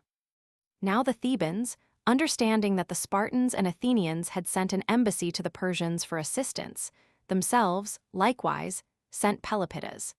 An excellent design to increase his glory, no man having ever before passed through the dominions of the king with greater fame and reputation. For the glory that he won against the Spartans did not creep slowly or obscurely. But after the fame of the first battle at Leuctra was gone abroad, the report of new victories continually following, exceedingly increased, and spread his celebrity far and near. Whatever satraps or generals or commanders he met, he was the object of their wonder and discourse. "This is the man," they said, "who hath beaten the Lacedaemonians from sea and land, and confined that Sparta within Taygetus and Eurotas, which, but a little before, under the conduct of Agesilaus, was entering upon a war with the great king about Susa and Ecbatana." This pleased Artaxerxes, and he was the more inclined to show Pelopidas attention and honor, being desirous to seem reverenced, and attended by the greatest. But when he saw him and heard his discourse, more solid than the Athenians, and not so haughty as the Spartans, his regard was heightened, and truly acting like a king, he openly showed the respect that he felt for him. And this the other ambassadors perceived. Of all other Greeks he had been thought to have done Analcidas, the Spartan, the greatest honor, by sending him that garland dipped in an unguent, which he himself had worn at an entertainment. Indeed, he did not deal so delicately with Pelopidas, but according to the custom, gave him the most splendid and considerable presents, and granted him his desires, that the Grecians should be free, Messenia inhabited, and the Thebans accounted the king's hereditary friends. With these answers, but not accepting one of the presents, except what was a pledge of kindness and goodwill, he returned. This behavior of Pelopidas ruined the other ambassadors. The Athenians condemned and executed their Timagoras, and indeed, if they did it for receiving so many presents from the king, their sentence was just and good, as he not only took gold and silver, but a rich bed and slaves to make it, as if the Greeks were unskillful in that art, besides 80 cows and herdsmen, professing he needed cow's milk for some distemper. And lastly, he was carried in a litter to the seaside, with a present of 4 talents for his attendants. But the Athenians, perhaps, were not so much irritated at his greediness for the presents. For Epicrates the baggage carrier not only confessed to the people that he had received gifts from the king, but made a motion that instead of 9 archons, they should yearly choose 9 poor citizens to be sent ambassadors to the king and enriched by his presence, and the people only laughed at the joke. But they were vexed that the Thebans obtained their desires, never considering that Pelopidas's fame was more powerful than all their rhetorical discourse, with a man who still inclined to the victorious in arms. This embassy, having obtained the restitution of Messenia and the freedom of the other Greeks, got Pelopidas a great deal of goodwill at his return. At this time, Alexander the Phrygian, falling back to his old nature, and having seized many of the Thessalian cities and put garrisons upon the Achaeans of Theodes, and the Magnesians, the cities, hearing that Pelopidas was returned, sent an embassy to Thebes, requesting succors and him for their leader. The Thebans willingly granted their desire, and now when all things were prepared and the general beginning to march, the sun was eclipsed, and darkness spread over the city at noonday. Now when Pelopidas saw them startled at the prodigy, he did not think it fit to force on men who were afraid and out of heart, nor to hazard 7,000 of his citizens, and therefore with only 300 horse volunteers, set forward himself to Thessaly, much against the will of the augurs and his fellow citizens in general, who all imagined this marked portent to have reference to this great man. But he was heated against Alexander for the injuries he had received, and hoped likewise, from the discourse which formerly he had with Thebe, that his family by this time was divided and in disorder. But the glory of the expedition chiefly excited him, for he was extremely desirous at this time, when the Lacedaemonians were sending out military officers to assist Dionysius the Sicilian tyrant, and the Athenians took Alexander's pay, and honored him with a brazen statue as a benefactor, that the Thebans should be seen, alone, of all the Greeks, undertaking the cause of those who were oppressed by tyrants, and destroying the violent and illegal forms of government in Greece. When Pelopidas was come to Pharsalus, he formed an army and presently marched against Alexander.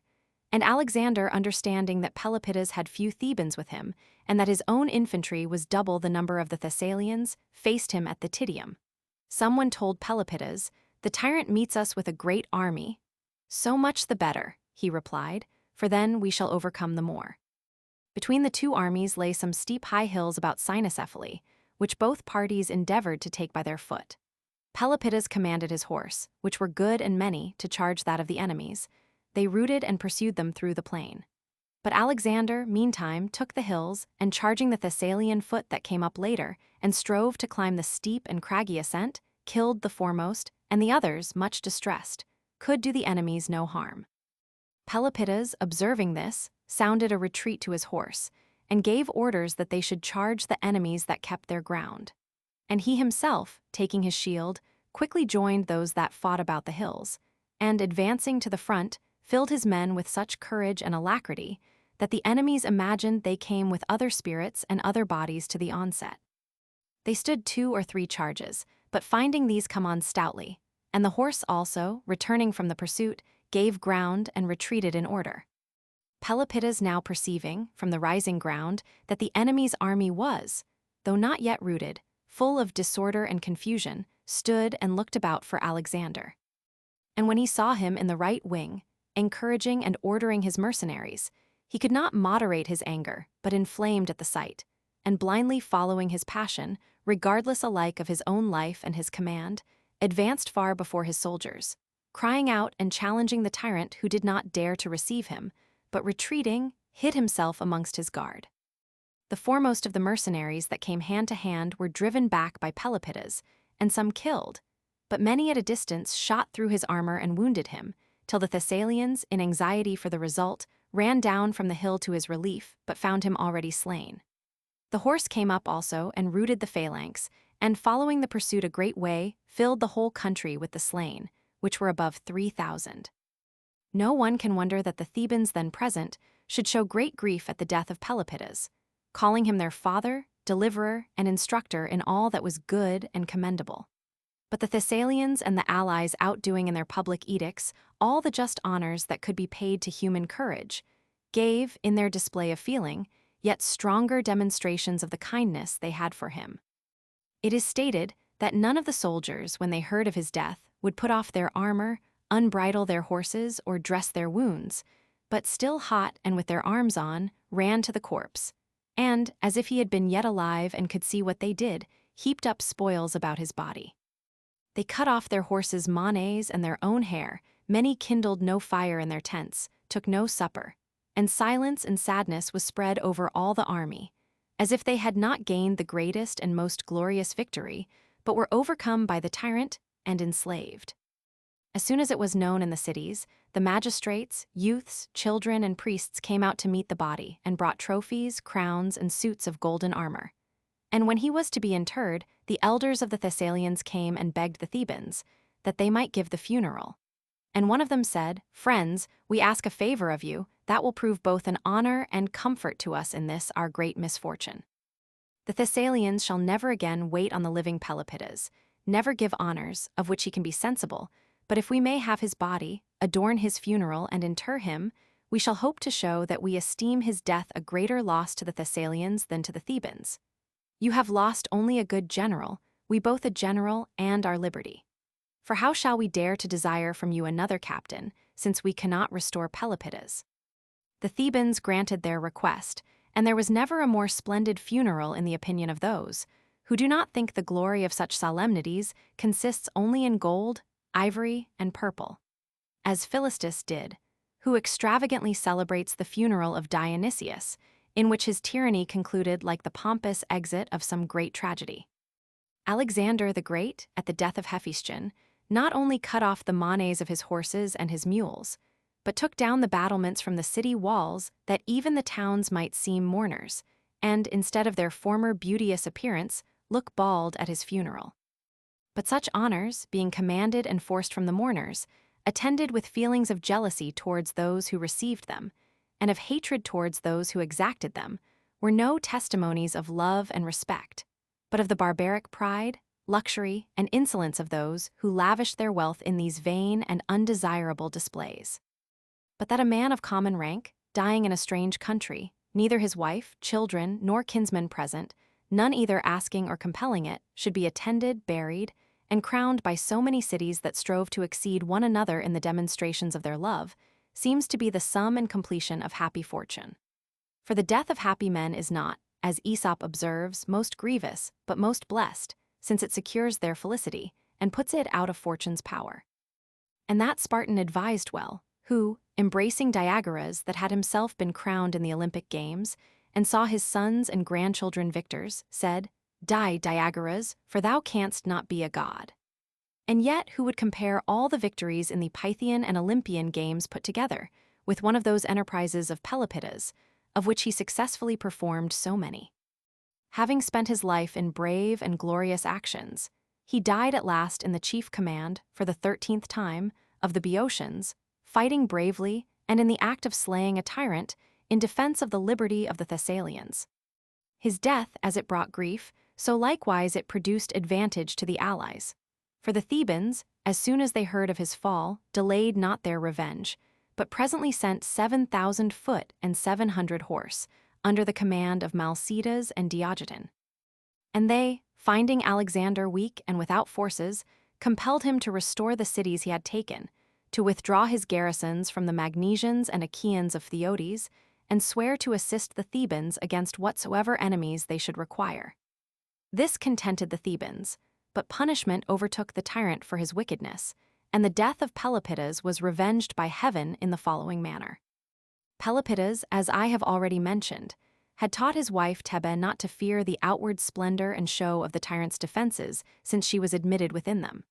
She, of herself, too, dreaded his inconstancy and hated his cruelty, and therefore, conspiring with her 3 brothers, Tissaphonas, Pytholaus, and Lycophron, made the following attempt upon him. All the other apartments were full of the tyrant's night guards, but their bedchamber was an upper room, and before the door lay a chained dog to guard it, which would fly at all but the tyrant and his wife and one servant that fed him.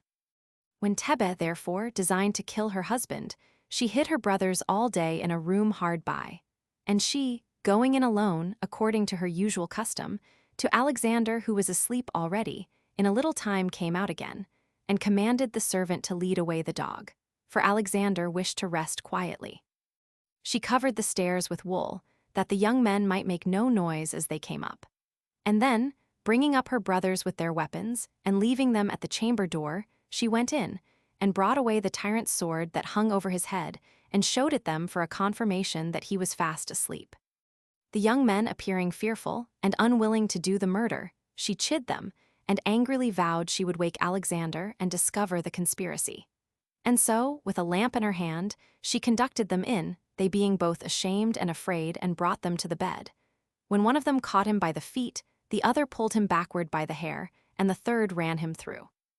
The death was more speedy, perhaps, than was fit, but in that he was the first tyrant that was killed by the contrivance of his wife, and as his corpse was abused, thrown out, and trodden under foot by the Phrygians, he seems to have suffered what his villainies deserved. Marcellus. They say that Marcus Claudius, who was 5 times consul of the Romans, was the son of Marcus, and that he was the first of his family called Marcellus, that is, Martial, as Posidonius affirms. He was, indeed, by long experience skillful in the art of war, of a strong body, valiant of hand, and by natural inclination addicted to war. This high temper and heat he showed conspicuously in battle. In other respects he was modest and obliging, and so far studious of Greek learning and discipline, as to honor and admire those that excelled in it, though he did not himself attain a proficiency in them equal to his desire, by reason of his employments. For if ever there were any men, whom, as Homer says, heaven, from their first youth unto their utmost age, appointed the laborious wars to wage, certainly they were the chief Romans of that time, who in their youth had war with the Carthaginians in Sicily, in their middle age with the Gauls in the defense of Italy itself,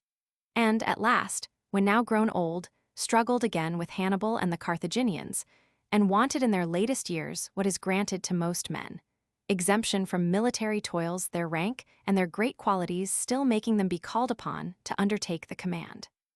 Marcellus, ignorant or unskillful of no kind of fighting, in single combat surpassed himself. He never declined a challenge, and never accepted without killing his challenger.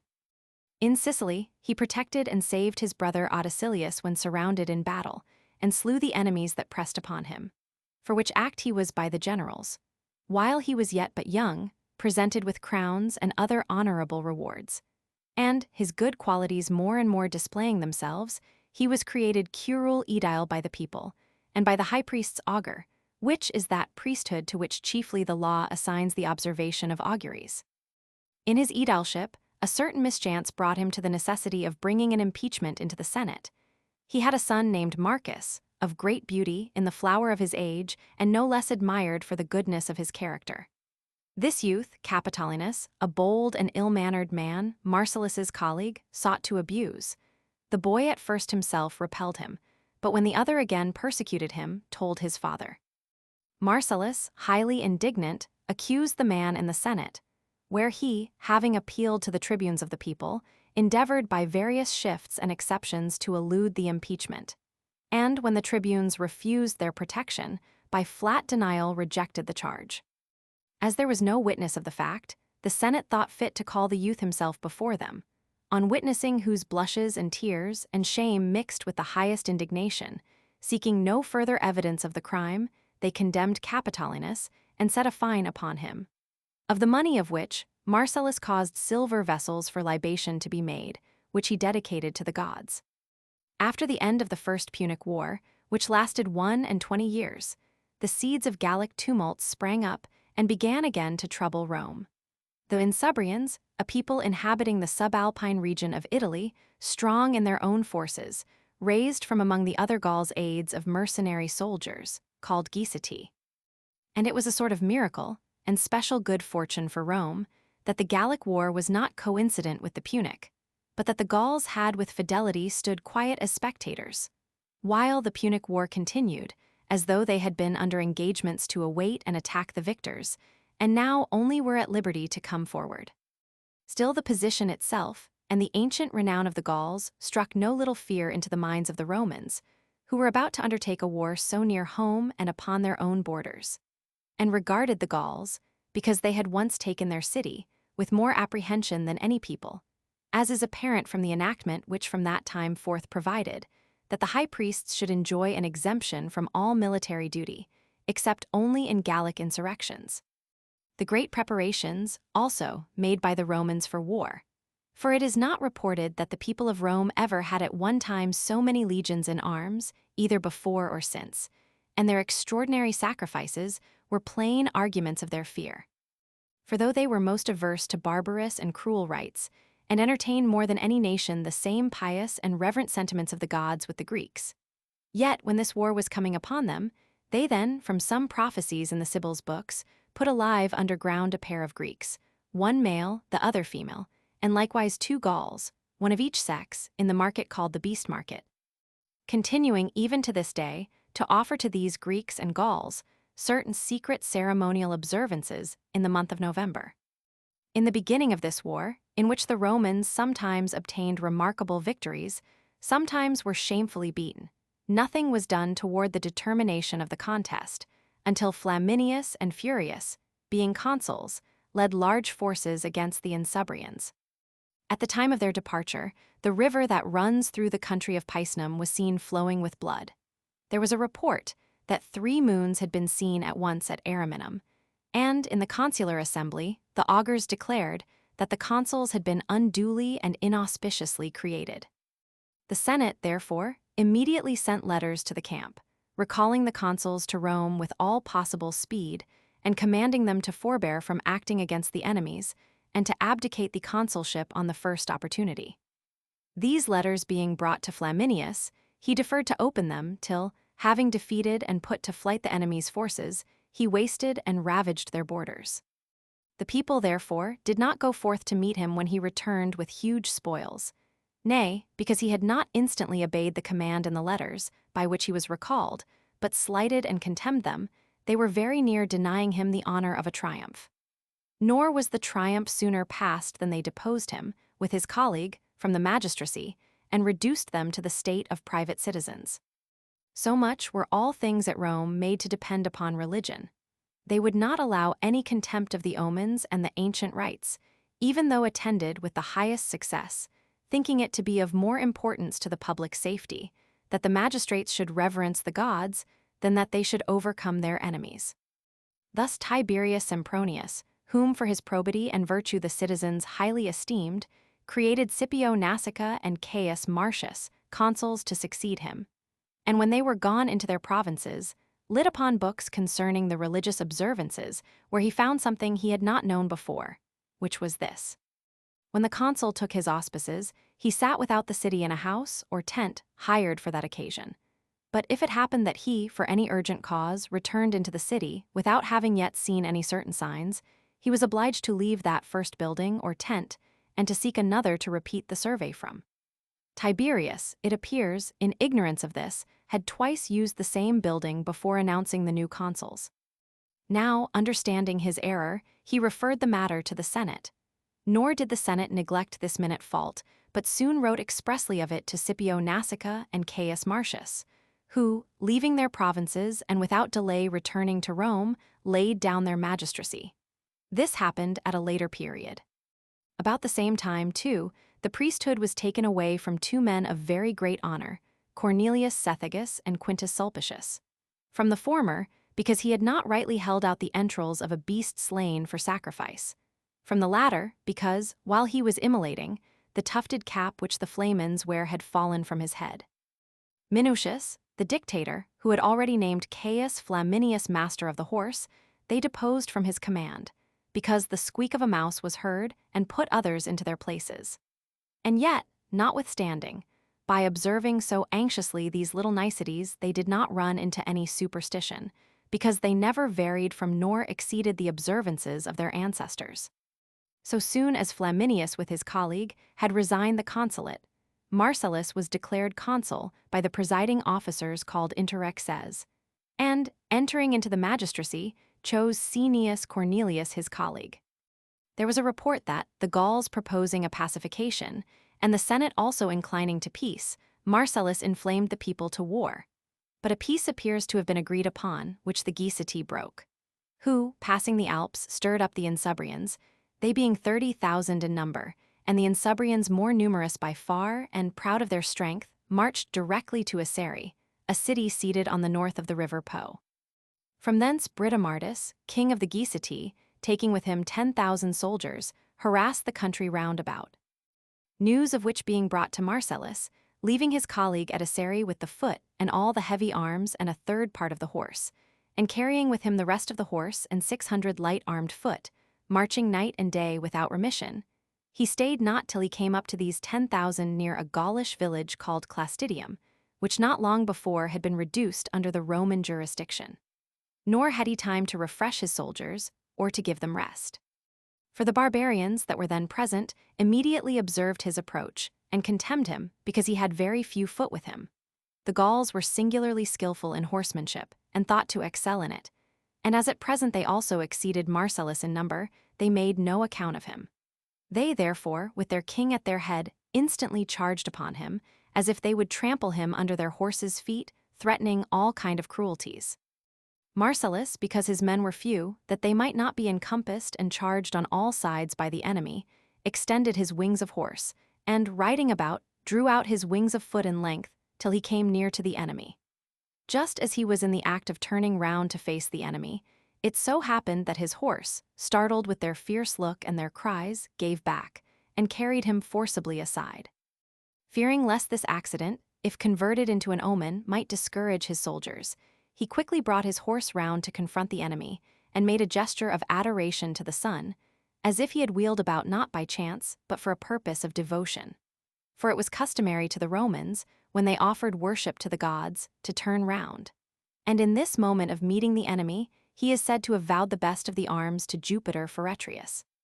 The king of the Gauls, beholding Marcellus, and from the badges of his authority conjecturing him to be the general, advanced some way before his embattled army, and with a loud voice challenged him, and brandishing his lance, fiercely ran in full career at him, exceeding the rest of the Gauls in stature, and with his armor, that was adorned with gold and silver and various colors, shining like lightning. These arms seeming to Marcellus, while he viewed the enemy's army drawn up in battalia, to be the best and fairest, and thinking them to be those he had vowed to Jupiter, he instantly ran upon the king and pierced through his breastplate with his lance. Then pressing upon him with the weight of his horse, threw him to the ground, and with 2 or 3 strokes more, slew him. Immediately he leapt from his horse, laid his hand upon the dead king's arms, and looking up toward heaven thus spoke: O Jupiter Feretrius, arbiter of the exploits of captains, and of the acts of commanders in war and battles, be thou witness that I, a general, have slain a general. I, a consul, have slain a king with my own hand, third of all the Romans, and that to the eye consecrate these first and most excellent of the spoils. Grant to us to dispatch the relics of the war with the same course of fortune. Then the Roman horse joining battle not only with the enemy's horse, but also with the foot who attacked them, obtained a singular and unheard of victory. For never before or since have so few horse defeated such numerous forces of horse and foot together. The enemies being to a great number slain and the spoils collected, he returned to his colleague, who was conducting the war with ill success against the enemies near the greatest and most populous of the Gallic cities, Milan. This was their capital, and therefore, fighting valiantly in defense of it, they were not so much besieged by Cornelius as they besieged him. But Marcellus having returned, and the Geecati retiring as soon as they were certified of the death of the king and the defeat of his army, Milan was taken. The rest of their towns, and all they had, the Gauls delivered up of their own accord to the Romans, and had peace upon equitable conditions granted to them. Marcellus alone, by a decree of the Senate, triumphed. The triumph was in magnificence, opulence, spoils, and the gigantic bodies of the captives, most remarkable. But the most grateful and most rare spectacle of all was the general himself, carrying the arms of the barbarian king to the god to whom he had vowed them. He had taken a tall and straight stock of an oak, and had lopped and formed it to a trophy. Upon this he fastened and hung round about the arms of the king, arranging all the pieces in their suitable places. The procession advancing solemnly, he, carrying this trophy, ascended the chariot, and thus, himself the fairest and most glorious triumphant image, was conveyed into the city. The army adorned with shining armor followed in order, and with verses composed for the occasion, and with songs of victory, celebrated the praises of Jupiter and of their general. Then entering the temple of Jupiter Feretrius, he dedicated his gift, the third, and to our memory the last that ever did so. The first was Romulus, after having slain Acron, king of the Canaanenses; the second, Cornelius Cassus, who slew Tolumnius the Etruscan; after them Marcellus, having killed Britomardus king of the Gauls; after Marcellus no man. The god to whom these spoils were consecrated is called Jupiter Feretrius, from the trophy carried on the feretrum, one of the Greek words which at that time still existed in great numbers in Latin. Or, as others say, it is the surname of the thundering Jupiter, derived from ferere, to strike. Others there are who would have the name to be deduced from the strokes that are given in fight, since even now in battles, when they press upon their enemies, they constantly call out to each other, strike, in Latin, fere. Spoils in general they call spolia, and these in particular opima, though indeed they say that Numa Pompilius in his commentaries makes mention of first, second, and third spolia opima, and that he prescribes that the first taken be consecrated to Jupiter Feretrius, the second to Mars, the third to Quirinus, as also that the reward of the first be 300 asses, of the second 200, of the third 100. The general account, however, prevails that those spoils only are opima, which the general first takes in set battle, and takes from the enemy's chief captain whom he has slain with his own hand. But of this enough. The victory and the ending of the war was so welcome to the people of Rome that they sent to Apollo of Delphi, in testimony of their gratitude, a present of a golden cup of 100-pound weight, and gave a great part of the spoil to their associate cities, and took care that many presents should be sent also to Hiero, king of the Syracusans, their friend and ally. When Hannibal invaded Italy, Marcellus was dispatched with a fleet into Sicily. And when the army had been defeated at Cannae, and many thousands of them perished, and few had saved themselves by flying to Canusium, and all feared lest Hannibal, who had destroyed the strength of the Roman army, should advance at once with his victorious troops to Rome, Marcellus first sent for the protection of the city 1,500 sodders from the fleet. Then, by decree of the Senate, going to Canusium, having heard that many of the soldiers had come together in that place, he led them out of the fortifications to prevent the enemy from ravaging the country. The chief Roman commanders had most of them fallen in battles, and the citizens complained that the extreme caution of Fabius Maximus, whose integrity and wisdom gave him the highest authority, verged upon timidity and inaction. They confided in him to keep them out of danger, but could not expect that he would enable them to retaliate. Fixing, therefore, their thoughts upon Marcellus, and hoping to combine his boldness, confidence, and promptitude with Fabius's caution and prudence, and to temper the one by the other, they sent, sometimes both with consular command, sometimes one as consul, the other as proconsul, against the enemy. Posidonius writes that Fabius was called the buckler, Marcellus the sword of Rome. Certainly, Hannibal himself confessed that he feared Fabius as a schoolmaster, Marcellus as an adversary. The former, lest he should be hindered from doing mischief; the latter, lest he should receive harm himself. And first, when among Hannibal's soldiers, proud of their victory, carelessness and boldness had grown to a great height, Marcellus, attacking all their stragglers and plundering parties, cut them off, and by little and little diminished their forces. Then carrying aid to the Neapolitans and Nolans, he confirmed the minds of the former, who, indeed, were of their own accord faithful enough to the Romans. But in Nola he found a state of discord, the Senate not being able to rule and keep in the common people, who were generally favorers of Hannibal. There was in the town one Bantius, a man renowned for his high birth and courage.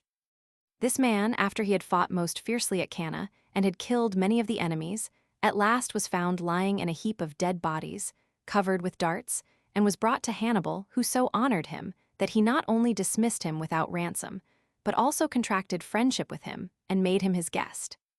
In gratitude for this great favor, he became one of the strongest of the partisans of Hannibal and urged the people to revolt. Marcellus could not be induced to put to death a man of such eminence, and who had endured such dangers in fighting on the Roman side. But knowing himself able, by the general kindliness of his disposition, and in particular by the attractiveness of his address, to gain over a character whose passion was for honor, one day when Bantius saluted him, he asked him who he was. Not that he knew him not before, but seeking an occasion of further conference. When Bantius had told who he was, Marcellus, seeming surprised with joy and wonder, replied, "Are you that Bantius, whom the Romans commend above the rest that fought at Cannae, and praise as the one man that not only did not forsake the consul Paulus Emilius, but received in his own body many darts thrown at him. Bantius owning himself to be that very man, and showing his scars. "Why then," said Marcellus, "did not you, having such proofs to show of your affection to us, come to me at my first arrival here? Do you think that we are unwilling to requite with favor those who have well deserved, and who are honored even by our enemies?" He followed up his courtesies by a present of a war horse and 500 drachmas in money. From that time, Bantius became the most faithful assistant and ally of Marcellus, and a most keen discoverer of those that attempted innovation and sedition.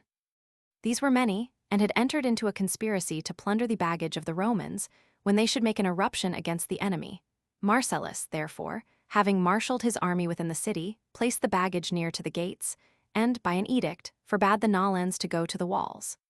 Thus, outside the city, no arms could be seen, by which prudent device he allured Hannibal to move with his army in some disorder to the city, thinking that things were in a tumult there. Then Marcellus, the nearest gate being, as he had commanded, thrown open, issuing forth with the flower of his horse in front, charged the enemy, by and by the foot, sallying out of another gate, with a loud shout joined in the battle. And while Hannibal opposes part of his forces to these, the third gate also is opened, out of which the rest break forth, and on all quarters fall upon the enemies, who were dismayed at this unexpected encounter, and did but feebly resist those with whom they had been first engaged, because of their attack by these others that sallied out later. Here Hannibal's soldiers, with much bloodshed and many wounds, were beaten back to their camp, and for the first time turned their backs to the Romans. There fell in this action, as it is related, more than 5,000 of them. Of the Romans, not above 500. Livy does not affirm that either the victory or the slaughter of the enemy was so great, but certain it is that the adventure brought great glory to Marcellus, and to the Romans, after their calamities, a great revival of confidence, as they began now to entertain a hope that the enemy with whom they contended was not invincible, but liable like themselves to defeats.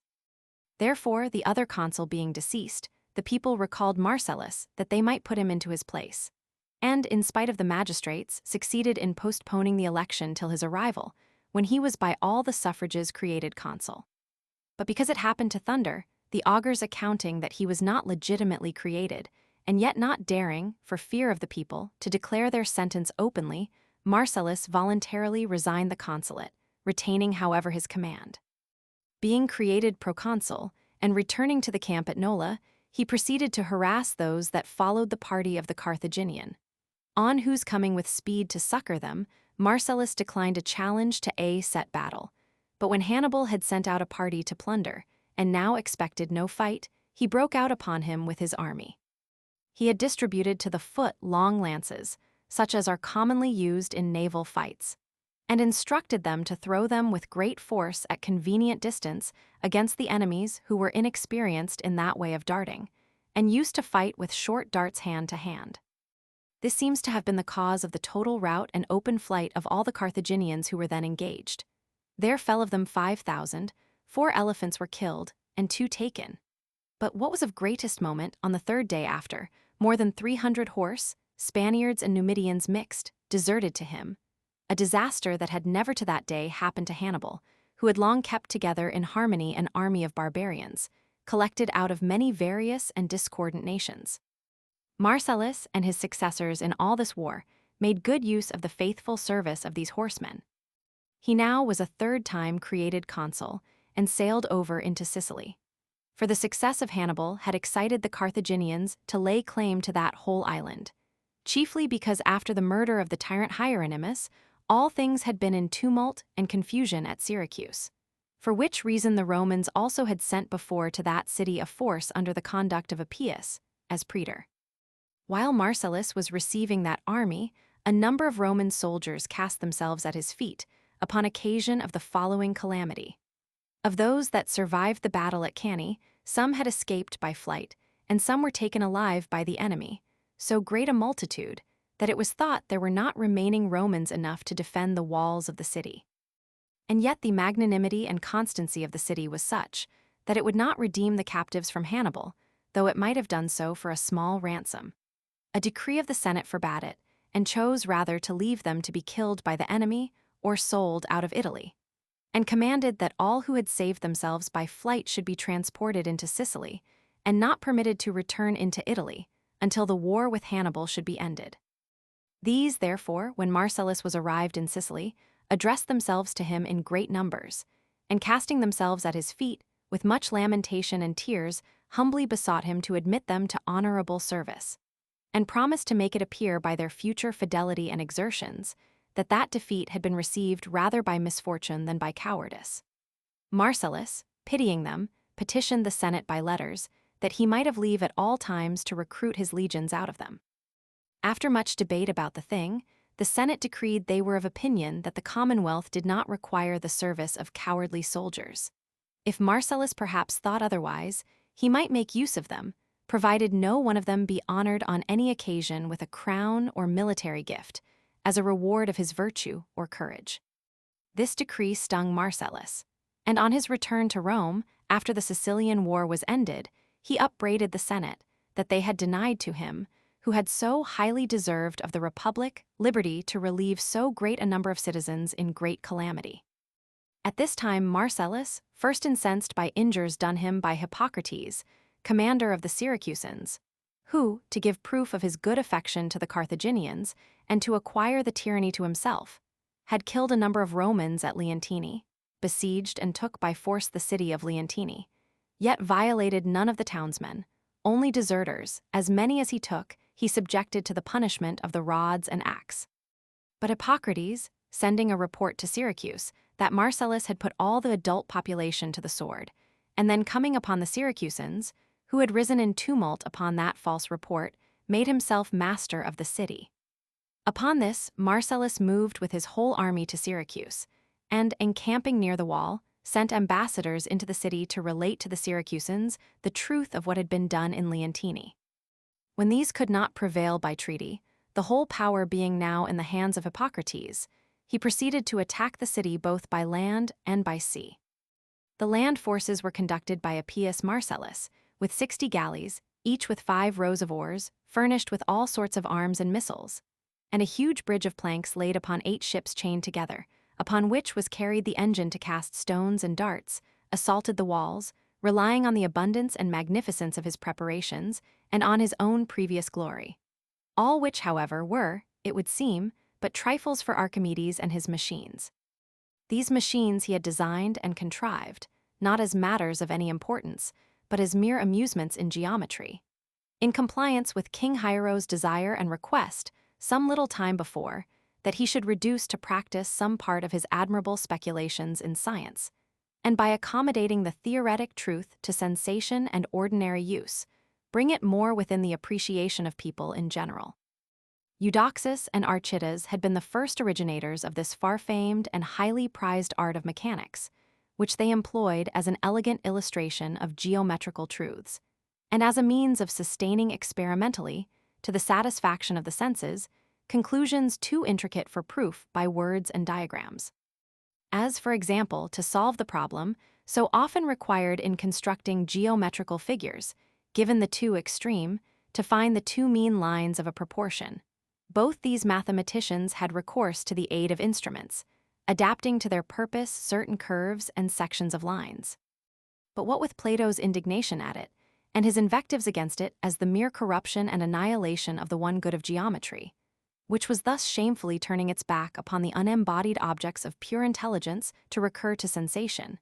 and to ask help, not to be obtained without base subservience and deprivation from matter. So it was that mechanics came to be separated from geometry, and, repudiated and neglected by philosophers, took its place as a military art. Archimedes, however, in writing to King Hiero, whose friend and near relation he was, had stated that given the force, any given weight might be moved, and even boasted, we are told, relying on the strength of demonstration, that if there were another earth, by going into it, he could remove this. Hiero being struck with amazement at this, and entreating him to make good this problem by actual experiment, and show some great weight moved by a small engine, he fixed accordingly upon a ship of burden out of the king's arsenal, which could not be drawn out of the dock without great labor and many men.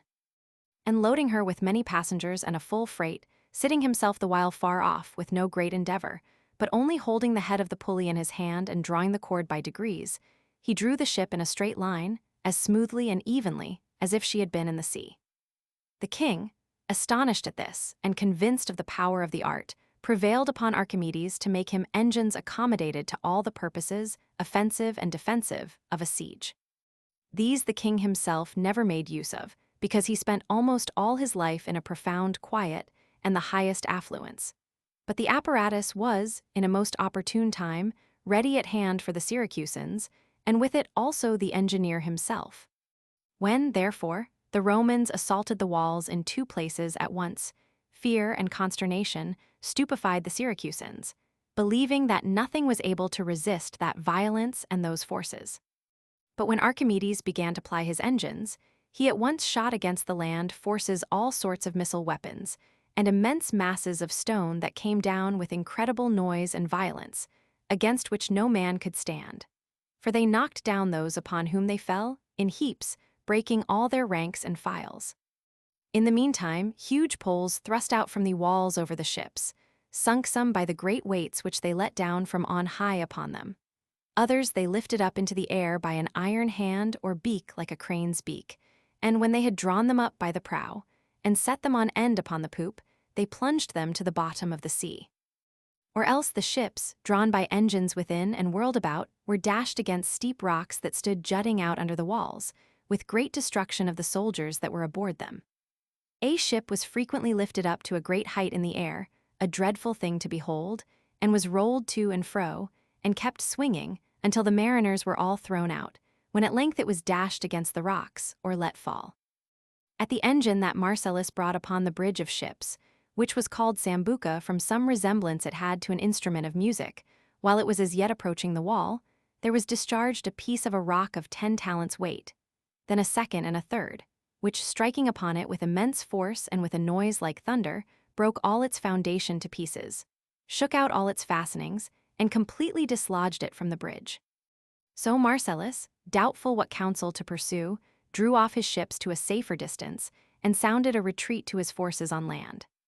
They then took a resolution of coming up under the walls, if it were possible, in the night,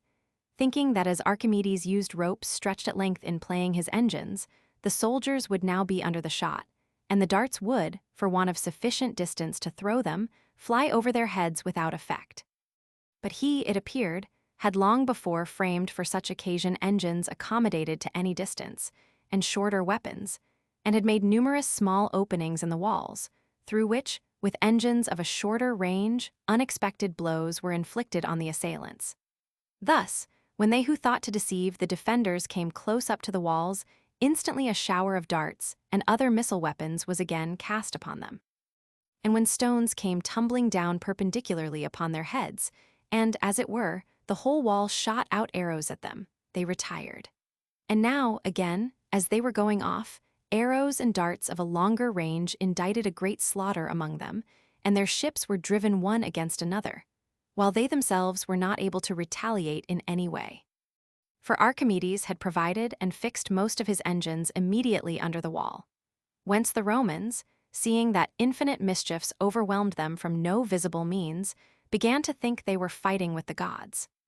Yet Marcellus escaped unhurt, and deriding his own artificers and engineers, "What," said he, "must we give up fighting with this geometrical Briareus, who plays pitch and toss with our ships, and with the multitude of darts which he showers at a single moment upon us, really outdoes the 100-handed giants of mythology?" And, doubtless, the rest of the Syracusans were but the body of Archimedes' designs, one soul moving and governing all. For, laying aside all other arms, with his alone they infested the Romans and protected themselves. In fine, when such terror had seized upon the Romans, that if they did but see a little rope or a piece of wood from the wall, instantly crying out, that there it was again, Archimedes was about to let fly some engine at them, they turned their backs and fled. Marcellus desisted from conflicts and assaults, putting all his hope in a long siege. Yet Archimedes possessed so high a spirit, so profound a soul, and such treasures of scientific knowledge, that though these inventions had now obtained him the renown of more than human sagacity, he yet would not deign to leave behind him any commentary or writing on such subjects.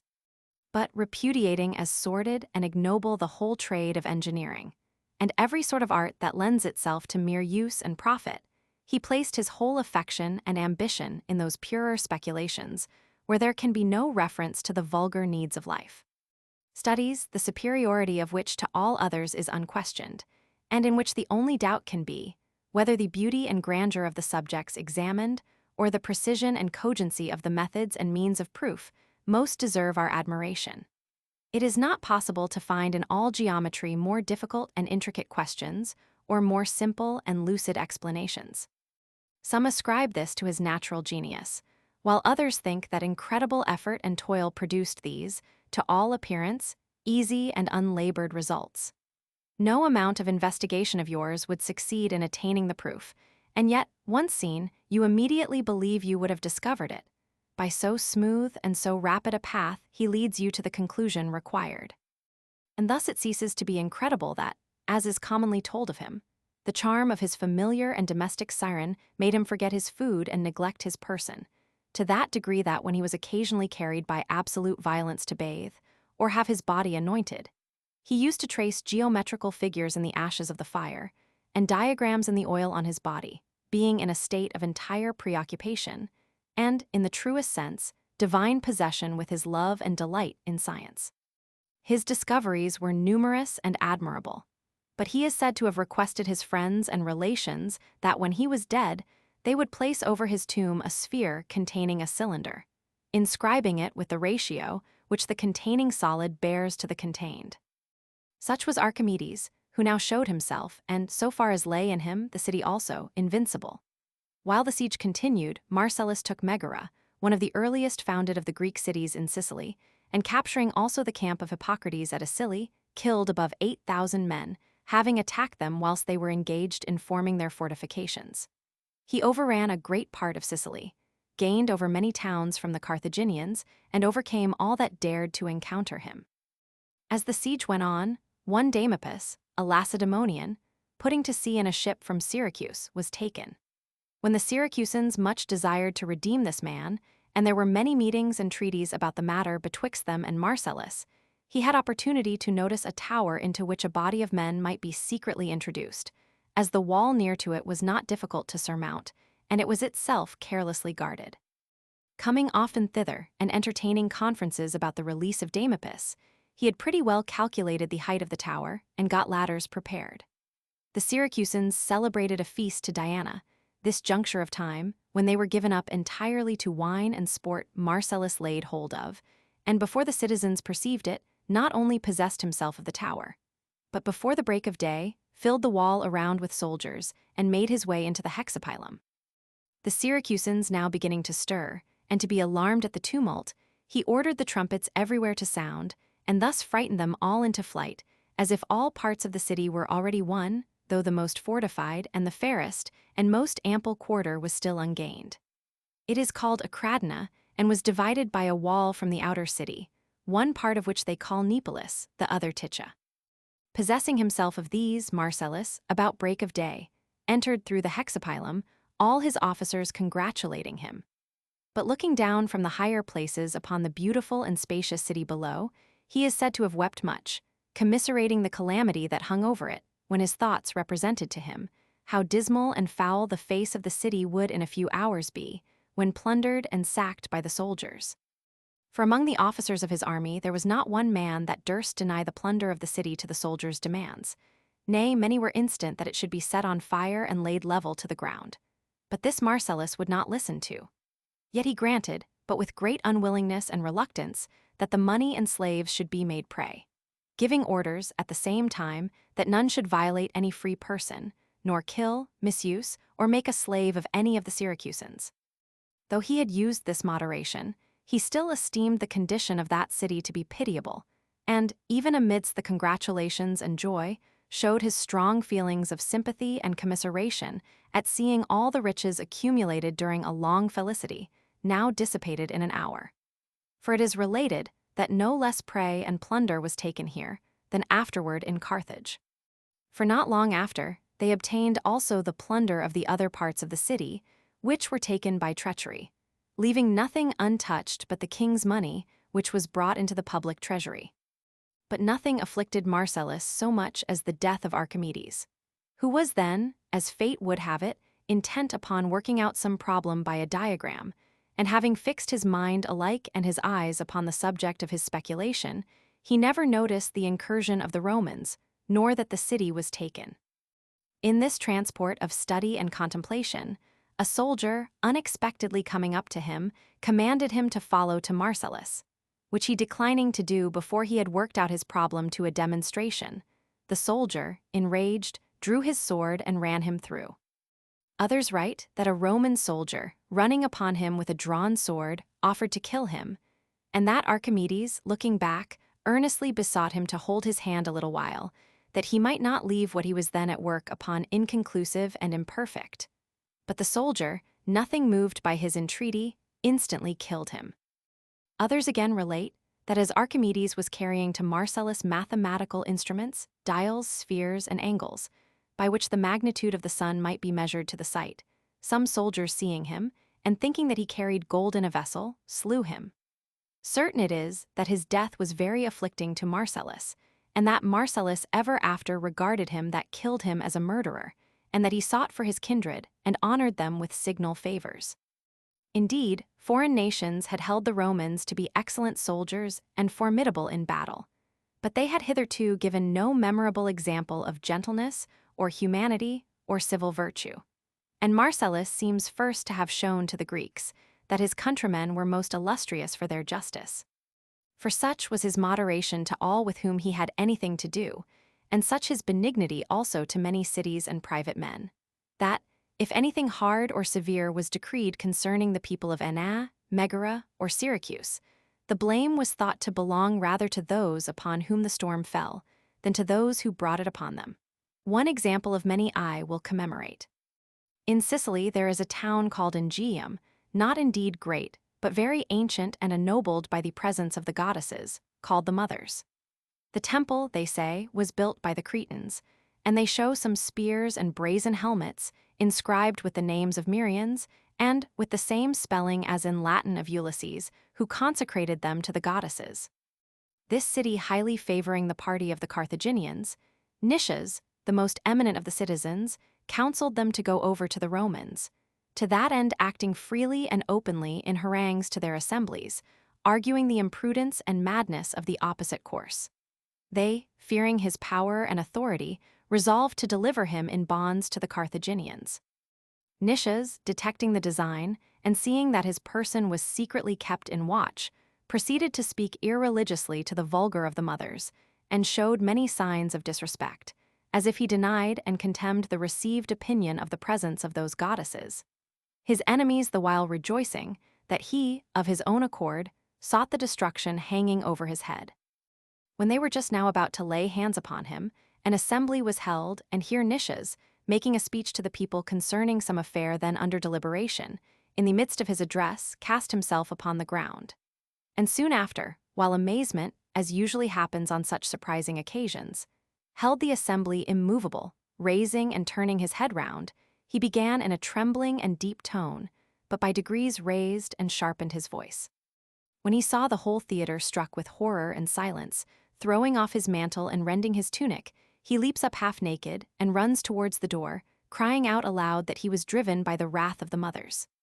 When no man durst, out of religious fear, lay hands upon him or stop him, but all gave way before him, he ran out of the gate, not omitting any shriek or gesture of men possessed and mad. His wife, conscious of his counterfeiting, and privy to his design, taking her children with her, first cast herself as a suppliant before the temple of the goddesses. Then, pretending to seek her wandering husband, no man hindering her, went out of the town in safety. And by this means they all escaped to Marcellus at Syracuse. After many other such affronts offered him by the men of Aegium, Marcellus, having taken them all prisoners and cast them into bonds, was preparing to inflict upon them the last punishment, when Nicias, with tears in his eyes, addressed himself to him.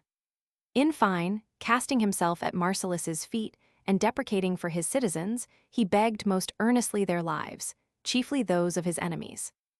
Marcellus, relenting, set them all at liberty, and rewarded Nicias with ample lands and rich presents.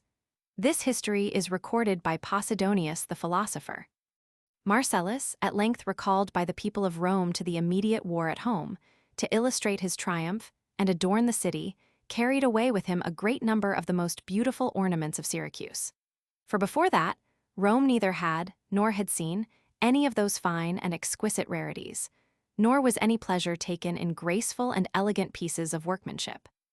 Stuffed with barbarous arms and spoils stained with blood, and everywhere crowned with triumphal memorials and trophies, she was no pleasant or delightful spectacle for the eyes of peaceful or refined spectators. But as Epaminondas named the fields of Boeotia the stage of Mars, and Xenophon called Ephesus the workhouse of war, so, in my judgment, may you call Rome at that time, to use the words of Pindar, the precinct of the peaceless Mars. Whence Marcellus was more popular with the people in general, because he had adorned the city with beautiful objects that had all the charms of Grecian grace and symmetry, but Fabius Maximus, who neither touched nor brought away anything of this kind from Tarentum, when he had taken it, was more approved of by the elder men. He carried off the money and valuables, but forbade the statues to be moved, adding, as it is commonly related, "Let us leave to the Tarentines these offended gods." They blamed Marcellus first for placing the city in an invidious position, as it seemed now to celebrate victories and lead processions of triumph, not only over men, but also over the gods as captives. Then, that he had diverted to idleness and vain talk about curious arts and artificers, the common people, which, bred up in wars and agriculture, had never tasted of luxury and sloth, and, as Euripides said of Hercules, had been rude, unrefined, only for great things good. So that now they misspent much of their time in examining and criticizing trifles. And yet, notwithstanding this reprimand, Marcellus made it his glory to the Greeks themselves, that he had taught his ignorant countrymen to esteem and admire the elegant and wonderful productions of Greece. But when the envious opposed his being brought triumphant into the city, because there were some relics of the war in Sicily, and a third triumph would be looked upon with jealousy, he gave way. He triumphed upon the Alban Mount, and thence entered the city in ovation, as it is called in Latin, in Greek eua. But in this ovation he was neither carried in a chariot, nor crowned with laurel, nor ushered by trumpets sounding, but went afoot with shoes on, many flutes or pipes sounding in concert, while he passed along, wearing a garland of myrtle in a peaceable aspect, exciting rather love and respect than fear.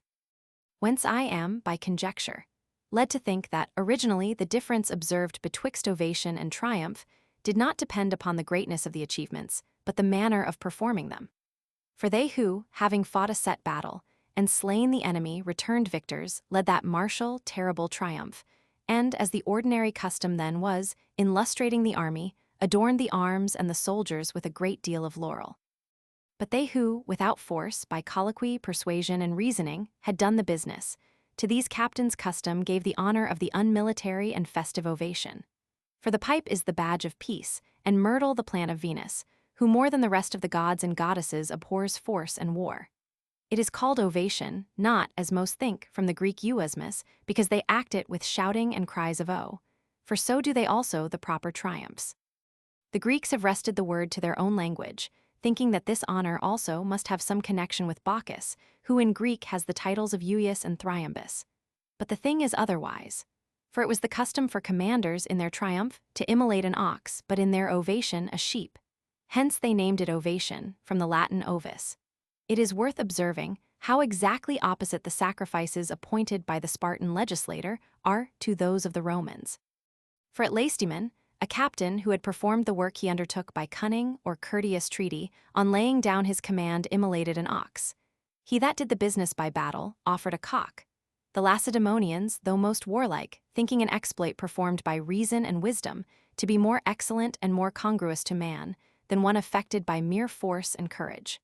Which of the two is to be preferred, I leave to the determination of others.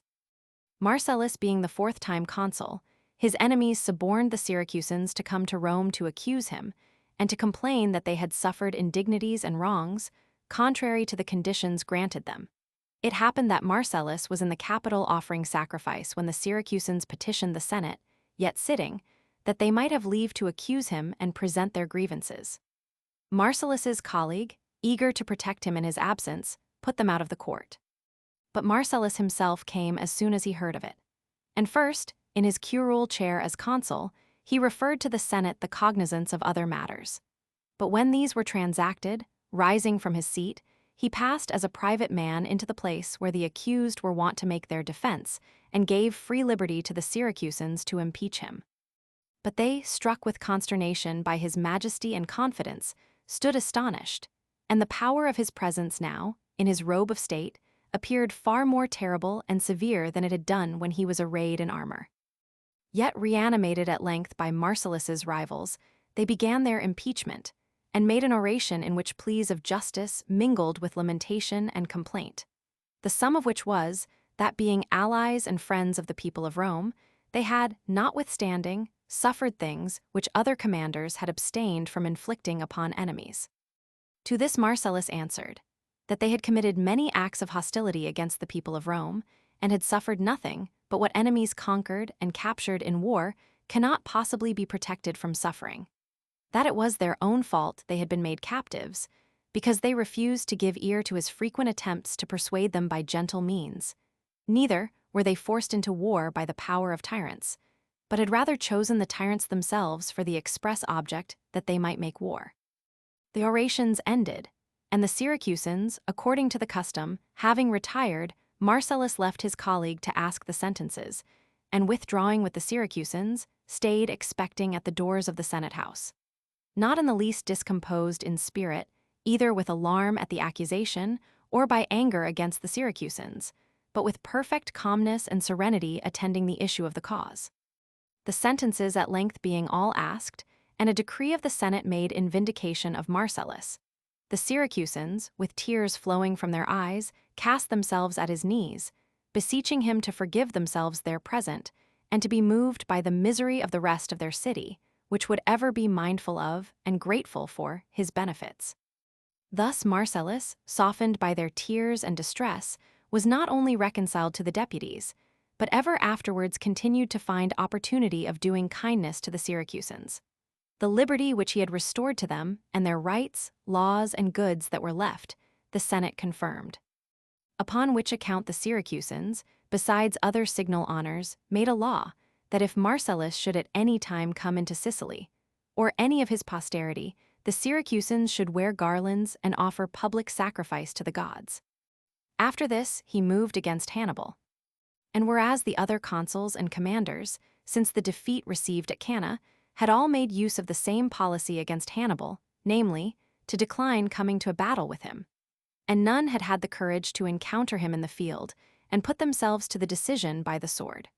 Marcellus entered upon the opposite course, thinking that Italy would be destroyed by the very delay by which they looked to wear out Hannibal. And that Fabius, who, adhering to his cautious policy, waited to see the war extinguished, while Rome itself meantime wasted away. Like timid physicians, who, dreading to administer remedies, stay waiting, and believe that what is the decay of the patient's strength is the decline of the disease, was not taking a right course to heal the sickness of his country. And first, the great cities of the Samnites, which had revolted, came into his power, in which he found a large quantity of corn and money, and 3,000 of Hannibal's soldiers that were left for the defense. After this, the proconsul Cneus Fulvius, with 11 tribunes of the soldiers being slain in Apulia, and the greatest part of the army also at the same time cut off, he dispatched letters to Rome, and bade the people be of good courage, for that he was now upon the march against Hannibal, to turn his triumph into sadness. On these letters being read, Livy writes that the people were not only not encouraged, but more discouraged than before. For the danger, they thought, was but the greater in proportion as Marcellus was of more value than Fulvius. He, as he had written advancing into the territories of the Lucanians, came up to him at Numistro, and, the enemy keeping himself upon the hills, pitched his camp in a level plain, and the next day drew forth his army in order for fight. Nor did Hannibal refuse the challenge. They fought long and obstinately on both sides, victory yet seeming undecided, when after 3 hours' conflict night hardly parted them. The next day, as soon as the sun was risen, Marcellus again brought forth his troops, and ranged them among the dead bodies of the slain, challenging Hannibal to solve the question by another trial. When he dislodged and drew off, Marcellus, gathering up the spoils of the enemies and burying the bodies of his slain soldiers, closely followed him. And though Hannibal often used stratagems and laid ambushes to entrap Marcellus, yet he could never circumvent him.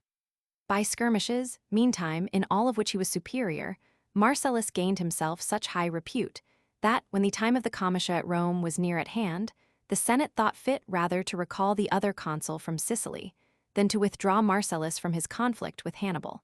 And on his arrival they bid him name Quintus Fulvius dictator. For the dictator is created neither by the people nor by the Senate, but the consul or the praetor before the popular assembly pronounces him to be dictator, whom he himself chooses.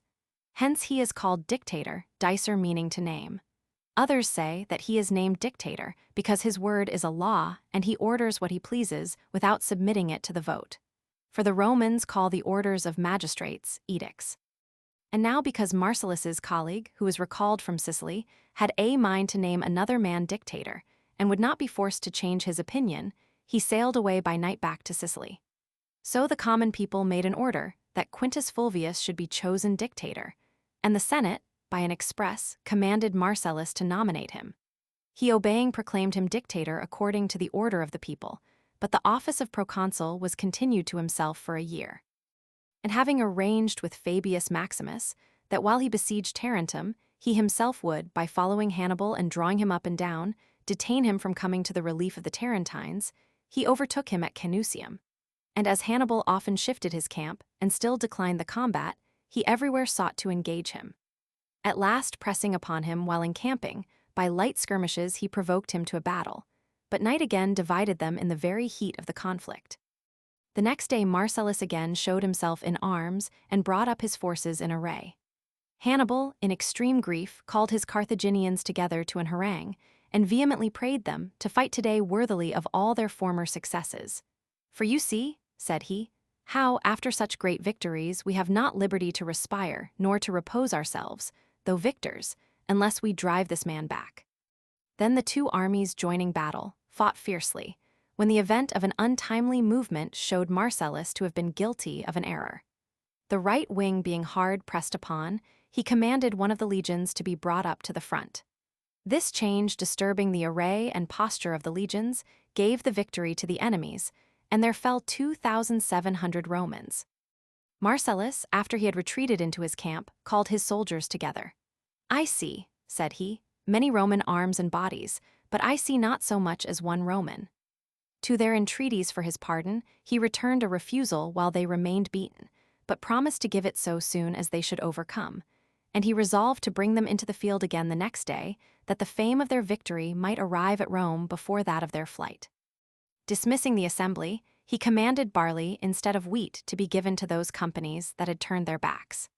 These rebukes were so bitter to the soldiers, that though a great number of them were grievously wounded, yet they relate there was not one to whom the general's oration was not more painful and smarting than his wounds. The day breaking, a scarlet toga, the sign of instant battle, was displayed. The companies marked with ignominy begged they might be posted in the foremost place and obtain their request. Then the tribunes bring forth the rest of the forces and draw them up. On news of which, "Oh, strange," said Hannibal, "what will you do with this man, who can bear neither good nor bad fortune? He is the only man who neither suffers us to rest when he is victor, nor rests himself when he is overcome.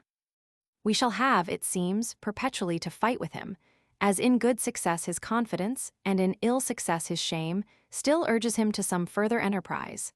Then the armies engaged. When the fight was doubtful, Hannibal commanded the elephants to be brought into the first battalion, and to be driven upon the van of the Romans. When the beasts, trampling upon many, soon caused disorder, Flavius, a tribune of soldiers, snatching an ensign, meets them, and wounding the first elephant with the spike at the bottom of the ensign's staff, puts him to flight. The beast turned round upon the next, and drove back both him and the rest that followed. Marcellus, seeing this, pours in his horse with great force upon the elephants, and upon the enemy disordered by their flight. The horse, making a fierce impression, pursued the Carthaginians home to their camp, while the elephants, wounded and running upon their own party, caused a considerable slaughter. It is said, more than 8,000 were slain, of the Roman army 3,000, and almost all wounded. This gave Hannibal opportunity to retire in the silence of the night, and to remove to greater distance from Marcellus, who was kept from pursuing by the number of his wounded men, and removed, by gentle marches, into Campania, and spent the summer at Sinussa, engaged in restoring them. But as Hannibal, having disentangled himself from Marcellus, ranged with his army round about the country, and wasted Italy free from all fear, at Rome Marcellus was evil spoken of. His detractors induced Publius Bibulus, tribune of the people, an eloquent and violent man, to undertake his accusation. He, by assiduous harangues, prevailed upon the people to withdraw from Marcellus the command of the army. Seeing that Marcellus, said he, after brief exercise in the war, has withdrawn as it might be from the wrestling ground to the warm baths to refresh himself. Marcellus, on hearing this, appointed lieutenants over his camp, and hasted to Rome to refute the charges against him. And there found ready drawn up an impeachment consisting of these calumnies. At the day prefixed in the Flaminian Circus, into which place the people had assembled themselves, Bibulus rose and accused him. Marcellus himself answered, briefly and simply. But the first and most approved men of the city spoke largely and in high terms, very freely advising the people not to show themselves worse judges than the enemy, condemning Marcellus of timidity, from whom alone of all their captains the enemy fled, and as perpetually endeavored to avoid fighting with him, as to fight with others. When they made an end of speaking, the accusers hoped to obtain judgment so far deceived him that Marcellus was not only absolved, but the 5th time created consul. No sooner had he entered upon this consulate, but he suppressed a great commotion in Etruria that had proceeded near to revolt, and visited and quieted the cities. Then, when the dedication of the temple, which he had vowed out of his Sicilian spoils to honor and virtue, was objected to by the priests, because they denied that one temple could be lawfully dedicated to 2 gods, he began to adjoin another to it, resenting the priests' opposition and almost converting the thing into an omen. And truly, many other prodigies also affrighted him. Some temples had been struck with lightning, and in Jupiter's temple mice had gnawed the gold. It was reported also that an ox had spoke, and that a boy had been born with a head like an elephant's.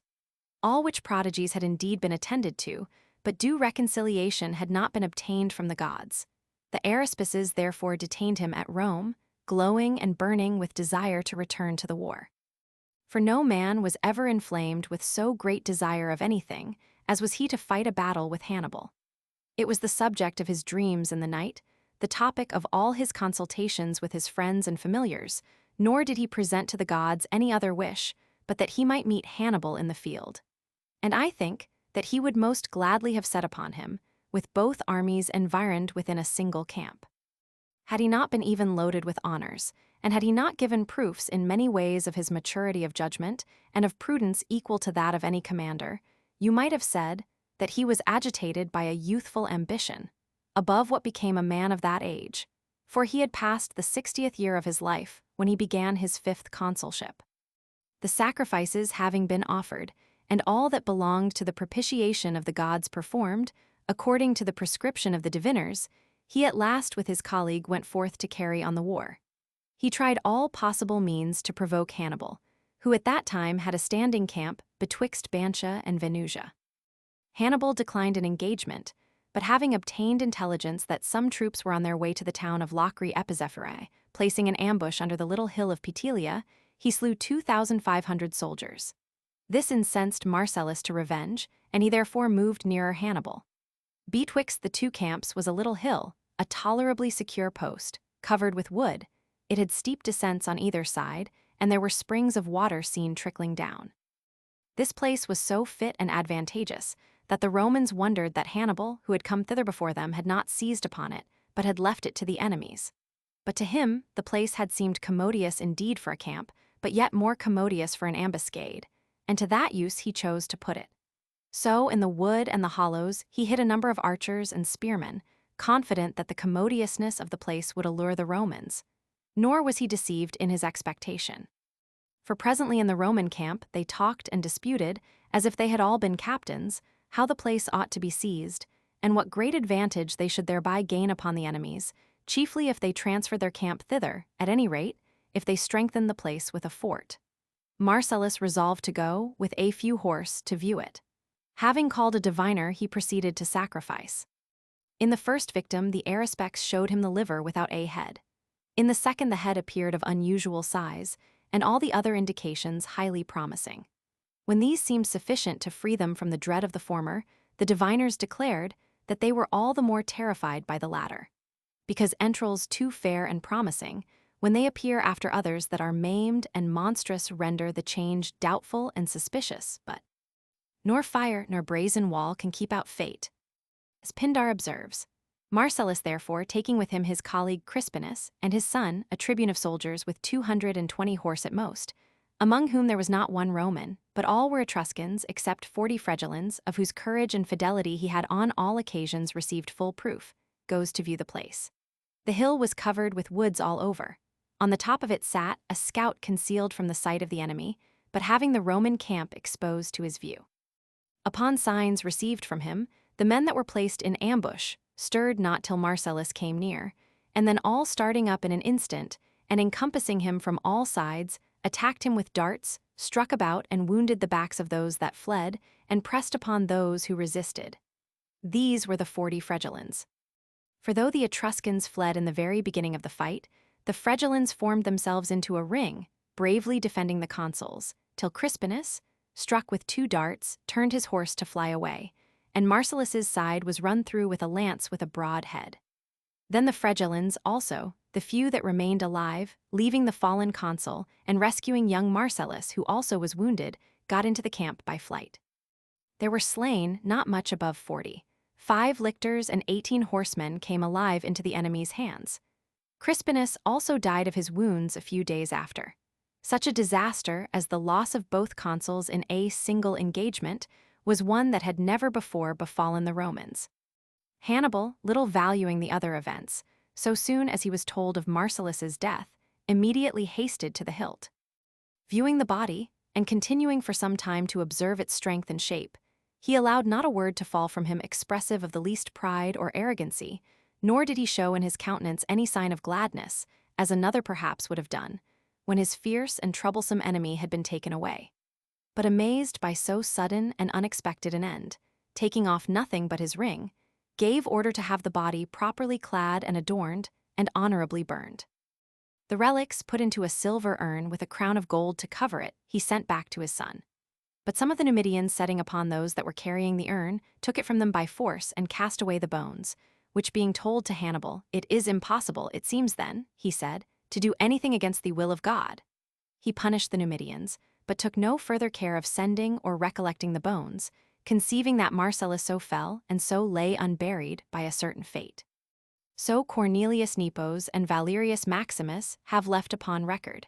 But Livy and Augustus Caesar affirm that the urn was brought to his son and honored with a magnificent funeral.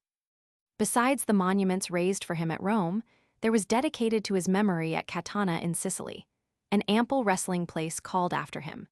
Statues and pictures, out of those he took from Syracuse, were set up in Samothrace, in the temple of the gods, named Cabiri, and in that of Minerva at Lindus, where also there was a statue of him, says Posidonius, with the following inscription. This was, O stranger, once Rome's star divine, Claudius Marcellus of an ancient line, to fight her wars 7 times her consul made, low in the dust her enemies he laid. The writer of the inscription has added to Marcellus's 5 consulates his 2 proconsulates.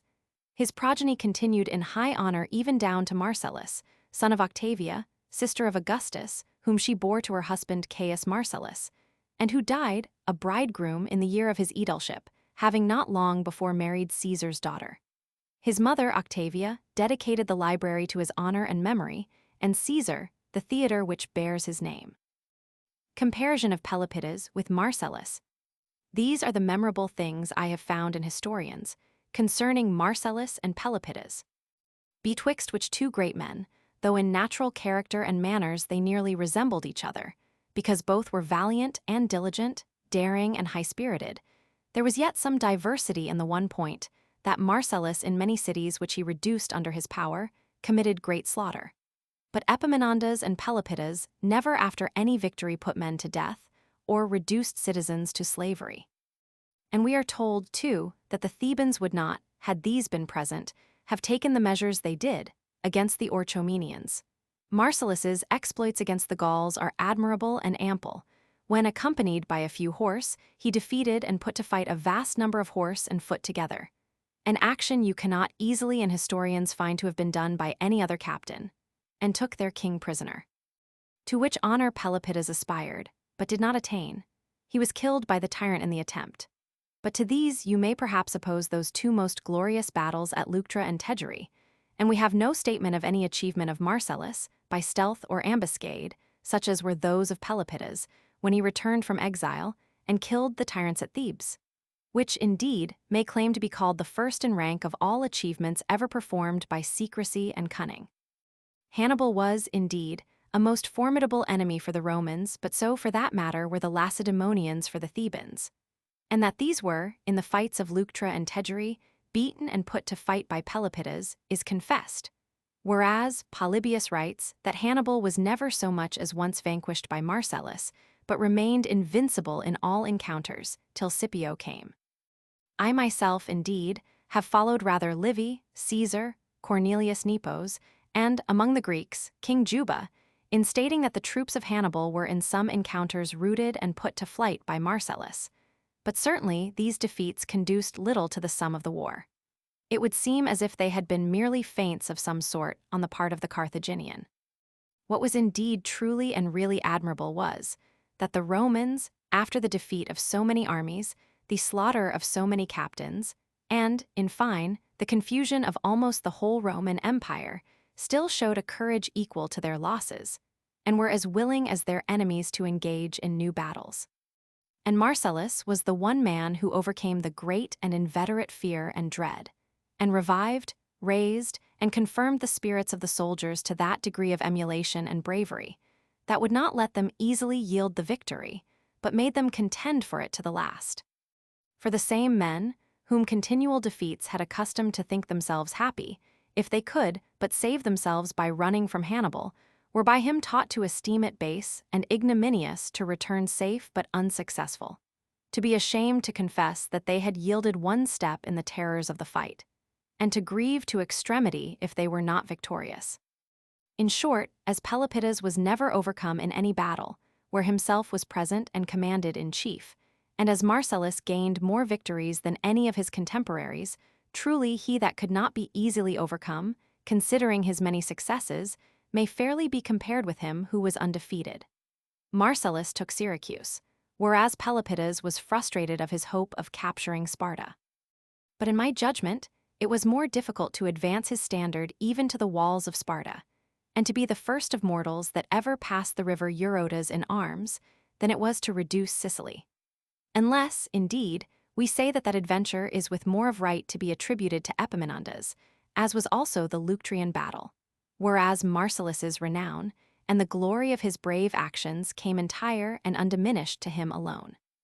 For he alone took Syracuse, and without his colleagues' help defeated the Gauls and, when all others declined, alone, without one companion, ventured to engage with Hannibal, and changing the aspect of the war first showed the example of daring to attack him. I cannot commend the death of either of these great men. The suddenness and strangeness of their ends gives me a feeling rather of pain and distress. Hannibal has my admiration, who in so many severe conflicts more than can be reckoned in one day, never received so much as one wound. I honor Chrysantes also, in Xenophon's Cyropaedia, who, having raised his sword in the act of striking his enemy, so soon as a retreat was sounded, left him, and retired sedately and modestly. Yet the anger which provoked Pelopidas to pursue revenge in the heat of fight may excuse him. The first thing for a captain is to gain safe victory, the next to be with honor slain. As Euripides says, for then he cannot be said to suffer death, it is rather to be called an action. The very object, too, of Pelopidas's victory, which consisted in the slaughter of the tyrant, presenting itself to his eyes, did not wholly carry him away unadvisedly. He could not easily expect again to have another equally glorious occasion for the exercise of his courage in a noble and honorable cause. But Marcellus, when it made little to his advantage, and when no such violent ardor as present danger naturally calls out transported him to passion, throwing himself into danger, fell into an unexplored ambush. He, namely, who had borne 5 consulates, led 3 triumphs, won the spoils and glories of kings and victories, to act the part of a mere scout or sentinel, and to expose all his achievements to be trod underfoot by the mercenary Spaniards and Numidians, who sold themselves and their lives to the Carthaginians, so that even they themselves felt unworthy, and almost grudged themselves the unhoped-for success of having cut off, among a few Fregellan scouts, the most valiant, the most potent, and most renowned of the Romans. Let no man think that we have thus spoken out of a design to accuse these noble men. It is merely an expression of frank indignation in their own behalf, at seeing them thus wasting all their other virtues upon that of bravery, and throwing away their lives, as if the loss would be only felt by themselves, and not by their country, allies, and friends. After Pelopidas's death, his friends, for whom he died, made a funeral for him. The enemies, by whom he had been killed, made one for Marcellus. A noble and happy lot indeed the former, yet there is something higher and greater in the admiration rendered by enemies to the virtue that had been their own obstacle than in the grateful acknowledgments of friends. Since, in the one case, it is virtue alone that challenges itself the honor, while, in the other, it may be rather men's personal profit and advantage that is the real origin of what they do. Aristides. Aristides, the son of Lysimachus, was of the tribe Antiochus and township of Elopes. As to his wealth, statements differ. Some say he passed his life in extreme poverty and left behind him 2 daughters whose indigence long kept them unmarried.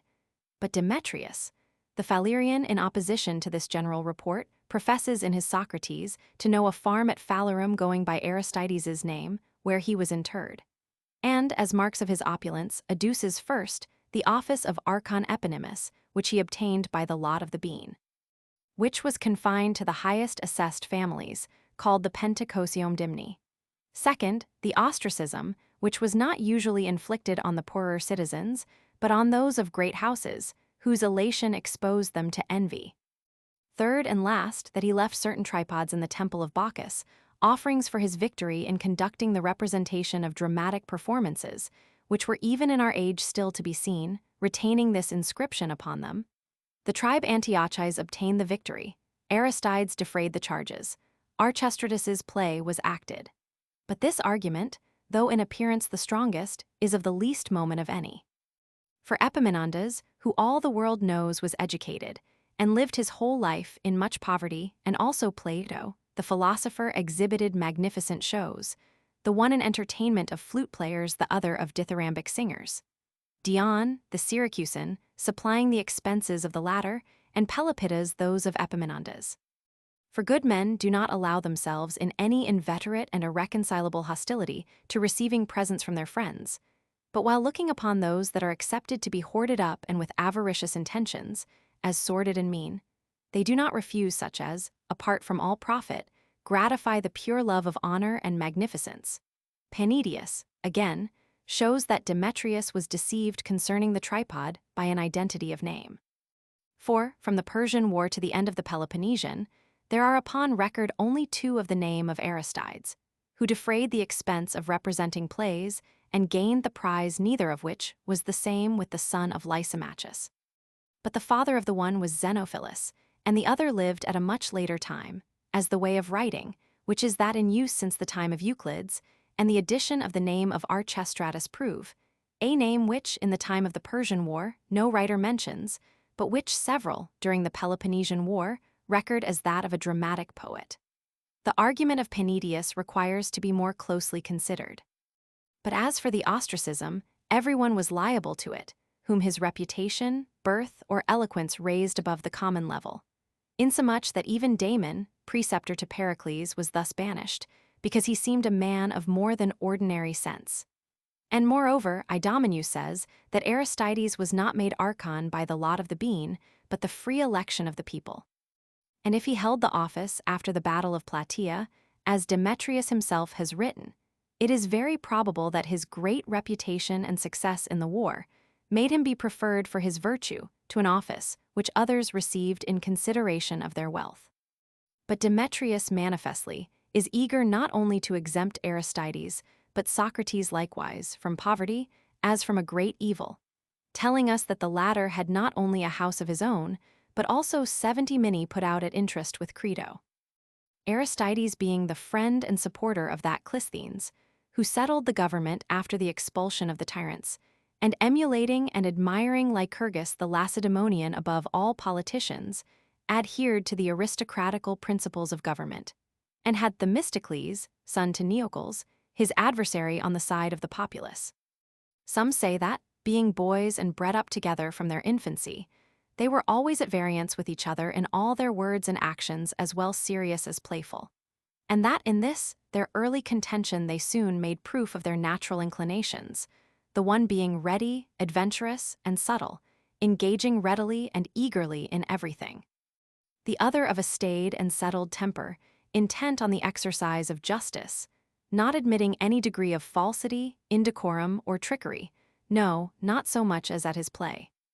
Ariston of Chios says the first origin of the enmity, which rose to so great a height, was a love affair. They were rivals for the affection of the beautiful Stesilaus of Chios, and were passionate beyond all moderation, and did not lay aside their animosity when the beauty that had excited it passed away, but, as if it had only exercised them in it, immediately carried their heats and differences into public business. Themistocles, therefore, joining an association of partisans, fortified himself with considerable strength, insomuch that when someone told him that were he impartial, he would make a good magistrate.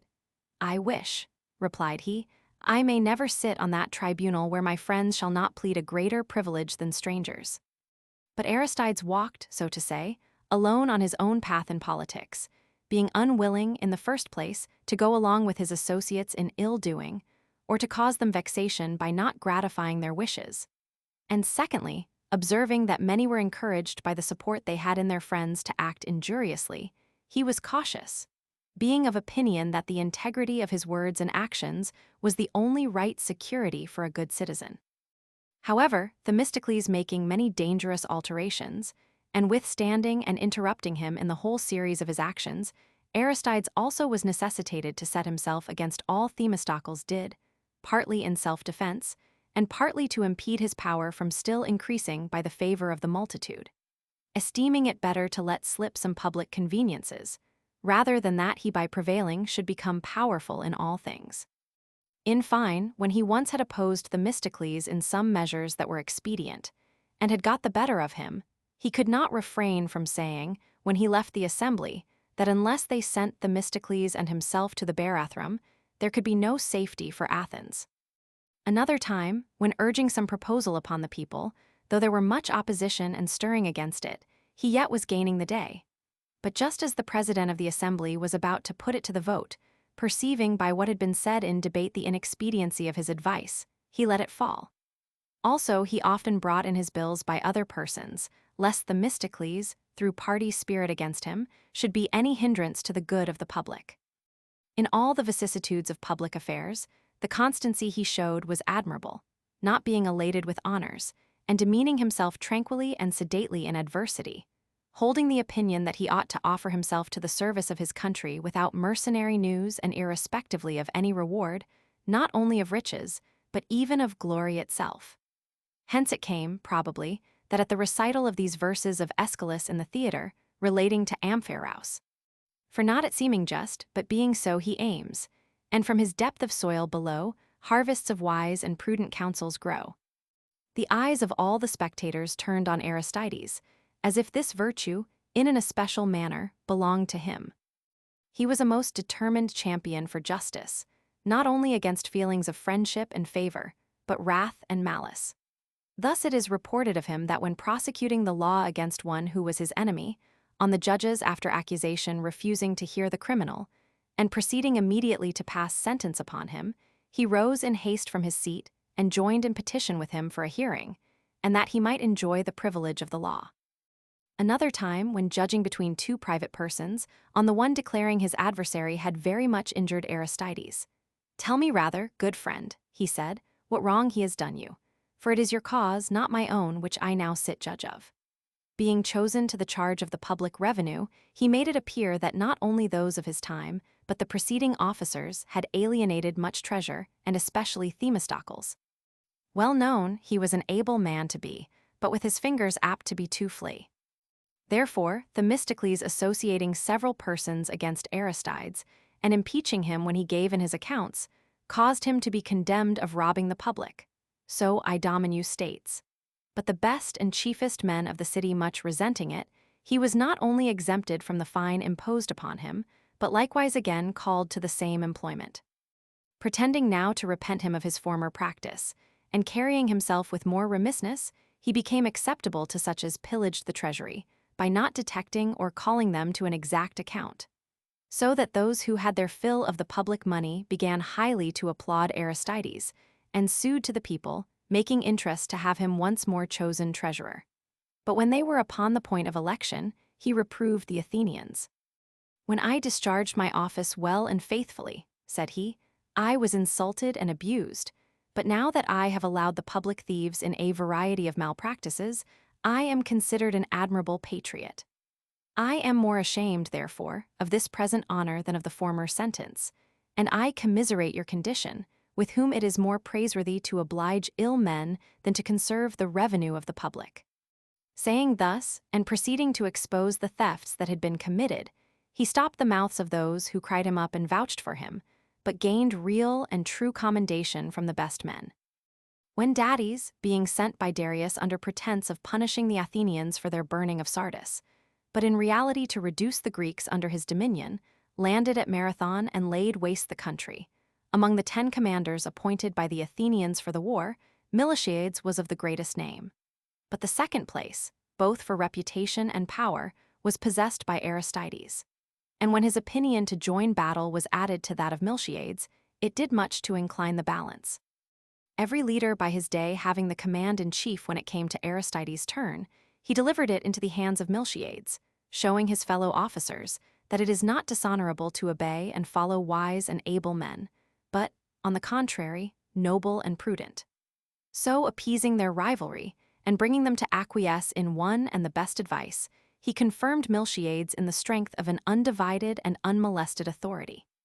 For now everyone, yielding his day of command, looked for orders only to him. During the fight, the main body of the Athenians being the hardest put to it, the barbarians, for a long time, making opposition there against the tribes Leontes and Antiochus, Themistocles and Aristides being ranged together, fought valiantly, the one being of the tribe Leontes, the other of the Antiochus. But after they had beaten the barbarians back to their ships, and perceived that they sailed not for the isles, but were driven in by the force of sea and wind towards the country of Attica, fearing lest they should take the city, unprovided of defense, they hurried away thither with 9 tribes, and reached it the same day. Aristides, being left with his tribe at Marathon to guard the plunder and prisoners, did not disappoint the opinion they had of him. Amidst the profusion of gold and silver, all sorts of apparel and other property, more than can be mentioned, that were in the tents and the vessels which they had taken, he neither felt the desire to meddle with anything himself, nor suffered others to do it, unless it might be some who took away anything unknown to him, as Callias, the torchbearer, did. One of the barbarians, it seems, prostrated himself before this man, supposing him to be a king by his hair and fillet, and when he had so done, taking him by the hand, showed him a great quantity of gold hid in a ditch. But Callias, most cruel and impious of men, took away the treasure, but slew the man, lest he should tell of him. Hence, they say, the comic poets gave his family the name of Lacopludi, or enriched by the ditch, alluding to the place where Callias found the gold. Aristides, immediately after this, was archon, although Demetrius, the Phalerean, says he held the office a little before he died, after the battle of Plataea. But in the records of the successors of Xanthippes, in whose year Mardonius was overthrown at Plataea, amongst very many there mentioned, there is not so much as one of the same name as Aristides. While immediately after Phoenippus, during whose term of office they obtained the victory of Marathon, Aristides is registered. Of all his virtues, the common people were most affected with his justice, because of its continual and common use. And thus, although of mean fortune and ordinary birth, he possessed himself of the most kingly and divine appellation of just, which kings, however, and tyrants have never sought after, but have taken delight to be surnamed besiegers of cities, thunderers, conquerors, or eagles again, and hawks, affecting, it seems, the reputation which proceeds from power and violence rather than that of virtue. Although the divinity, to whom they desire to compare and assimilate themselves, excels, it is supposed, in three things: immortality, power, and virtue, of which three, the noblest and divinest is virtue. For the elements and vacuum have an everlasting existence. Earthquakes, thunders, storms, and torrents have great power. But in justice and equity nothing participates except by means of reason and the knowledge of that which is divine. And thus, taking the three varieties of feeling commonly entertained towards the deity, the sense of his happiness, fear, and honor of him, people would seem to think him blessed and happy for his exemption from death and corruption, to fear and dread him for his power and dominion, but to love, honor, and adore him for his justice.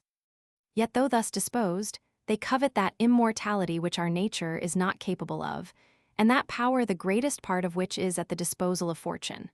But give virtue, the only divine good really in our reach, the last place, most unwisely, since justice makes the life of such as are in prosperity, power, and authority the life of a god, and injustice turns it to that of a beast. Aristides, therefore, had at first the fortune to be beloved for this surname, but at length envied. Especially when Themistocles spread a rumor amongst the people that, by determining and judging all matters privately, he had destroyed the courts of judicature, and was secretly making way for a monarchy in his own person, without the assistance of guards. Moreover, the spirit of the people, now grown high and confident with their late victory, naturally entertained feelings of dislike to all of more than common fame and reputation. Coming together, therefore, from all parts into the city, they banished Aristides by the ostracism, giving their jealousy of his reputation the name of fear of tyranny. For ostracism was not the punishment of any criminal act, but was speciously said to be the mere depression and humiliation of excessive greatness and power,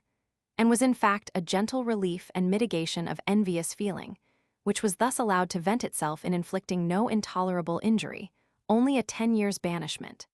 But after it came to be exercised upon base and villainous fellows, they desisted from it, Hyperbolus being the last whom they banished by the ostracism. The cause of Hyperbolus's banishment is said to have been this: Alcibiades and Nicias, men that bore the greatest sway in the city, were of different factions.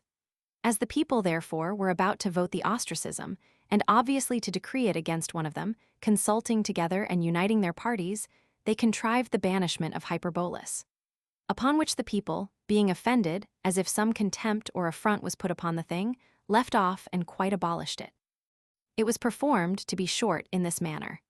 every one taking an ostracon, a shard, that is, or piece of earthenware, wrote upon it the citizen's name he would have banished, and carried it to a certain part of the marketplace surrounded with wooden rails.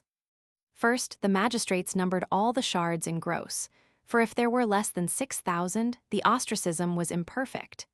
Then, laying every name by itself, they pronounced him whose name was written by the larger number, banished for 10 years, with the enjoyment of his estate.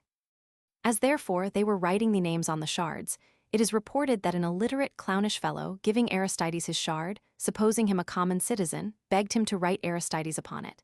and he being surprised and asking if Aristides had ever done him any injury, "None at all," said he, "neither know I the man, but I am tired of hearing him everywhere called the just." Aristides, hearing this, is said to have made no reply, but returned the shard with his own name inscribed. At his departure from the city, lifting up his hands to heaven, he made a prayer, the reverse, it would seem, of that of Achilles, that the Athenians might never have any occasion which should constrain them to remember Aristides. Nevertheless, 3 years after, when Xerxes marched through Thessaly and Boeotia into the country of Attica, repealing the law, they decreed the return of the banished. Chiefly fearing Aristides, lest, joining himself to the enemy, he should corrupt and bring over many of his fellow citizens to the party of the barbarians, much mistaking the man who, already before the decree, was exerting himself to excite and encourage the Greeks to the defense of their liberty. And afterwards, when Themistocles was general with absolute power, he assisted him in all ways both in action and counsel, rendering, in consideration of the common security, the greatest enemy he had the most glorious of men. For when Eurybiades was deliberating to desert the Isle of Salamis, and the galleys of the barbarians putting out by night to see surrounded and beset the narrow passage and islands, and nobody was aware how they were environed, Aristides, with great hazard, sailed from Aegina through the enemy's fleet, and coming by night to Themistocles' tent and calling him out by himself. "If we have any discretion," said he, "Themistocles, laying aside at this time our vain and childish contention, let us enter upon a safe and honorable dispute, vying with each other for the preservation of Greece. You in the ruling and commanding, I in the subservient and advising part, even, indeed, as I now understand you to be alone adhering to the best advice, in counseling without any delay to engage in the straits. And in this, though our own party oppose, the enemy seems to assist you. For the sea behind and all around us is covered with their fleet, so that we are under a necessity of approving ourselves men of courage, and fighting whether we will or no, for there is no room left us for flight." To which Themistocles answered, "I would not willingly, Aristides, be overcome by you on this occasion, and shall endeavor, in emulation of this good beginning, to outdo it in my actions." Also relating to him the stratagem he had framed against the barbarians, he entreated him to persuade Eurybates and show him how it was impossible they should save themselves without an engagement, as he was the more likely to be believed. Whence, in the council of war, Cleocritus, the Corinthian telling Themistocles that Aristides did not like his advice, as he was present and said nothing, Aristides answered that he should not have held his peace if Themistocles had not been giving the best advice, and that he was now silent not out of any goodwill to the person, but in approbation of his counsel. Thus the Greek captains were employed.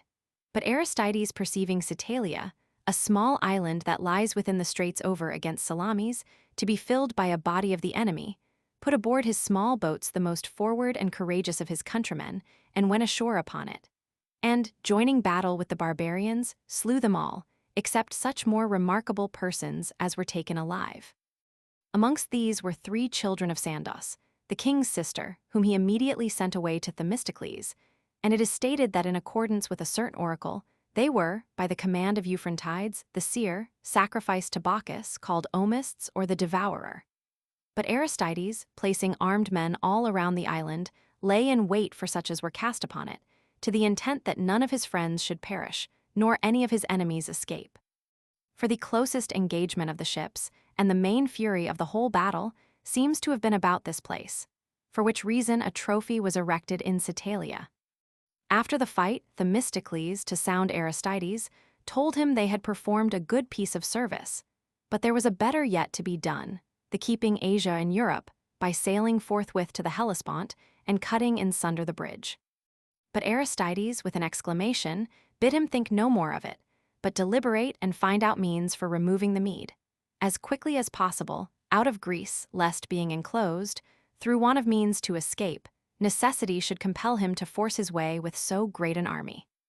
So Themistocles once more dispatched Arneses, the eunuch, his prisoner, giving him in command privately to advertise the king that he had diverted the Greeks from their intention of setting sail for the bridges, out of the desire he felt to preserve him. Xerxes, being much terrified with this, immediately hasted to the Hellespont. But Mardonius was left with the most serviceable part of the army, about 300,000 men, and was a formidable enemy, confident in his infantry, and writing messages of defiance to the Greeks. "You have overcome by seamen accustomed to fight on land and unskilled at the oar, but there lies now the open country of Thessaly, and the plains of Boeotia offer a broad and worthy field for brave men, either horse or foot, to contend in." But he sent privately to the Athenians, both by letter and word of mouth from the king, promising to rebuild their city, to give them a vast sum of money, and constitute them lords of all Greece on condition they were not engaged in the war. The Lacedaemonians, receiving news of this, and fearing, dispatched an embassy to the Athenians, entreating that they would send their wives and children to Sparta and receive support from them for their superannuated. For, being despoiled both of their city and country, the people were suffering extreme distress. Having given audience to the ambassadors, they returned an answer upon the motion of Aristides, worthy of the highest admiration, declaring that they forgave their enemies if they thought all things purchasable by wealth, than which they knew nothing of greater value, but that they felt offended at the Lacedaemonians for looking only to their present poverty and exigence, without any remembrance of their valor and magnanimity, offering them their victuals to fight in the cause of Greece. Aristides, making this proposal and bringing back the ambassadors into the assembly, charged them to tell the Lacedaemonians that all the treasure on the earth or under it was of less value with the people of Athens than the liberty of Greece. And, showing the sun to those who came from Mardonius, "As long as that retains the same course, so long," said he, "shall the citizens of Athens wage war with the Persians for the country which has been wasted, and the temples that have been profaned and burnt by them." Moreover, he proposed a decree that the priests should anathematize him who sent any herald to the Medes or deserted the alliance of Greece. When Mardonius made a second incursion into the country of Attica, the people passed over again into the Isle of Salamis. Aristides, being sent to Lacedaemon, reproved them for their delay and neglect in abandoning Athens once more to the barbarians, and demanded their assistance for that part of Greece, which was not yet lost. The Ephori, hearing this, made show of sporting all day and of carelessly keeping holy day, for they were then celebrating the Hyacinthian festival. But in the night, selecting 5,000 Spartans, each of whom was attended by 7 helots, they sent them forth unknown to those from Athens. And when Aristides again reprehended them, they told him in derision that he either doted or dreamed, for the army was already at Orestium in their march towards the strangers, as they called the Persians. Aristides answered that they jested unseasonably, deluding their friends instead of their enemies. Thus says Idomeneus, "But in the decree of Aristides, not himself, but Cimon, Xanthippus, and Myronides are appointed ambassadors." Being chosen general for the war, he repaired to Plataea with 8,000 Athenians, where Pausanias, generalissimo of all Greece, joined him with the Spartans, and the forces of the other Greeks came into them. The whole encampment of the barbarians extended all along the bank of the river Asopus, their numbers being so great, there was no enclosing them all, but their baggage and most valuable things were surrounded with a square bulwark, each side of which was the length of 10 furlongs.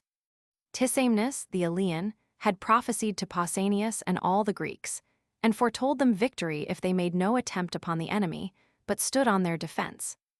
But Aristides sending to Delphi, the god answered that the Athenians should overcome their enemies, in case they made supplication to Jupiter and Juno of Cithaeron, Pan, and the nymphs Asphragitides, and sacrificed to the heroes Androcrates, Leucon, Pisander, Democritus, Hyption, Actaeon, and Polyidus. And if they fought within their own territories in the plain of Ceres, Eleusinia, and Proserpine. Aristides was perplexed upon the tidings of this oracle. Since the heroes to whom it commanded him to sacrifice had been chieftains of the Plataeans, and the cave of the nymphs Asphragitides was on the top of Mount Cithaeron, on the side facing the setting sun of summer time, in which place, as the story goes, there was formerly an oracle, and many that lived in the district were inspired with it, whom they called nympholepti, possessed with the nymphs.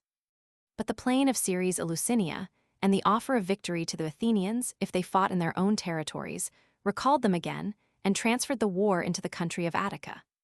In this juncture, Aramnestus, who commanded the Plataeans, dreamed that Jupiter, the savior, asked him what the Greeks had resolved upon,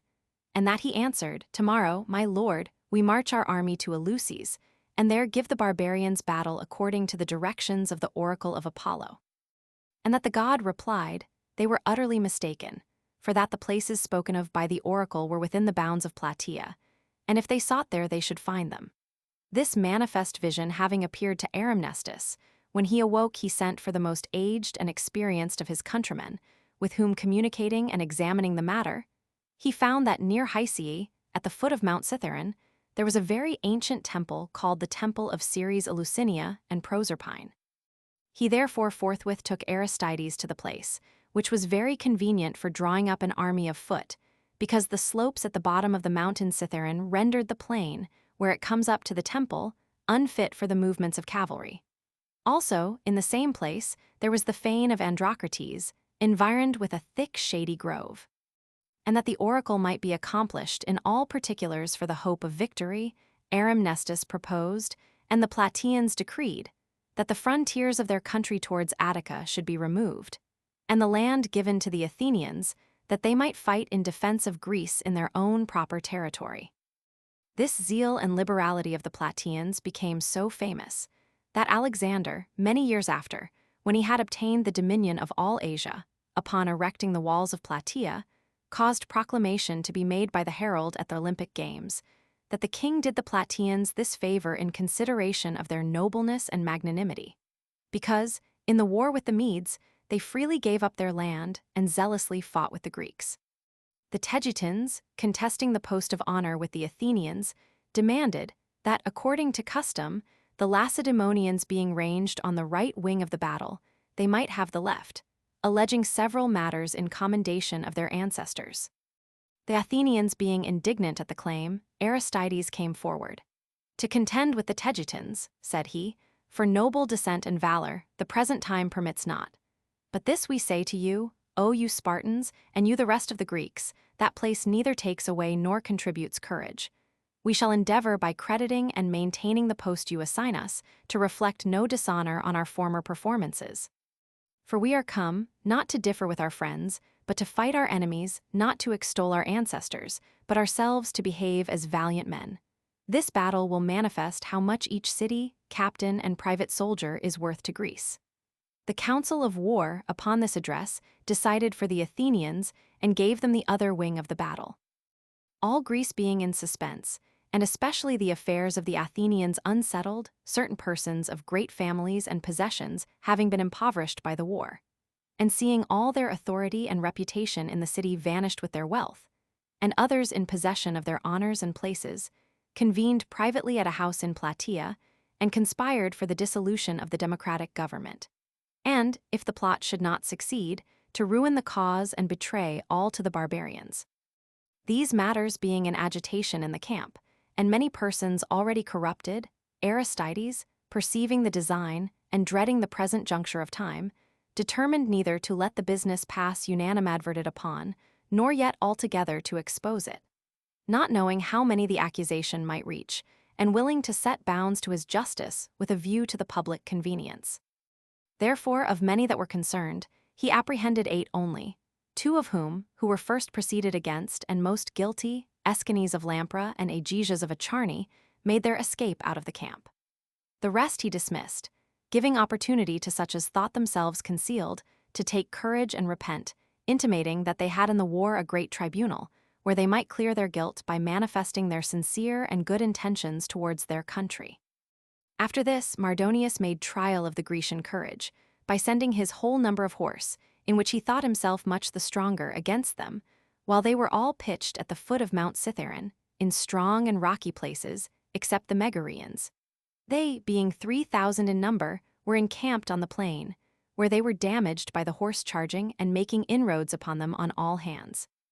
They sent, therefore, in haste to Pausanias, demanding relief, as not being able alone to sustain the great numbers of the barbarians.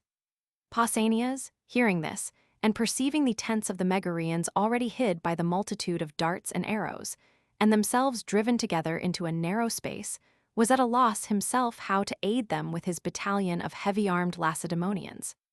He proposed it, therefore, as a point of emulation in valor and love of distinction, to the commanders and captains who were around him, if any would voluntarily take upon them the defense and succor of the Megarians. The rest being backward, Aristides undertook the enterprise for the Athenians and sent Olympiodorus, the most valiant of his inferior officers, with 300 chosen men and some archers under his command. These being soon in readiness, and running upon the enemy as soon as Macistius, who commanded the barbarians' horse, a man of wonderful courage and of extraordinary bulk and comeliness of person, perceived it, turning his steed he made towards them. And they sustaining the shock and joining battle with him, there was a sharp conflict, as though by this encounter they were to try the success of the whole war. But after Macistius's horse received a wound and flung him, and he falling could hardly raise himself through the weight of his armor, the Athenians, pressing upon him with blows, could not easily get at his person, armed as he was, his breast, his head, and his limbs all over with gold and brass and iron. But one of them at last, running him in at the visor of his helmet, slew him, and the rest of the Persians, leaving the body, fled. The greatness of the Greek success was known, not by the multitude of the slain, for an inconsiderable number were killed, but by the sorrow the barbarians expressed. For they shaved themselves, their horses and mules for the death of Macistius, and filled the plain with howling and lamentation, having lost a person, who, next to Mardonius himself, was by many degrees the chief among them, both for valor and authority. After this skirmish of the horse, they kept from fighting a long time, for the soothsayers, by the sacrifices, foretold the victory both to Greeks and Persians if they stood upon the defensive part only, but if they became aggressors, the contrary. At length Mardonius, when he had but a few days' provision, and the Greek forces increased continually by some or other that came into them, impatient of delay determined to lie still no longer, but passing a soppus by daybreak to fall unexpectedly upon the Greeks, and signified the same overnight to the captains of his host. But about midnight, a certain horseman stole into the Greek camp, and coming to the watch, desired them to call Aristides, the Athenian, to him. He coming speedily, "I am," said the stranger, "Alexander, king of the Macedonians, and am arrived here through the greatest danger in the world for the goodwill I bear you, lest a sudden onset should dismay you, so as to behave in the fight worse than usual. For tomorrow Mardonius will give you battle, urged, not by any hope of success or courage, but by want of victuals, since, indeed, the prophets prohibit him the battle, the sacrifices and oracles being unfavorable, and the army is in despondency and consternation. But necessity forces him to try his fortune, or sit still and endure the last extremity of want." Alexander, thus saying, entreated Aristides to take notice and remember him, but not to tell any other. But he told him it was not convenient to conceal the matter from Pausanias, because he was general. As for any other, he would keep it secret from them till the battle was fought. But if the Greeks obtained the victory, that then no one should be ignorant of Alexander's goodwill and kindness towards them. After this, the king of the Macedonians rode back again, and Aristides went to Pausanias's tent and told him. And they sent for the rest of the captains, and gave orders that the army should be in battle array. Here, according to Herodotus, Pausanias spoke to Aristides, desiring him to transfer the Athenians to the right wing of the army opposite to the Persians, as they would do better service against them, having been experienced in their way of combat, and emboldened with former victories, and to give him the left, where the medizing Greeks were to make their assault. The rest of the Athenian captains regarded this as an arrogant and interfering act on the part of Pausanias, because, while permitting the rest of the army to keep their stations, he removed them only from place to place, like so many helots, opposing them to the greatest strength of the enemy. But Aristides said they were altogether in the wrong. If so short a time ago they contested the left wing with the Tegitans, and gloried in being preferred before them, now, when the Lacedaemonians give them place in the right, and yield them in a manner the leading of the army, how is it they are discontented with the honor that is done them, and do not look upon it as an advantage to have to fight, not against their countrymen and kindred, but barbarians, and such as were by nature their enemies? After this, the Athenians very readily changed places with the Lacedaemonians, and there went words amongst them as they were encouraging each other, that the enemy approached with no better arms or stouter hearts than those who fought the battle of Marathon, but had the same bows and arrows, and the same embroidered coats and gold, and the same delicate bodies and effeminate minds within. While we have the same weapons and bodies, and our courage augmented by our victories, and fight not like others in defense of our country only, but for the trophies of Salamis and Marathon, that they may not be looked upon as due to Miltiades or fortune, but to the people of Athens. Thus, therefore, were they making haste to change the order of their battle. But the Thebans, understanding it by some deserters, forthwith acquainted Mardonius. And he, either for fear of the Athenians or a desire to engage the Lacedaemonians, marched over his Persians to the other wing and commanded the Greeks of his party to be posted opposite to the Athenians. But this change was observed on the other side, and Pausanias, wheeling about again, ranged himself on the right, and Mardonius also, as at first, took the left wing over against the Lacedaemonians. So the day passed without action. After this, the Greeks determined in council to remove their camp some distance, to possess themselves of a place convenient for watering, because the springs near them were polluted and destroyed by the barbarian cavalry. But night being come, and the captains setting out towards the place designed for their encamping, the soldiers were not very ready to follow and keep in a body, but as soon as they had quitted their first entrenchments, made towards the city of Plataea, and there was much tumult and disorder as they dispersed to various quarters and proceeded to pitch their tents. The Lacedaemonians, against their will, had the fortune to be left by the rest. For Amampharatus, a brave and daring man who had long been burning with desire of the fight, and resented their many lingerings and delays, calling the removal of the camp a mere running away and flight, protested he would not desert his post, but would there remain with his company and sustain the charge of Mardonius. And when Pausanias came to him and told him he did these things by the common vote and determination of the Greeks, Amampharatus taking up a great stone and flinging it at Pausanias' feet. "And by this token," said he, "do I give my suffrage for the battle, nor have I any concern with the cowardly consultations and decrees of other men." Pausanias, not knowing what to do in the present juncture, sent to the Athenians who were drawing off to stay to accompany him, and so he himself set off with the rest of the army for Plataea, hoping thus to make Amampharatus move. Meantime, day came upon them, and Mardonius, for he was not ignorant of their deserting their camp, having his army in array, fell upon the Lacedaemonians with great shouting and noise of barbarous people, as if they were not about to join battle, but crush the Greeks in their flight. Which within a very little came to pass. For Pausanias, perceiving what was done, made a halt, and commanded everyone to put themselves in order for the battle. But either through his anger with Amampharatus, or the disturbance he was in by reason of the sudden approach of the enemy, he forgot to give the signal to the Greeks in general. Whence it was that they did not come in immediately, or in a body to their assistance, but by small companies and straggling, when the fight was already begun. Pausanias, offering sacrifice, could not procure favorable omens, and so commanded the Lacedaemonians, setting down their shields at their feet to abide quietly and attend his directions, making no resistance to any of their enemies. And, he sacrificing again a second time, the horse charged, and some of the Lacedaemonians were wounded. At this time also, Callicrates, who, we are told, was the most comely man in the army, being shot with an arrow and upon the point of expiring, said that he lamented not his death, for he came from home to lay down his life in the defense of Greece, but that he died without action. The case was indeed hard, and the forbearance of the men wonderful, for they let the enemy charge without repelling them, and, expecting their proper opportunity from the gods and their general, suffered themselves to be wounded and slain in their ranks. And some say that while Pausanias was at sacrifice and prayers, some space out of the battle array, certain Lydians, falling suddenly upon him, plundered and scattered the sacrifice, and that Pausanias and his company, having no arms, beat them with staves and whips, and that in imitation of this attack, the whipping the boys about the altar, and after it the Lydian procession, are to this day practiced in Sparta.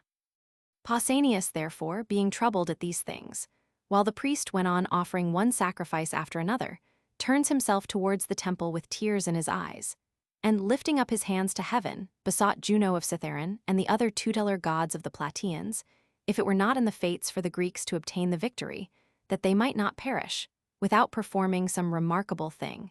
and by their actions demonstrating to their enemies that they waged war with men of courage. And soldiers, while Pausanias was thus in the act of supplication, the sacrifices appeared propitious, and the soothsayers foretold victory. The word being given, the Lacedaemonian battalion of foot seemed, on the sudden, like some one fierce animal, setting up his bristles and betaking himself to the combat, and the barbarians perceived that they encountered with men who would fight it to the death. Therefore, holding their wicker shields before them, they shot their arrows amongst the Lacedaemonians.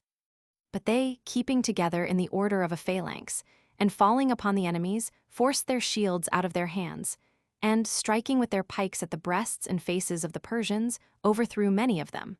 who, however, fell not either unrevenged or without courage. For taking hold of the spears with their bare hands, they broke many of them, and betook themselves not without effect to the sword, and making use of their falchions and scimitars, and wresting the Lacedaemonians' shields from them, and grappling with them, it was a long time that they made resistance. Meanwhile, for some time the Athenians stood still, waiting for the Lacedaemonians to come up. But when they heard much noise as of men engaged in fight, and a messenger, they say, came from Pausanias to advertise them of what was going on, they soon hasted to their assistance. And as they passed through the plain to the place where the noise was, the Greeks, who took part with the enemy, came upon them. Aristides, as soon as he saw them, going a considerable space before the rest, cried out to them, conjuring them by the guardian gods of Greece to forbear the fight and be no impediment or stop to those who were going to succor the defenders of Greece. But when he perceived they gave no attention to him and had prepared themselves for the battle, then turning from the present relief of the Lacedaemonians, he engaged them, being 5,000 in number. But the greatest part soon gave way and retreated, as the barbarians also were put to flight. The sharpest conflict is said to have been against the Thebans, the chiefest and most powerful persons among them at that time siding zealously with the Medes, and leading the multitude not according to their own inclinations, but as being subjects of an oligarchy. The battle being thus divided, the Lacedaemonians first beat off the Persians, and a Spartan named Aramnestus slew Mardonius by a blow on the head with a stone, as the oracle in the temple of Amphiaraus had foretold to him. For Mardonius sent a Lydian thither, and another person, a Carian, to the cave of Trophonius. This latter, the priest of the oracle, answered in his own language. But the Lydian sleeping in the temple of Amphiaraus, it seemed to him that a minister of the divinity stood before him and commanded him to be gone, and on his refusing to do it, flung a great stone at his head, so that he thought himself slain with the blow. Such is the story. They drove the flyers within their walls of wood, and, a little time after, the Athenians put the Thebans to flight, killing 300 of the chiefest and of greatest note among them in the actual fight itself. For when they began to fly, news came that the army of the barbarians was besieged within their palisade. And so, giving the Greeks opportunity to save themselves, they marched to assist at the fortifications. And coming in to the Lacedaemonians, who were altogether unhandy and inexperienced in storming, they took the camp with great slaughter of the enemy. For of 300,000, 40,000 only are said to have escaped with Artabazus, while on the Greeks' side there perished in all 1,360, of which 52 were Athenians, all of the tribe Aeantes, that fought, says Clydemus, with the greatest courage of any. And for this reason, the men of this tribe used to offer sacrifice for the victory, as enjoined by the oracle, to the nymphs Esphragistides at the expense of the public. 91 were Lacedaemonians and 16 Tegetans. It is strange, therefore, upon what grounds Herodotus can say, that they only, and none other, encountered the enemy. For the number of the slain and their monuments testify that the victory was obtained by all in general. And if the rest had been standing still, while the inhabitants of 3 cities only had been engaged in the fight, they would not have set on the altar the inscription. The Greeks, when by their courage and their might they had repelled the Persian in the fight, the common altar of freed Greece to be, reared this to Jupiter who guards the free. They fought this battle on the 4th day of the month Boedromion according to the Athenians, but according to the Boeotians, on the 27th of Painmus, on which day there is still a convention of the Greeks at Plataea, and the Plataeans still offer sacrifice for the victory to Jupiter of freedom. As for the difference of days, it is not to be wondered at, since even at the present time, when there is a far more accurate knowledge of astronomy, some begin the month at one time, and some at another. After this, the Athenians not yielding the honor of the day to the Lacedaemonians, nor consenting they should erect a trophy, things were not far from being ruined by dissension amongst the armed Greeks, had not Aristides, by much soothing and counseling the commanders, especially Leocrates and Myronides, pacified and persuaded them to leave the thing to the decision of the Greeks. And on their proceeding to discuss the matter, Theaegiton, the Megarian, declared the honor of the victory was to be given some other city, if they would prevent a civil war. After him, Cleocritus of Corinth, rising up, made people think he would ask the palm for the Corinthians. For next to Sparta and Athens, Corinth was in greatest estimation. But he delivered his opinion, to the general admiration, in favor of the Plataeans, and counseled to take away all contention by giving them the reward and glory of the victory, whose being honored could be distasteful to neither party. This being said, first Aristides gave consent in the name of the Athenians, and Pausanias then for the Lacedaemonians. So, being reconciled, they set apart 80 talents for the Plataeans, with which they built the temple and dedicated the image to Minerva, and adorned the temple with pictures, which even to this very day retain their luster.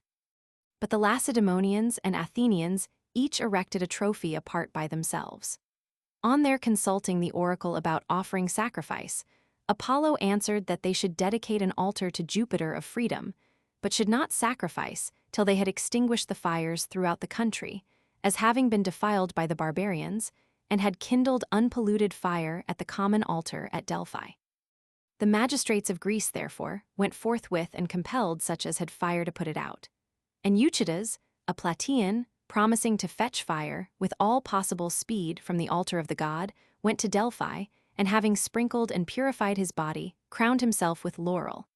And taking the fire from the altar ran back to Plataea, and got back there before sunset, performing in one day a journey of 1,000 furlongs.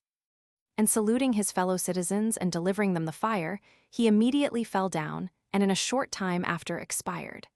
But the Plataeans, taking him up, interred him in the temple of Diana Euclea, setting this inscription over him: Eutyches ran to Delphi and back again in one day. Most people believe that Euclea is Diana and call her by that name. But some say she was the daughter of Hercules, by Myato, the daughter of Menodius and sister of Patroclus, and, dying a virgin, was worshipped by the Boeotians and Locrians. Her altar and image are set up in all their marketplaces, and those of both sexes that are about marrying sacrifice to her before the nuptials. A general assembly of all the Greeks being called, Aristides proposed a decree that the deputies and religious representatives of the Greek states should assemble annually at Plataea, and every 5th year celebrate the Eleutheria, or Games of Freedom. And that there should be a levy upon all Greece, for the war against the barbarians, of 10,000 spearmen, 1,000 horse, and 100 sail of ships, but the Plataeans to be exempt, and sacred to the service of the gods, offering sacrifice for the welfare of Greece. These things being ratified, the Plataeans undertook the performance of annual sacrifice to such as were slain and buried in that place, which they still perform in the following manner. On the 16th day of Mimicterion, which with the Boeotians is Alalcamenus, they make their procession, which, beginning by break of day, is led by a trumpeter sounding for onset. Then follow certain chariots loaded with myrrh and garlands, and then a black bull. Then come the young men of free birth carrying libations of wine and milk in large 2-handed vessels, and jars of oil and precious ointments, none of servile condition being permitted to have any hand in this ministration, because the men died in defense of freedom.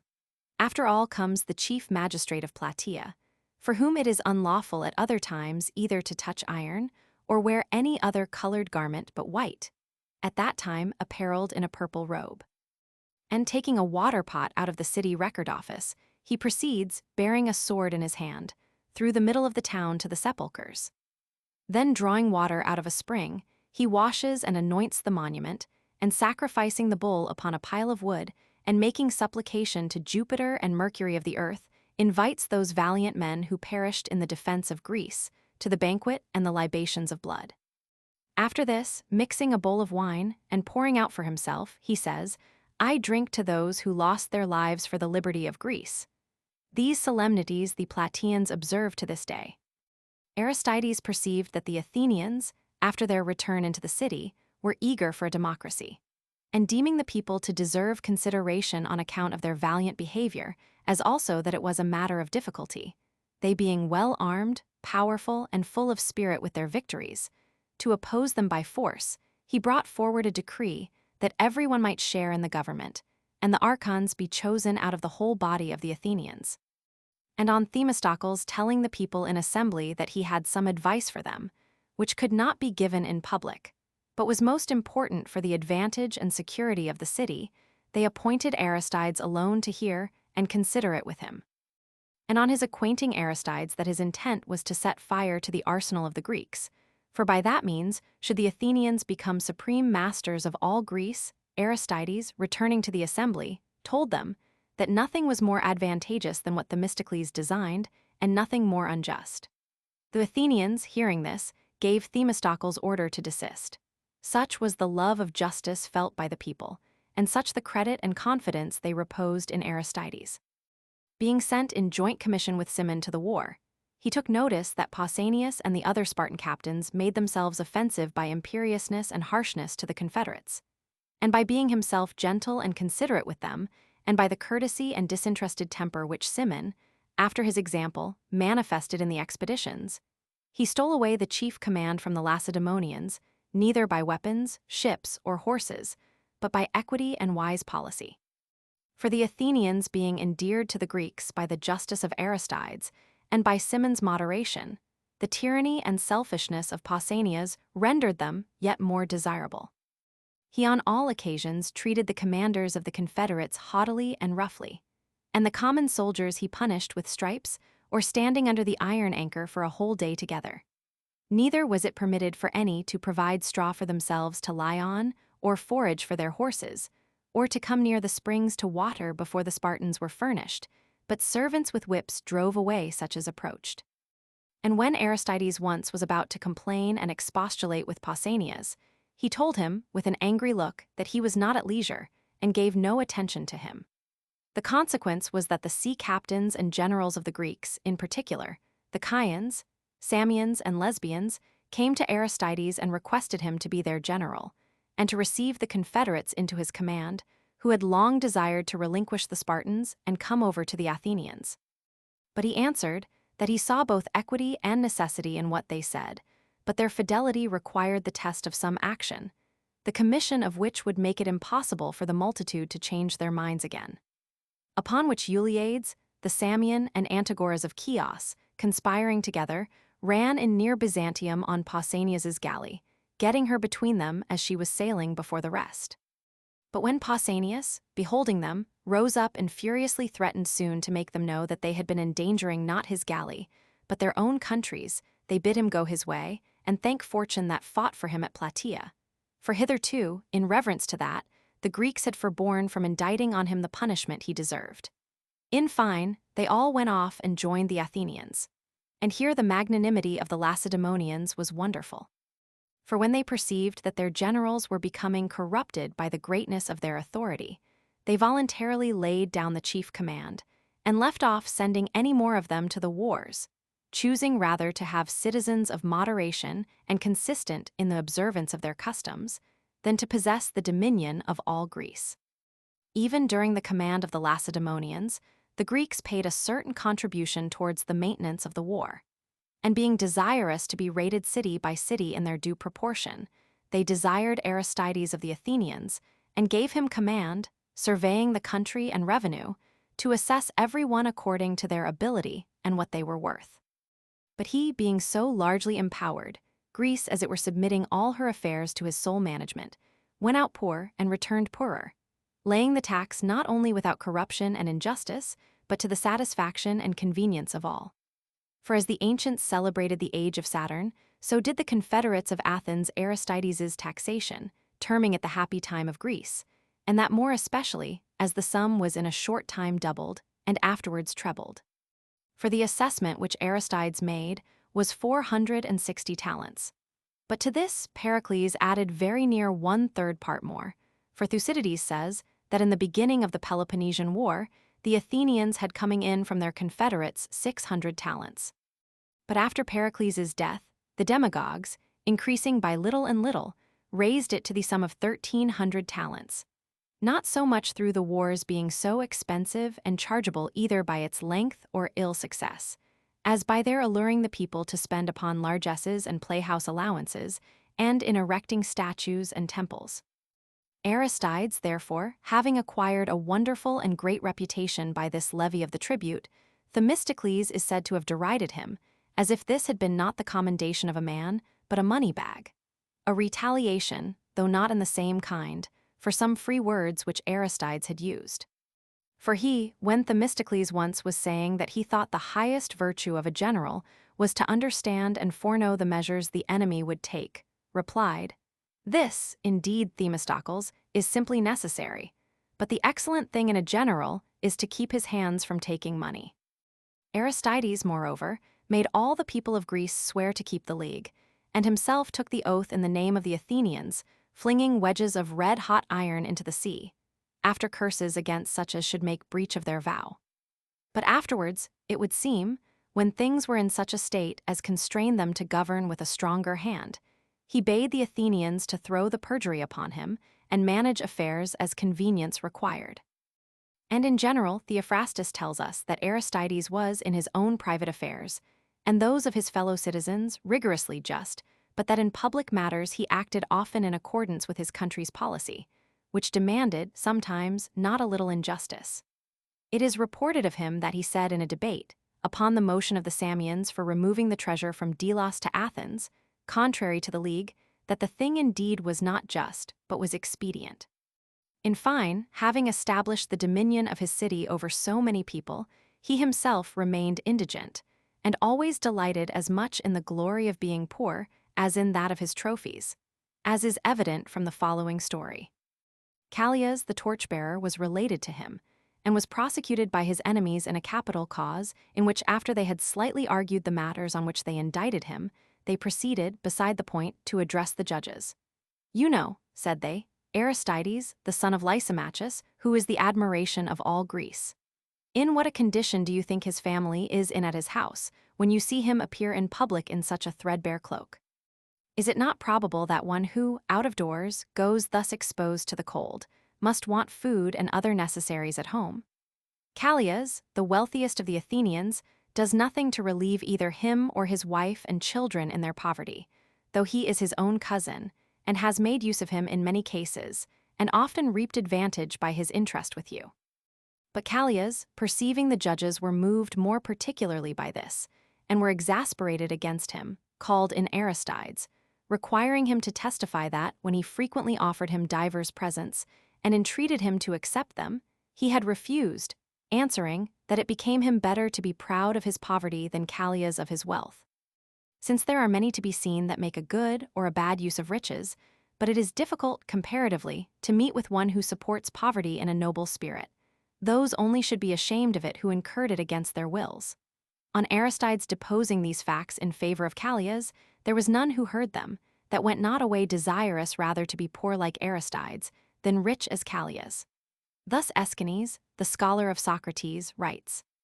But Plato declares that of all the great and renowned men in the city of Athens, he was the only one worthy of consideration. For Themistocles, Cimon, and Pericles filled the city with porticos, treasure, and many other vain things, but Aristides guided his public life by the rule of justice. He showed his moderation very plainly in his conduct towards Themistocles himself. For though Themistocles had been his adversary in all his undertakings, and was the cause of his banishment, yet when he afforded a similar opportunity of revenge, being accused to the city, Aristides bore him no malice. But while Alcmaeon, Cimon, and many others were prosecuting and impeaching him, Aristides alone neither did, nor said any ill against him, and no more triumphed over his enemy in his adversity than he had envied him his prosperity. Some say Aristides died in Pontus during a voyage upon the affairs of the public. Others that he died of old age at Athens, being in great honor and veneration amongst his fellow citizens.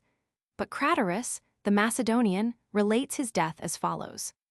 After the banishment of Themistocles, he says, "The people growing insolent, there sprung up a number of false and frivolous accusers, impeaching the best and most influential men, and exposing them to the envy of the multitude, whom their good fortune and power had filled with self-conceit.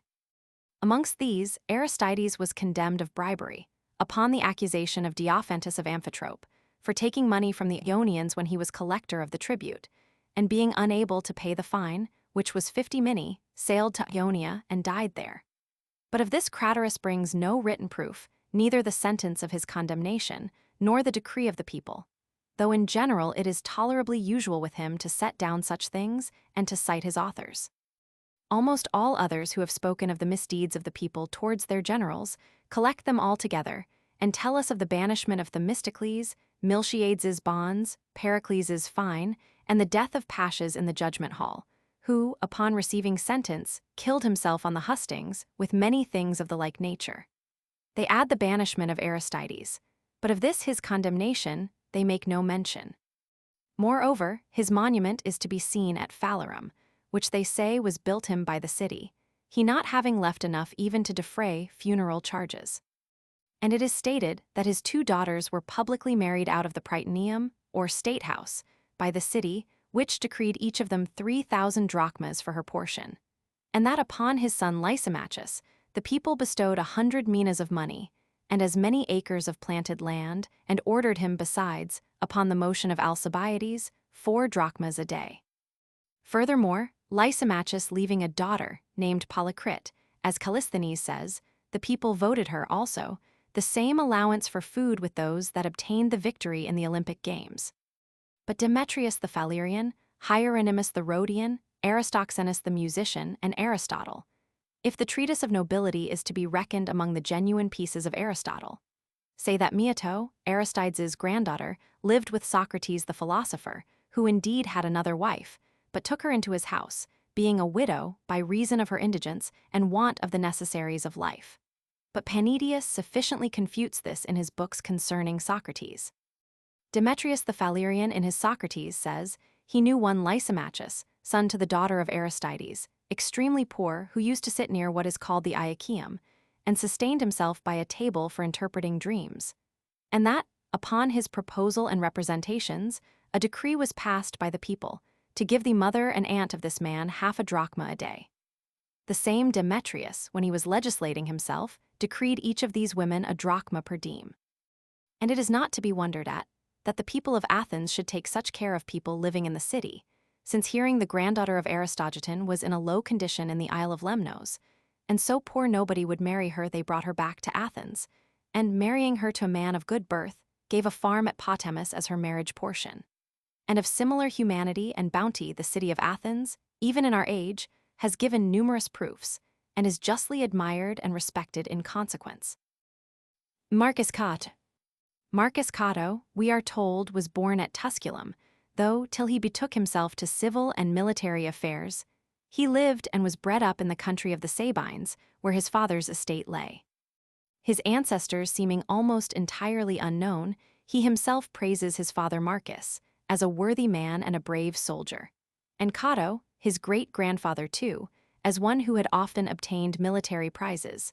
and who, having lost 5 horses under him, received, on the account of his valor, the worth of them out of the public exchequer. Now it being the custom among the Romans to call those who, having no repute by birth, made themselves eminent by their own exertions, new men or upstarts, they called even Cato himself so. And so he confessed himself to be as to any public distinction or employment, but yet asserted that in the exploits and virtues of his ancestors he was very ancient. His third name originally was not Cato, but Priscus, though afterwards he had the surname of Cato by reason of his abilities, for the Romans call a skillful or experienced man Catus. He was of a ruddy complexion and gray-eyed. As the writer, who, with no good will, made the following epigram upon him, lets us see. Portius, who snarls at all in every place, with his gray eyes, and with his fiery face even after death will scarce admitted be into the infernal realms by Hecate. He gained, in early life, a good habit of body by working with his own hands, and living temperately, and serving in war, and seemed to have an equal proportion troth of health and strength.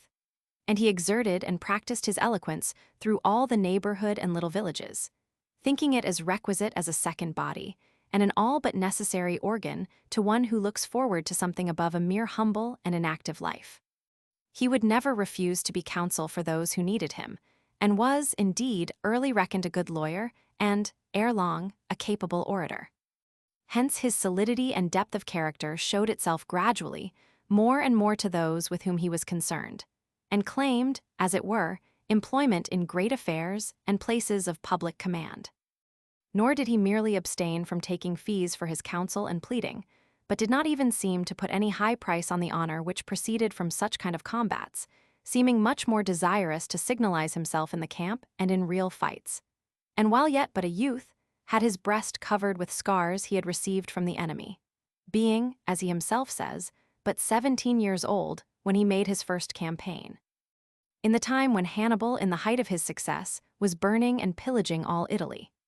In engagements he would strike boldly, without flinching, stand firm to his ground, fix a bold countenance upon his enemies, and with a harsh threatening voice accost them, justly thinking himself and telling others that such a rugged kind of behavior sometimes terrifies the enemy more than the sword itself.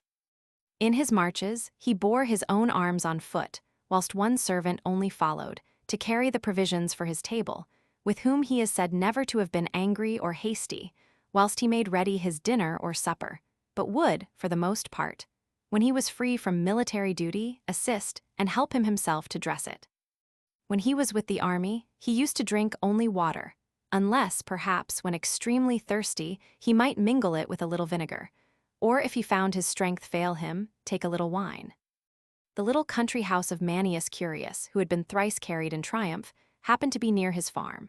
so that often going thither and contemplating the small compass of the place and plainness of the dwelling, he formed an idea of the mind of the person, who, being one of the greatest of the Romans, and having subdued the most warlike nations, nay, had driven Pyrrhus out of Italy, now, after 3 triumphs, was contented to dig in so small a piece of ground, and live in such a cottage. Here it was that the ambassadors of the Samnites, finding him boiling turnips in the chimney corner, offered him a present of gold. But he sent them away with this saying, that he, who was content with such a supper, had no need of gold, and that he thought it more honorable to conquer those who possessed the gold than to possess the gold itself. Cato, after reflecting upon these things, used to return, and reviewing his own farm, his servants, and housekeeping, increase his labor, and retrench all superfluous expenses. When Fabius Maximus took Tarentum, Cato, being then but a youth, was a soldier under him, and being lodged with one Nearchus, a Pythagorean, desired to understand some of his doctrine, and hearing from him the language which Plato also uses, that pleasure is evil's chief bait, the body the principal calamity of the soul, and that those thoughts which most separate and take it off from the affections of the body, most enfranchise and purify it. He fell in love the more with frugality and temperance. With this exception, he is said not to have studied Greek until when he was pretty old, and rhetoric to have then profited a little by Thucydides, but more by Demosthenes. His writings, however, are considerably embellished with Greek sayings and stories. Nay, many of these, translated word for word, are placed with his own apothegms and sentences. There was a man of the highest rank, and very influential among the Romans, called Valerius Flaccus, who was singularly skillful in discerning excellence yet in the bud, and also much disposed to nourish and advance it. He, it seems, had lands bordering upon Cato's, nor could he but admire, when he understood from his servants the manner of his living, how he labored with his own hands, went on foot betimes in the morning to the courts to assist those who wanted his counsel. How, returning home again, when it was winter, he would throw a loose frock over his shoulders, and in the summer time would work without anything on among his domestics, sit down with them, eat of the same bread, and drink of the same wine. When they spoke also of other good qualities, his fair dealing and moderation, mentioning also some of his wise sayings, he ordered that he should be invited to supper. And thus becoming personally assured of his fine temper and his superior character, which, like a plant, seemed only to require culture and a better situation, he urged and persuaded him to apply himself to state affairs at Rome.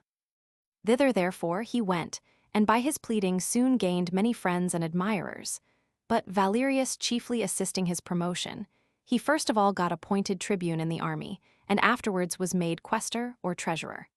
And now becoming eminent and noted, he passed, with Valerius himself, through the greatest commands, being first his colleague as consul, and then censor. But among all the ancient senators, he most attached himself to Fabius Maximus, not so much for the honor of his person and greatness of his power, as that he might have before him his habit and manner of life as the best examples to follow. And so he did not hesitate to oppose Scipio the Great, who, being then but a young man, seemed to set himself against the power of Fabius, and to be envied by him. For being sent together with him as treasurer, when he saw him, according to his natural custom, make great expenses and distribute among the soldiers without sparing, he freely told him that the expense in itself was not the greatest thing to be considered, but that he was corrupting the ancient frugality of the soldiers, by giving them the means to abandon themselves to unnecessary pleasures and luxuries. Scipio answered that he had no need for so accurate a treasurer, bearing on as he was, so to say, full sail to the war, and that he owed the people an account of his actions, and not of the money he spent. Hereupon Cato returned from Sicily, and, together with Fabius, made loud complaints in the open senate of Scipio's lavishing unspeakable sums, and childishly loitering away his time in wrestling matches and comedies, as if he were not to make war, but holiday, and thus succeeded in getting some of the tribunes of the people sent to call him back to Rome, in case the accusations should prove true. But Scipio demonstrating, as it were, to them, by his preparations, the coming victory, and being found merely to be living pleasantly with his friends, when there was nothing else to do, but in no respect because of that easiness and liberality at all the more negligent in things of consequence and moment, without impediment, set sail towards the war. Cato grew more and more powerful by his eloquence, so that he was commonly called the Roman Demosthenes, but his manner of life was yet more famous and talked of. For oratorical skill was, as an accomplishment, commonly studied and sought after by all young men. But he was very rare who would cultivate the old habits of bodily labor, or prefer a light supper, and a breakfast which never saw the fire, or be in love with poor clothes and a homely lodging, or could set his ambition rather on doing without luxuries than on possessing them. For now the state, unable to keep its purity by reason of its greatness, and having so many affairs, and people from all parts under its government, was fain to admit many mixed customs and new examples of living. With reason, therefore, everybody admired Cato when they saw others sink under labors and grow effeminate by pleasures, and yet beheld him unconquered by either, and that not only when he was young and desirous of honor, but also when old and gray-headed, after a consulship and triumph, like some famous victor in the games, persevering in his exercise and maintaining his character to the very last. He himself says that he never wore a suit of clothes which cost more than 100 drachmas, and that, when he was general and consul, he drank the same wine which his workmen did, and that the meat or fish which was bought in the market for his dinner did not cost above 30 asses. All which was for the sake of the commonwealth, that so his body might be the hardier for the war. Having a piece of embroidered Babylonian tapestry left him, he sold it, because none of his farmhouses were so much as plastered. Nor did he ever buy a slave for above 1,500 drachmas, as he did not seek for effeminate and handsome ones, but able, sturdy workmen, horsekeepers, and cowherds. And these he thought ought to be sold again when they grew old and no useless servants fed in a house. In short, he reckoned nothing a good bargain which was superfluous. But whatever it was, though sold for a farthing, he would think it a great price, if you had no need of it, and was for the purchase of lands for sowing and feeding, rather than grounds for sweeping and watering. Some imputed these things to petty avarice, but others approved of him, as if he had only the more strictly denied himself for the rectifying and amending of others. Yet certainly, in my judgment, it marks an over-rigid temper, for a man to take the work out of his servants as out of brute beasts, turning them off and selling them in their old age, and thinking there ought to be no further commerce between man and man, than whilst there arises some profit by it. We see that kindness or humanity has a larger field than bare justice to exercise itself in. Law and justice we cannot, in the nature of things, employ on others than men. But we may extend our goodness and charity even to irrational creatures, and such acts flow from a gentle nature, as water from an abundant spring. It is doubtless the part of a kind-natured man to keep even worn-out horses and dogs, and not only take care of them when they are foals and whelps, but also when they are grown old. The Athenians, when they built their hecatompedon, turned those mules loose to feed freely, which they had observed to have done the hardest labor. One of these, they say, came once of itself to offer its service, and ran along with, nay, and went before, the teams which drew the wagons up to the Acropolis as if it would incite and encourage them to draw more stoutly. Upon which there passed a vote, that the creature should be kept at the public charge even till it died. The graves of Simon's horses, which thrice won the Olympian races, are yet to be seen close by his own monument. Old Xanthippus, too, amongst many others who buried the dogs they had bred up, entombed his which swam after his galley to Salamis, when the people fled from Athens on the top of a cliff, which they call the dog's tomb to this day. Nor are we to use living creatures like old shoes or dishes, and throw them away when they are worn out or broken with service. But if it were for nothing else, but by way of study and practice in humanity, a man ought always to prehabituate himself in these things to be of a kind and sweet disposition.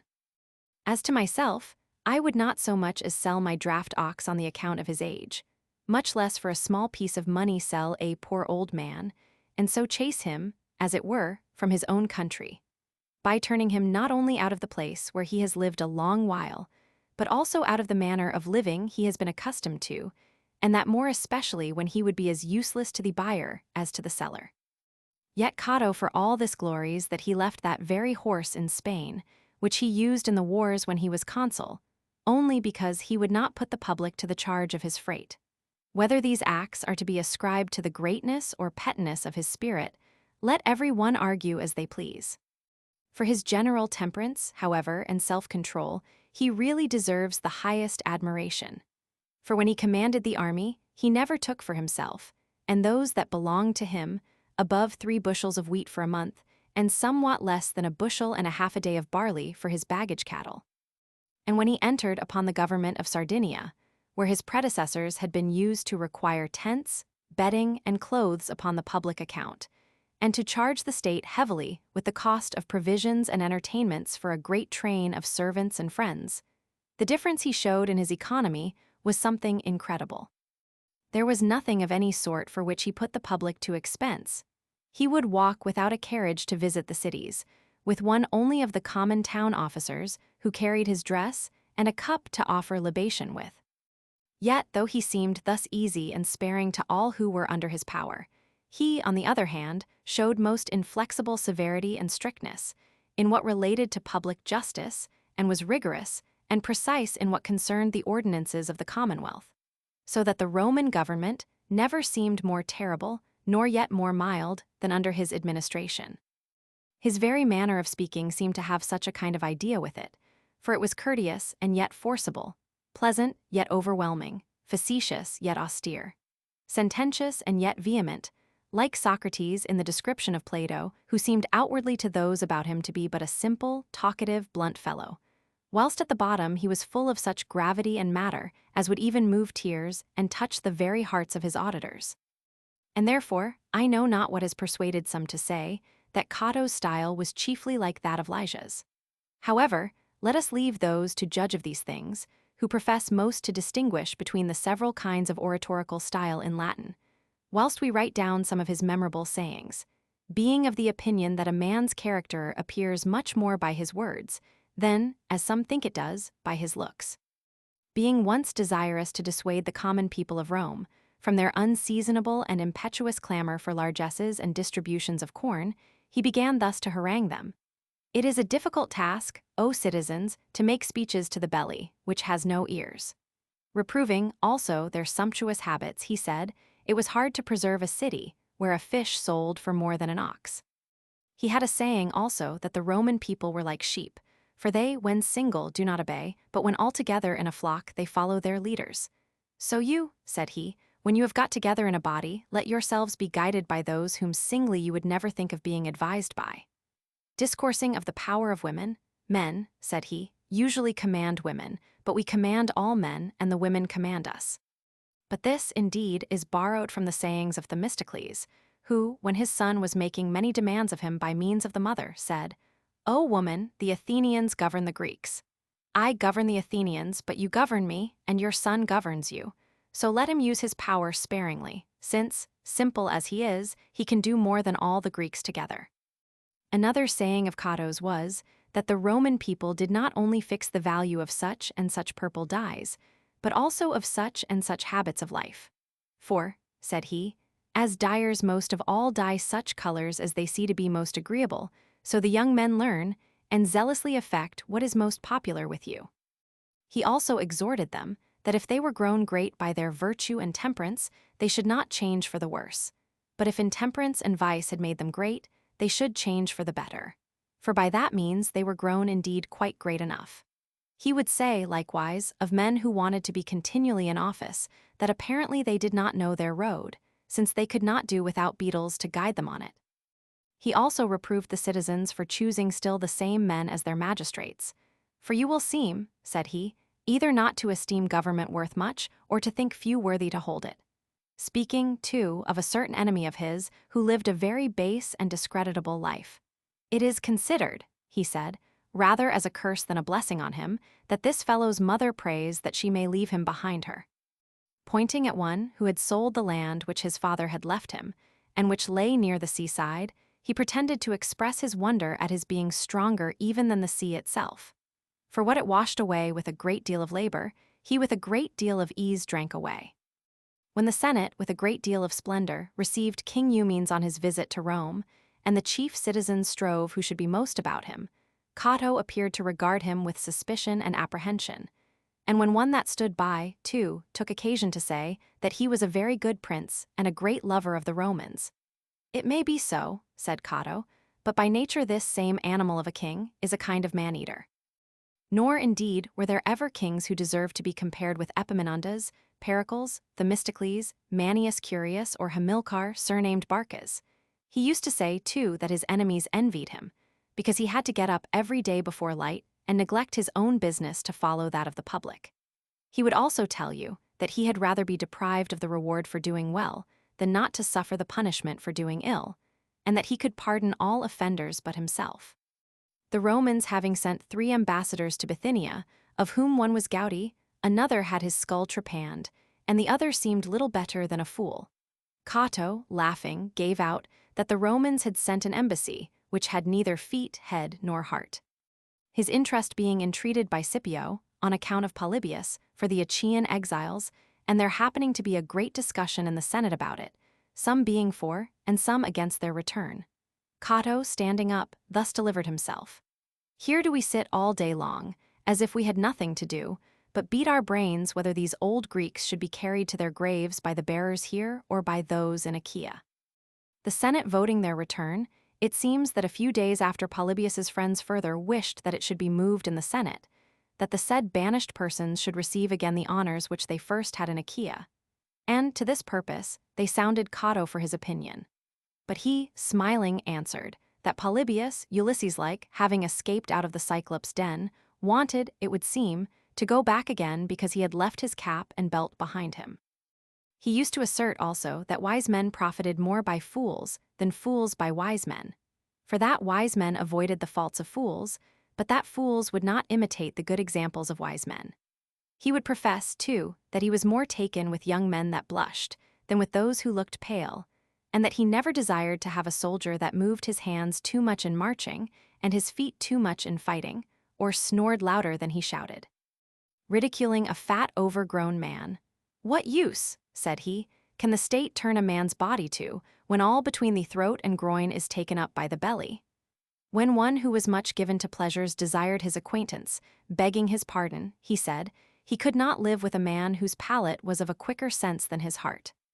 He would likewise say that the soul of a lover lived in the body of another, and that in his whole life he most repented of 3 things. One was that he had trusted a secret to a woman, another that he went by water when he might have gone by land, the third that he had remained 1 whole day without doing any business of moment.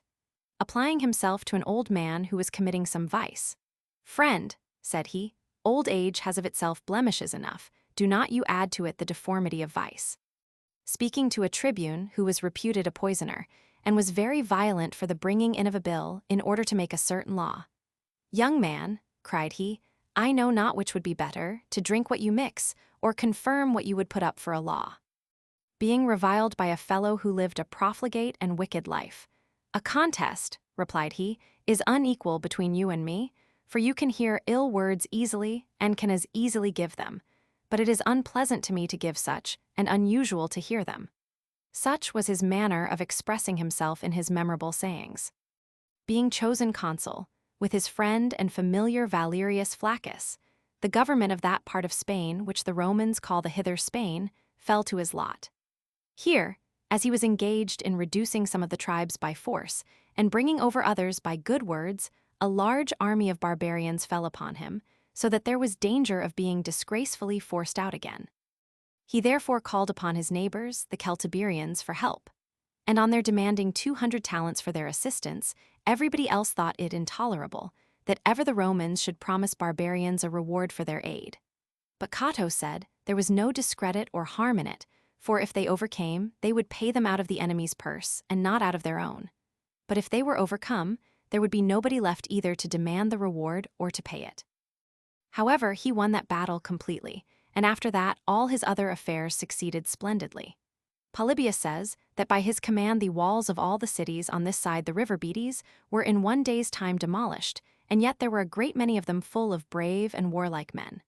Cato himself says that he took more cities than he stayed days in Spain. Neither is this a mere rhodomontade, if it be true that the number was 400.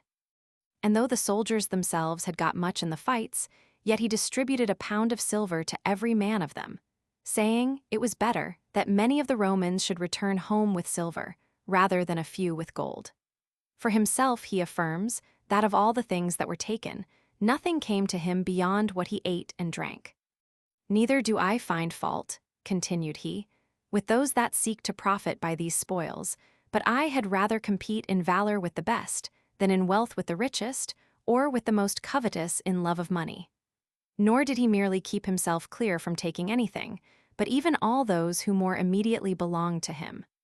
He had 5 servants with him in the army, one of whom, called Pacus, bought 3 boys out of those who were taken captive, which Cato coming to understand, the man rather than venture into his presence, hanged himself. Cato sold the boys, and carried the price he got for them into the public exchequer. Scipio the Great, being his enemy and desiring, whilst he was carrying all things so successfully, to obstruct him, and take the affairs of Spain into his own hands, succeeded in getting himself appointed his successor in the government, and, making all possible haste, put a term to Cato's authority. But he, taking with him a convoy of 5 cohorts of foot, and 500 horse to attend him home, overthrew by the way the Lusitanians, and salting from them 600 deserters, caused them all to be beheaded. Upon which Scipio seemed to be in indignation, but Cato, in mock disparagement of himself, said, Rome would become great indeed, if the most honorable and great men would not yield up the first place of valor to those who were more obscure, and when they who were of the commonalty, as he himself was, would contend in valor with those who were most eminent in birth and honor. The Senate having voted to change nothing of what had been established by Cato, the government passed away under Scipio to no manner of purpose, in idleness and doing nothing, and so diminished his credit much more than Cato's. Nor did Cato, who now received a triumph, remit after this and slacken the reins of virtue, as many do, who strive not so much for virtue's sake, as for vainglory, and having attained the highest honors, as the consulship and triumphs, pass the rest of their life in pleasure and idleness, and quit all public affairs. But he, like those who are just entered upon public life for the first time, and thirst after gaining honor and glory in some new office, strained himself,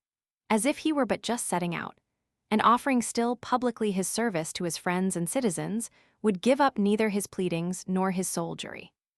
He accompanied and assisted Tiberius Sempronius, as his lieutenant, when he went into Thrace and to the Danube, and, in the quality of tribune, went with Manius Acilius into Greece, against Antiochus the Great, who, after Hannibal, more than anyone struck terror into the Romans.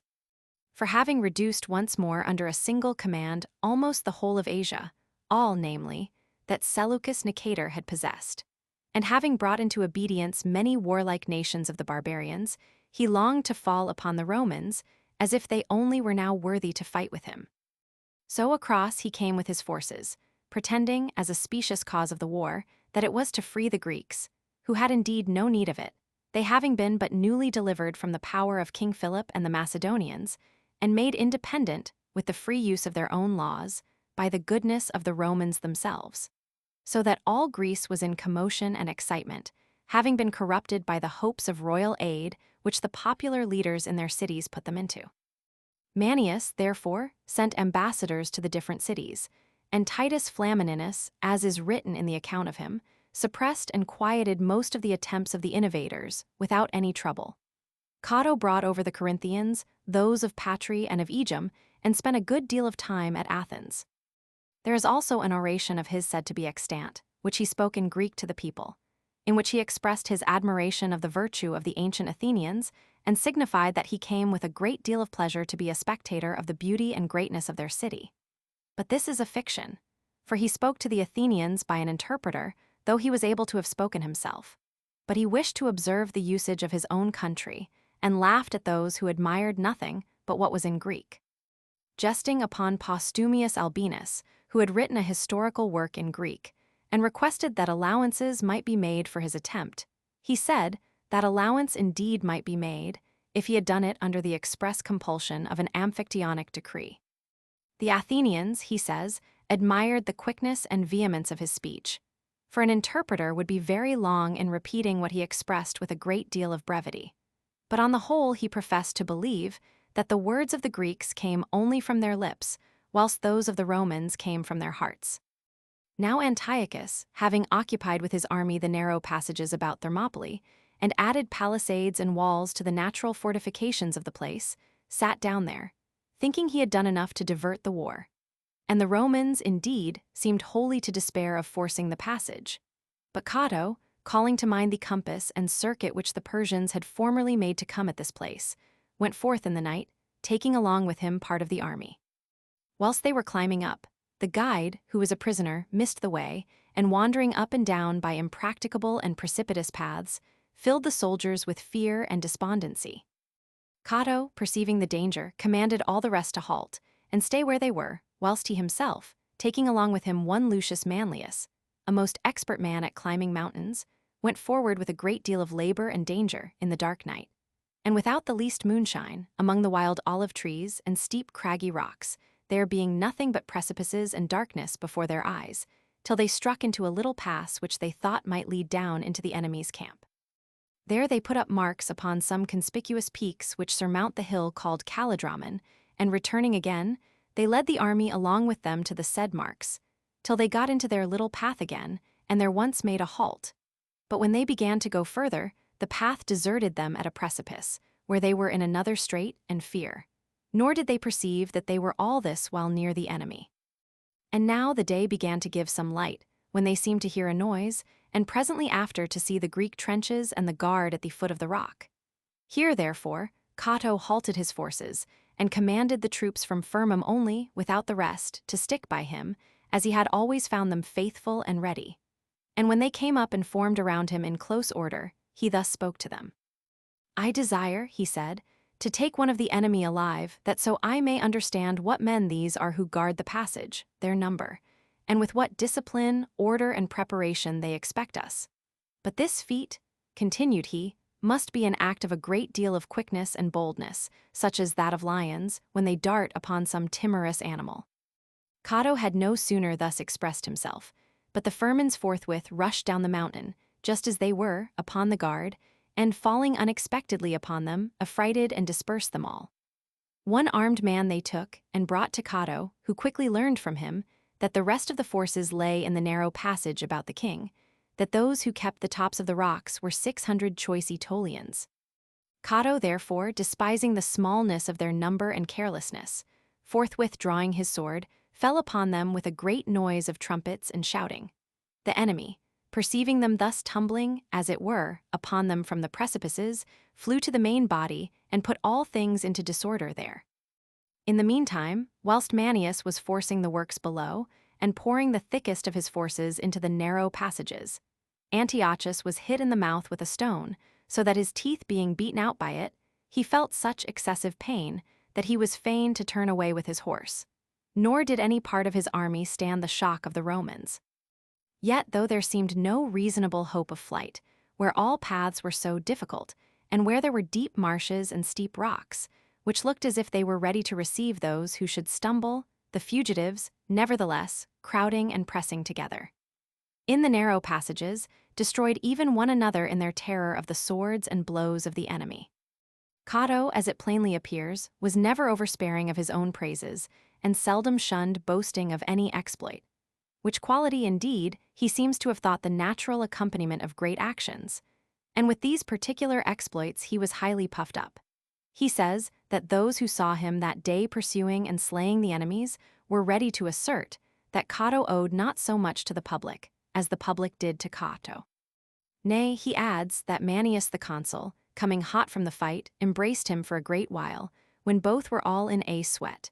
and then cried out with joy that neither he himself, no, nor all the people together, could make him a recompense equal to his actions.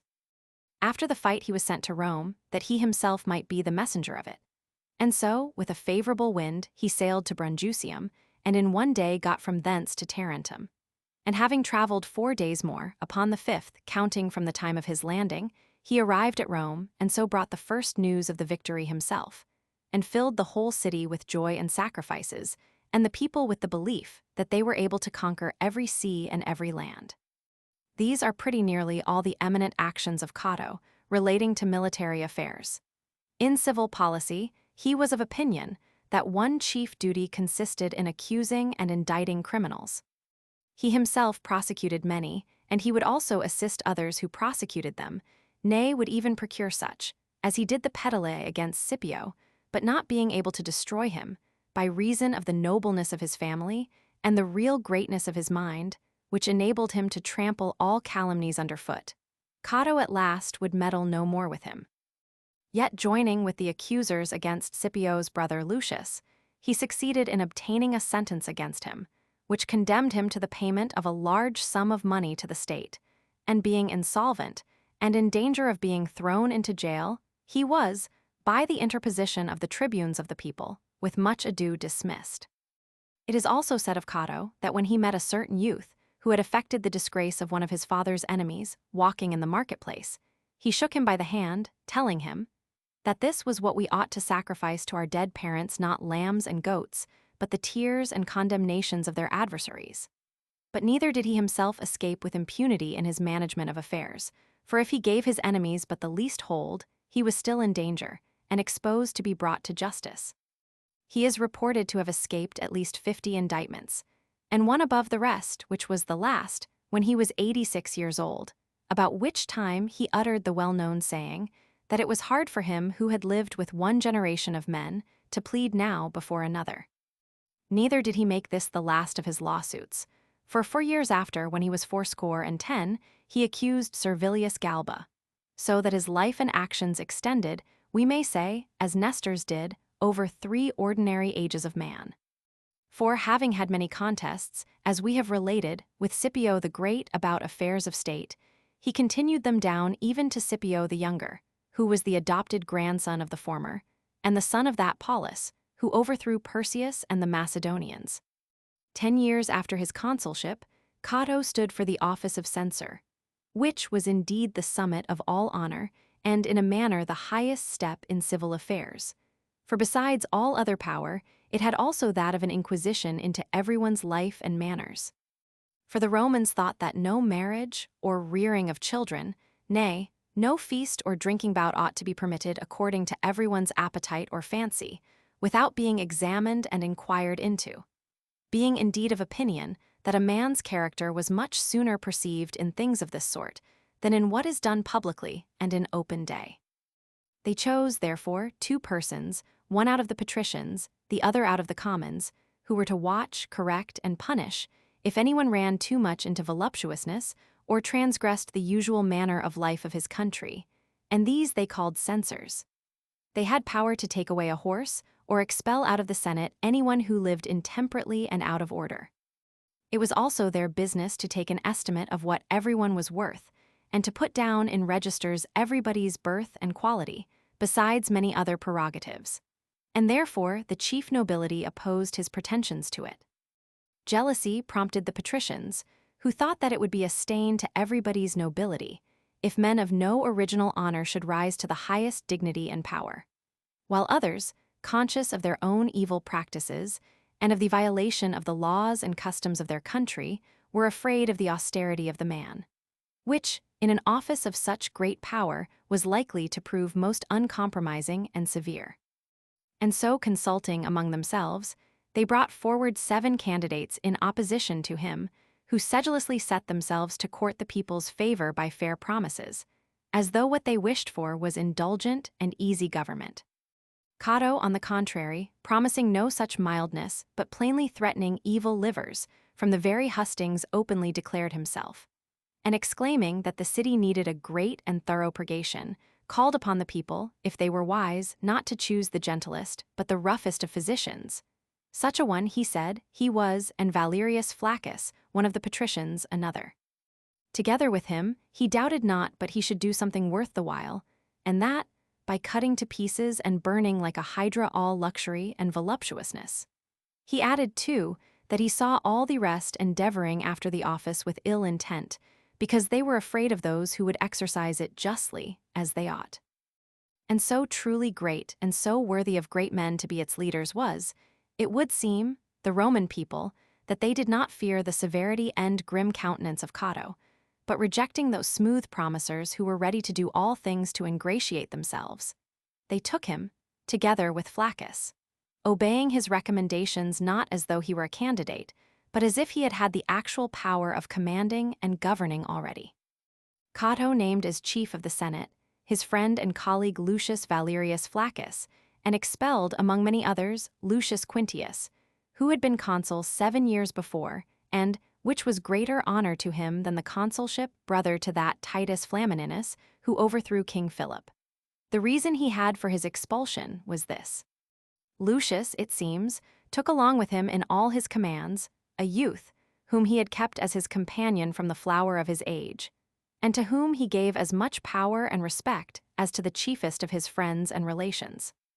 Now it happened that Lucius, being consular governor of one of the provinces, the youth setting himself down by him, as he used to do among other flatteries with which he played upon him, when he in his cups, told him he loved him so dearly that, though there was a show of gladiators to be seen at Rome, and I, he said, had never beheld one in my life, and though I, as it were, longed to see a man killed, yet I made all possible haste to come to you. Upon this Lucius, returning his fondness, replied, Do not be melancholy on that account. I can remedy that.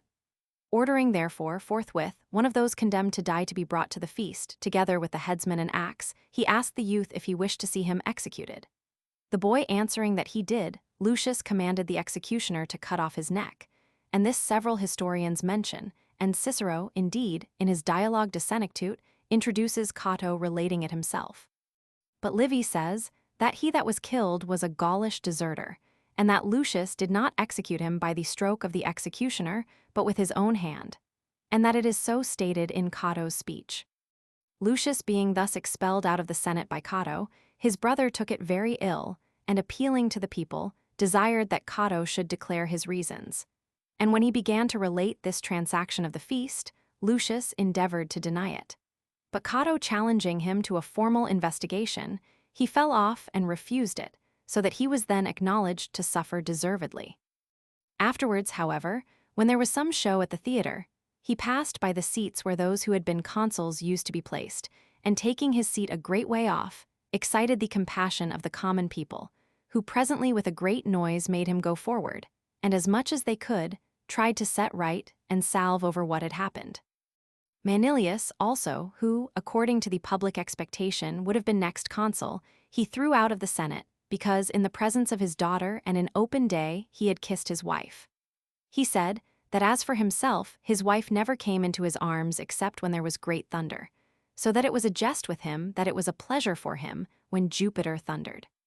His treatment of Lucius, likewise the brother of Scipio, and one who had been honored with a triumph, occasioned some odium against Cato, for he took his horse from him, and was thought to do it with a design of putting an affront on Scipio Africanus, now dead. But he gave most general annoyance by retrenching people's luxury, for though most of the youth being thereby already corrupted, it seemed almost impossible to take it away with an open hand and directly, yet going, as it were, obliquely around, he caused all dress, carriages, women's ornaments, household furniture, whose price exceeded 1,500 drachmas, to be rated at 10 times as much as they were worth, intending by thus making the assessments greater, to increase the taxes paid upon them.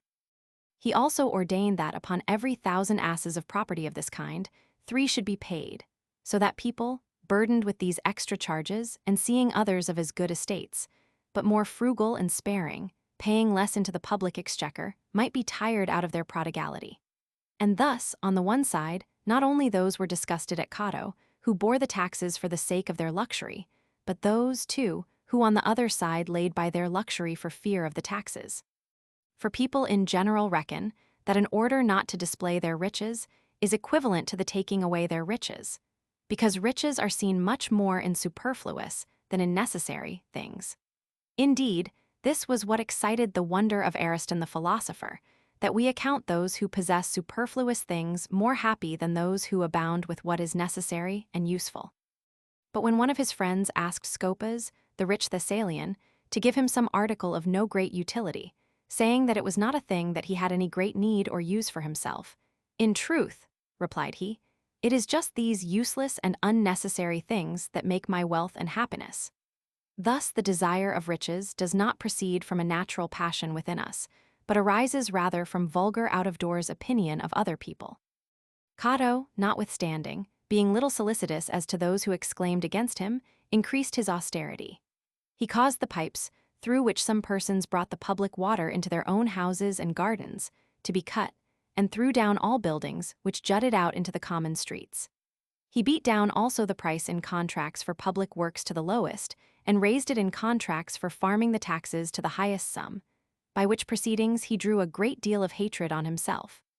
Those who were of Titus Flamininus's party cancelled in the Senate all the bargains and contracts made by him for the repairing and carrying on of the sacred and public buildings, as unadvantageous to the commonwealth. They incited also the boldest of the tribunes of the people to accuse him, and to fine him 2 talents. They likewise much opposed him in building the court or basilica, which he caused to be erected at the common charge, just by the Senate house, in the marketplace, and called by his own name, the Portian. However, the people, it seems, liked his censorship wondrously well. For, setting up a statue for him in the temple of the goddess of health, they put an inscription under it, not recording his commands in war or his triumph, but to the effect that this was Cato the censor, who, by his good discipline and wise and temperate ordinances, reclaimed the Roman commonwealth when it was declining and sinking down into vice. Before this honor was done to himself, he used to laugh at those who loved such kind of things, saying that they did not see that they were taking pride in the workmanship of brass founders and painters, whereas the citizens bore about his best likeness in their breasts. And when any seemed to wonder that he should have never a statue, while many ordinary persons had one.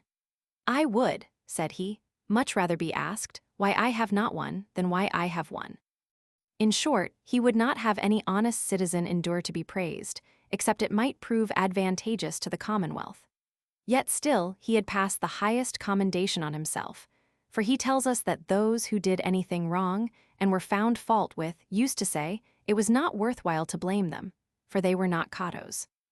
He also adds that they who awkwardly mimicked some of his actions were called left-handed Catos, and that the Senate in perilous times would cast their eyes on him, as upon a pilot in a ship, and that often when he was not present they put off affairs of greatest consequence.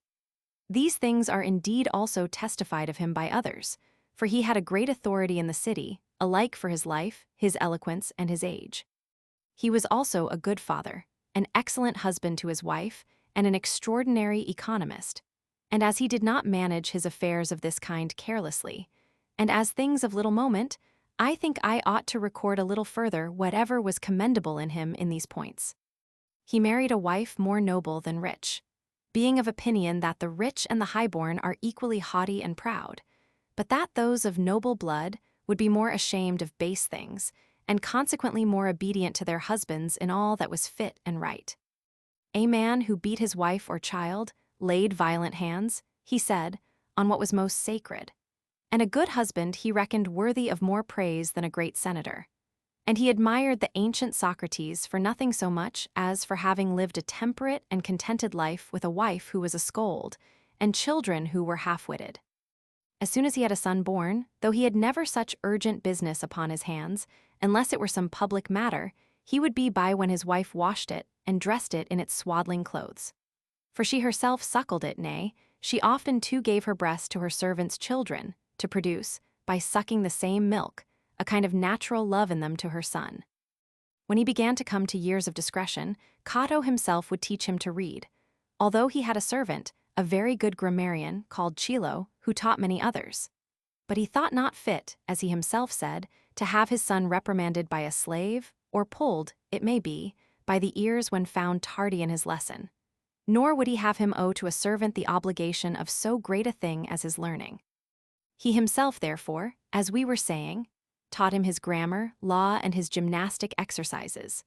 Nor did he only show him, too, how to throw a dart, to fight in armor, and to ride, but to box also, and to endure both heat and cold, and to swim over the most rapid and rough rivers. He says, likewise, that he wrote histories in large characters with his own hand, that so his son, without stirring out of the house, might learn to know about his countrymen and forefathers. Nor did he less abstain from speaking anything obscene before his son than if it had been in the presence of the sacred virgins, called vestals. Nor would he ever go into the bath with him, which seems indeed to have been the common custom of the Romans. Sons-in-law used to avoid bathing with fathers-in-law, disliking to see one another naked. But having, in time, learned of the Greeks to strip before men, they have since taught the Greeks to do it even with the women themselves. Thus, like an excellent work, Cato formed and fashioned his son to virtue, nor had he any occasion to find fault with his readiness and docility. But as he proved to be of too weak a constitution for hardships, he did not insist on requiring of him any very austere way of living. However, though delicate in health, he proved a stout man in the field, and behaved himself valiantly when Paulus Aemilius fought against Perseus, where when his sword was struck from him by a blow, or rather slipped out of his hand by reason of its moistness, he so keenly resented it that he turned to some of his friends about him, and taking them along with him again, fell upon the enemy. And having by a long fight and much force cleared the place, at length found it among great heaps of arms, and the dead bodies of friends as well as enemies piled one upon another. Upon which Paulus, his general, much commended the youth, and there is a letter of Cato's to his son, which highly praises his honorable eagerness for the recovery of his sword. Afterwards he married Tertia, Aemilius Paulus's daughter, and sister to Scipio, nor was he admitted into this family less for his own worth than his father's, so that Cato's care in his son's education came to a very fitting result. He purchased a great many slaves out of the captives taken in war, but chiefly bought up the young ones, who were capable to be, as it were, broken and taught like whelps and colts. None of these ever entered another man's house, except sent either by Cato himself or his wife. If any one of them were asked what Cato did, they answered merely that they did not know. When a servant was at home, he was obliged either to do some work or sleep. For indeed Cato loved those most who used to lie down often to sleep, accounting them more docile than those who were wakeful, and more fit for anything when they were refreshed with a little slumber. Being also of opinion that the great cause of the laziness and misbehavior of slaves was their running after their pleasures, he fixed a certain price for them to pay for permission amongst themselves, but would suffer no connections out of the house. At first, when he was but a poor soldier, he would not be difficult in anything which related to his eating, but looked upon it as a pitiful thing to quarrel with a servant for the belly's sake. But afterwards, when he grew richer, and made any feasts for his friends and colleagues in office, as soon as supper was over he used to go with a leathern thong and scourge those who had waited or dressed the meat carelessly. He always contrived, too, that his servants should have some difference one among another, always suspecting and fearing a good understanding between them. Those who had committed anything worthy of death, he punished, if they were found guilty, by the verdict of their fellow servants. But being after all much given to the desire of gain, he looked upon agriculture rather as a pleasure than profit, resolving, therefore, to lay out his money in safe and solid things. He purchased ponds, hot baths, grounds full of fuller's earth, remunerative lands, pastures, and woods, from all which he drew large returns, nor could Jupiter himself, he used to say, do him much damage. He was also given to the form of usury, which is considered most odious in traffic by sea, and that thus: he desired that those whom he put out his money to should have many partners, and when the number of them and their ships came to be 50, he himself took one share through Quintio his freedman, who therefore was to sail with the adventurers, and take a part in all their proceedings. So that thus there was no danger of losing his whole stock, but only a little part, and that with a prospect of great profit. He likewise lent money to those of his slaves who wished to borrow, with which they bought also other young ones, whom, when they had taught and bred up at his charges, they would sell again at the year's end. But some of them Cato would keep for himself, giving just as much for them as another had offered. To incline his son to be of this kind of temper, he used to tell him that it was not like a man, but rather like a widow woman, to lessen an estate.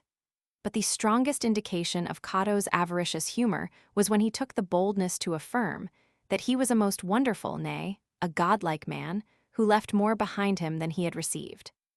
He was now grown old, when Carneades the academic and Diogenes the Stoic came as deputies from Athens to Rome, praying for release from a penalty of 500 talents laid on the Athenians, in a suit to which they did not appear, in which the Oropians were plaintiffs, and Sicyonians judges.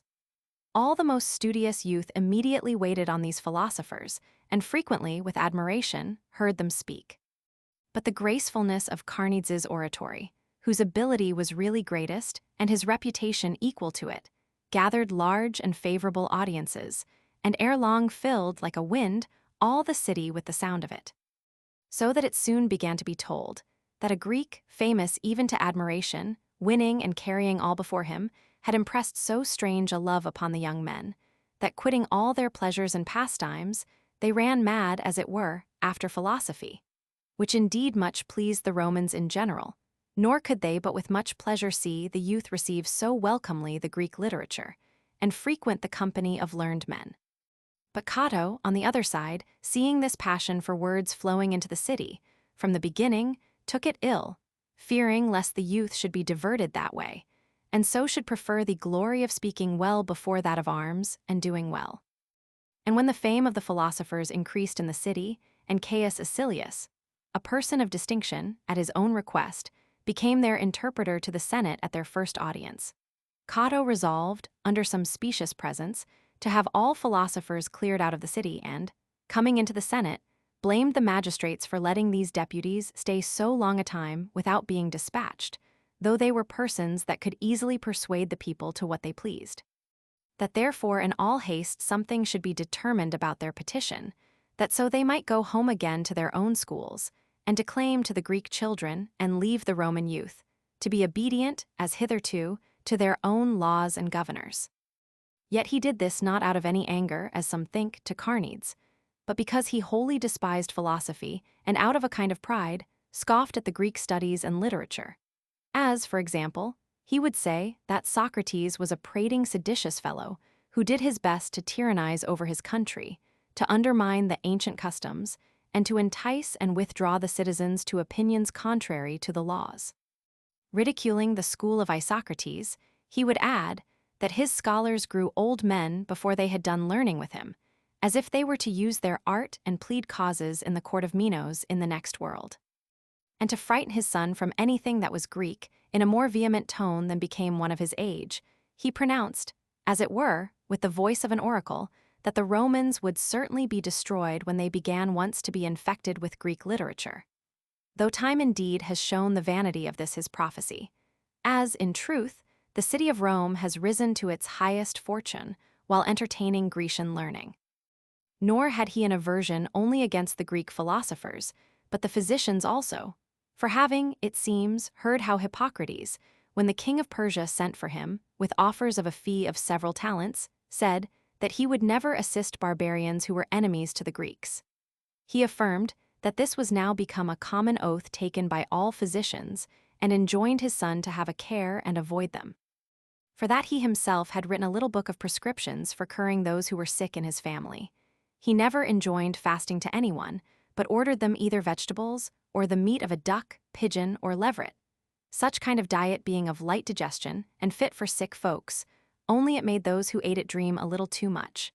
And by the use of this kind of physic, he said, he not only made himself and those about him well, but kept them so. However, for this his presumption, he seemed not to have escaped unpunished, for he lost both his wife and his son, though he himself, being of a strong, robust constitution, held out longer, so that he would often, even in his old days, address himself to women, and when he was past a lover's age, married a young woman, upon the following pretense. Having lost his own wife, he married his son to the daughter of Paulus Emilius, who was sister to Scipio, so that being now a widower himself, he had a young girl who came privately to visit him. But the house being very small, and a daughter-in-law also in it, this practice was quickly discovered. For the young woman seeming once to pass through it a little too boldly, the youth, his son, though he said nothing, seemed to look somewhat indignantly upon her. The old man, perceiving and understanding that what he did was disliked, without finding any fault or saying a word, went away, as his custom was, with his usual companions to the market. And among the rest, he called aloud to one Salonius, who had been a clerk under him, and asked him whether he had married his daughter. He answered no, nor would he, till he had consulted him. Said Cato, then I have found out a fit son-in-law for you, if he should not displease by reason of his age, for in all other points there is no fault to be found in him, but he is indeed, as I said, extremely old. However, Salonius desired him to undertake the business, and to give the young girl to whom he pleased, she being a humble servant of his, who stood in need of his care and patronage. Upon this Cato, without any more ado, told him he desired to have the damsel himself. These words, as may well be imagined, at first astonished the man, conceiving that Cato was as far off from marrying, as he from a likelihood of being allied to the family of one who had been consul, and had triumphed. But perceiving him in earnest, he consented willingly. And, going onwards to the forum, they quickly completed the bargain. Whilst the marriage was in hand, Cato's son, taking some of his friends along with him, went and asked his father if it were for any offense he brought in a stepmother upon him. But Cato cried out, "Far from it, my son. I have no fault to find with you nor anything of yours. Only I desire to have many children, and to leave the commonwealth more such citizens as you are." Pisistratus, the tyrant of Athens, made, they say, this answer to his sons when they were grown men, when he married his second wife, Timonassa of Argos, by whom he had, it is said, Iophan and Thessalus. Cato had a son by this second wife, to whom from his mother he gave the surname of Salonius. In the meantime his eldest died in his praetorship, of whom Cato often makes mention in his books as having been a good man. He is said, however, to have borne the loss moderately and like a philosopher, and was nothing the more remiss in attending to affairs of state. So that he did not, as Lucius Lucullus and Metellus Pius did, grow languid in his old age, as though public business were a duty once to be discharged, and then quitted. Nor did he, like Scipio Africanus, because envy had struck at his glory, turn from the public, and change and pass away the rest of his life without doing anything.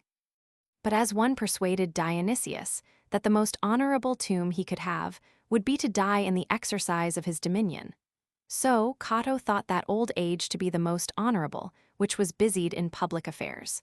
though he would, now and then, when he had leisure, recreate himself with husbandry and writing.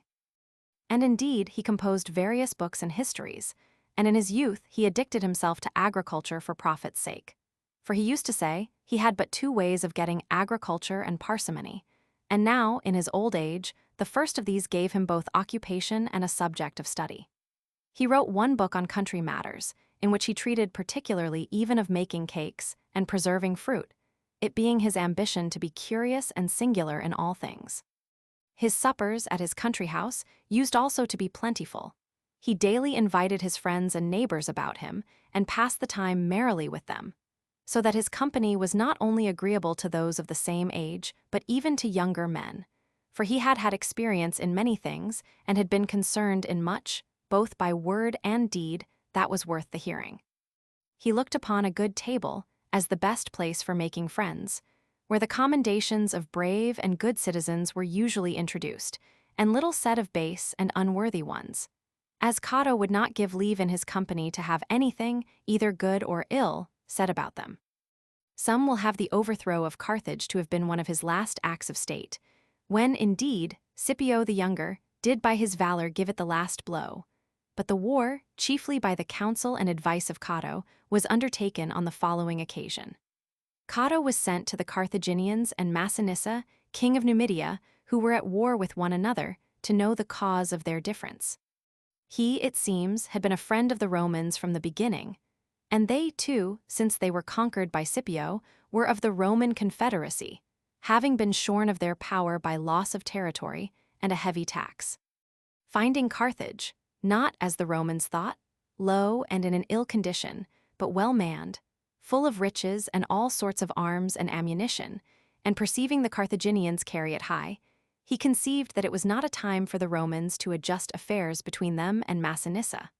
but rather that they themselves would fall into danger, unless they should find means to check this rapid new growth of Rome's ancient irreconcilable enemy. Therefore, returning quickly to Rome, he acquainted the Senate that the former defeats and blows given to the Carthaginians had not so much diminished their strength, as it had abated their imprudence and folly, that they were not become weaker, but more experienced in war, and did only skirmish with the Numidians, to exercise themselves the better to cope with the Romans. That the peace and league they had made was but a kind of suspension of war which awaited a fairer opportunity to break out again. Moreover, they say that, shaking his gown, he took occasion to let drop some African figs before the Senate, and on their admiring the size and beauty of them, he presently added that the place that bore them was but 3 days' sail from Rome. Nay, he never after this gave his opinion, but at the end he would be sure to come out with this sentence: also, Carthage, methinks, ought utterly to be destroyed. But Publius Scipio Nasica would always declare his opinion to the contrary, in these words: "It seems requisite to me that Carthage should still stand."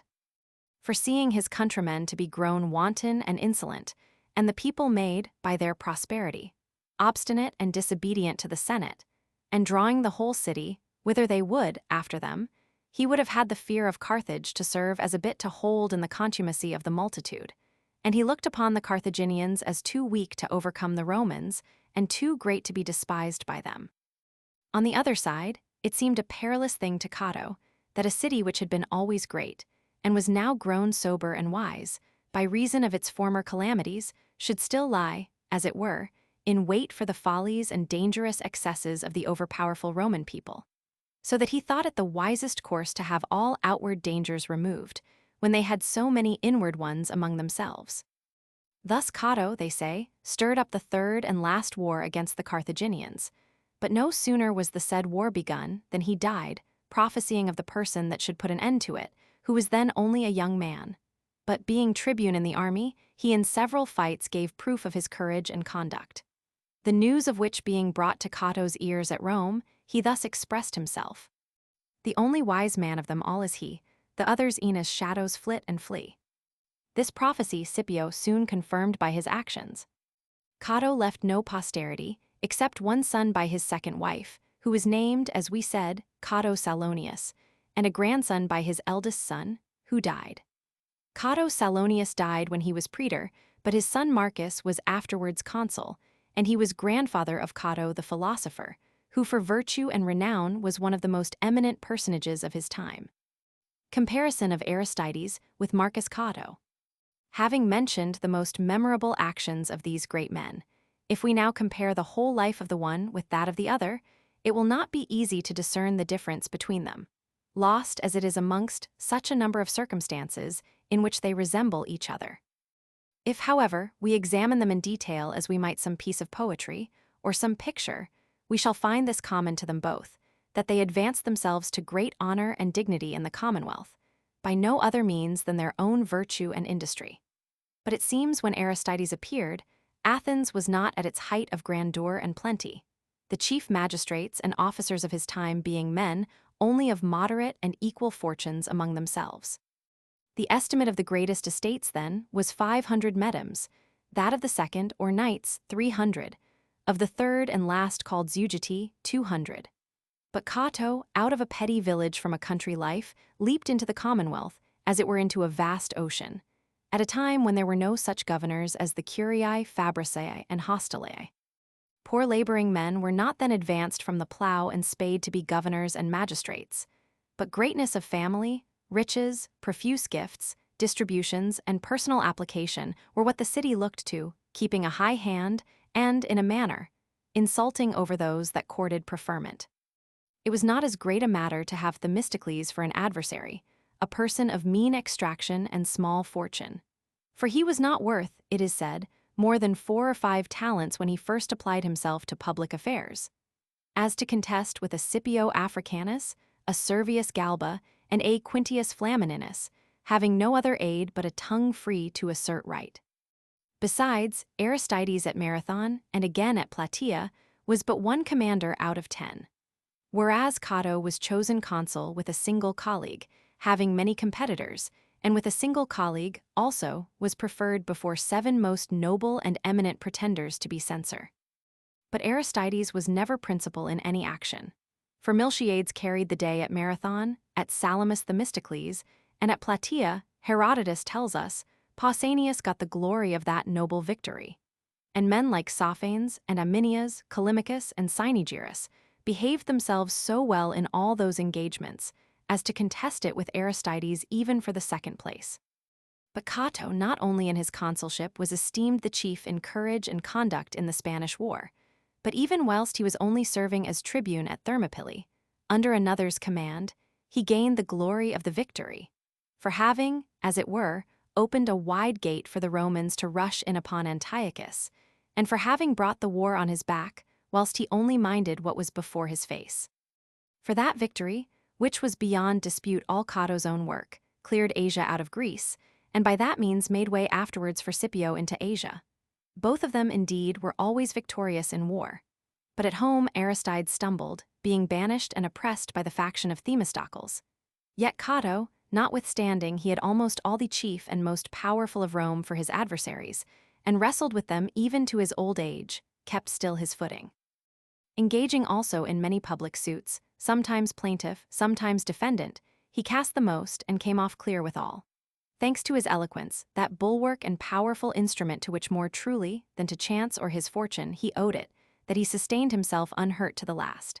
Antipater justly gives it as a high commendation to Aristotle the philosopher, writing of him after his death, that among his other virtues, he was endowed with a faculty of persuading people which way he pleased. Questionless, there is no perfecter endowment in man than political virtue, and of this economics is commonly esteemed not the least part. For a city, which is a collection of private households, grows into a stable commonwealth by the private means of prosperous citizens that compose it. Lycurgus, by prohibiting gold and silver in Sparta, and making iron, spoiled by the fire, the only currency, did not by these measures discharge them from minding their household affairs, but cutting off luxury, the corruption and tumor of riches, he provided there should be an abundant supply of all necessary and useful things for all persons,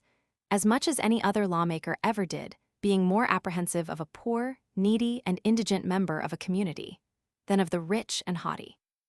And in this management of domestic concerns, Cato was as great as in the government of public affairs, for he increased his estate and became a master to others in economy and husbandry, upon which subjects he collected in his writings many useful observations. On the contrary, Aristides, by his poverty, made justice odious, as if it were the pest and impoverisher of a family and beneficial to all, rather than to those that were endowed with it.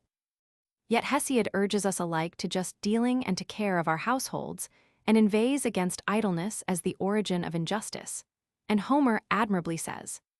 "Work was not dear, nor household cares to me, whose increase rears the thriving family. But well-rigged ships were always my delight, and wars and darts and arrows of the fight." As if the same characters carelessly neglected their own estates, and lived by injustice and rapine from others. For it is not as the physicians say of oil, that outwardly applied, it is very wholesome, but taken inwardly detrimental, that thus a just man provides carefully for others, and is heedless of himself and his own affairs. But in this Aristides' political virtues seem to be defective, since, according to most authors, he took no care to leave his daughters a portion, or himself enough to defray his funeral charges, whereas Cato's family produced senators and generals to the 4th generation. His grandchildren and their children came to the highest preferments. But Aristides, who was the principal man of Greece, through extreme poverty reduced some of his to get their living by jugglers' tricks, others, for want, to hold out their hands for public alms, leaving none means to perform any noble action or worthy his dignity. Yet why should this needs follow? Since poverty is dishonorable not in itself, but when it is a proof of laziness, intemperance, luxury, and carelessness. Whereas in a person that is temperate, industrious, just, and valiant, and who uses all his virtues for the public good, it shows a great and lofty mind. For he has no time for great matters, who concerns himself with petty ones, nor can he relieve many needs of others, who himself has many needs of his own. What most of all enables a man to serve the public is not wealth, but content and independence, which, requiring no superfluity at home, distracts not the mind from the common good. God alone is entirely exempt from all want. Of human virtues, that which needs least is the most absolute and most divine.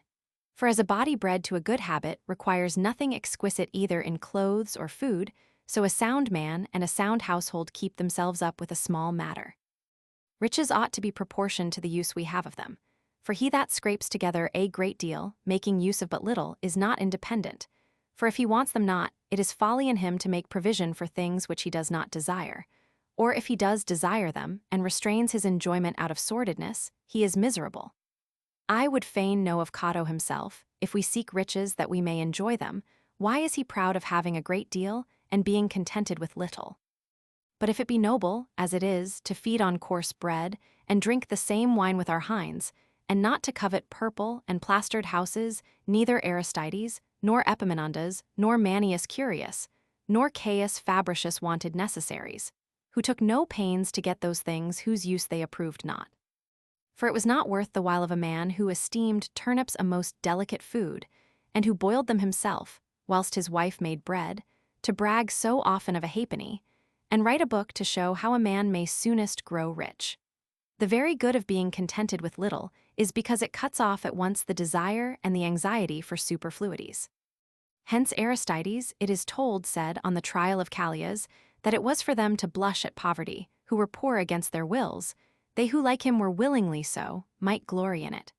For it is ridiculous to think Aristides' neediness imputable to his sloth, who might fairly enough buy the spoil of one barbarian, or seizing one tent, have become wealthy. But enough of this. Cato's expeditions added no great matter to the Roman Empire, which already was so great, as that in a manner it could receive no addition. But those of Aristides are the noblest, most splendid, and distinguished actions the Grecians ever did, the battles at Marathon Salamis and Plataea.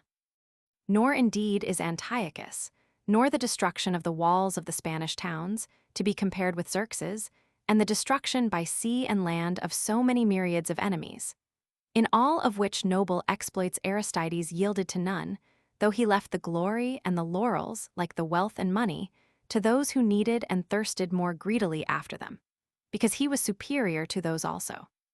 I do not blame Cato for perpetually boasting and preferring himself before all others, though in one of his orations he says that it is equally absurd to praise and dispraise oneself. Yet he who does not so much as desire others' praises seems to me more perfectly virtuous than he who is always extolling himself. A mind free from ambition is a main help to political gentleness. Ambition, on the contrary, is hard-hearted and the greatest fomenter of envy, from which Aristides was wholly exempt, Cato very subject to it. Aristides assisted Themistocles in matters of highest importance, and, as his subordinate officer, in a manner raised Athens. Cato, by opposing Scipio, almost broke and defeated his expedition against the Carthaginians, in which he overthrew Hannibal, who till then was even invincible. And at last, by continually raising suspicions and calumnies against him, he chased him from the city, and inflicted a disgraceful sentence on his brother for robbing the state. Finally, that temperance which Cato always highly cried up, Aristides preserved truly pure and untainted. But Cato's marriage, unbecoming his dignity and age, is a considerable disparagement, in this respect, to his character. For it was not decent for him at that age to bring home to his son and his wife a young woman, the daughter of a common paid clerk in the public service. But whether it were for his own gratification or out of anger at his son, both the fact and the presence were unworthy. For the reason he pretended to his son was false. For if he desired to get more as worthy children, he ought to have married a well-born wife, not to have contented himself, so long as it was unnoticed, with a woman to whom he was not married. And, when it was discovered, he ought not to have chosen such a father-in-law as was easiest to be got, instead of one whose affinity might be honorable to him.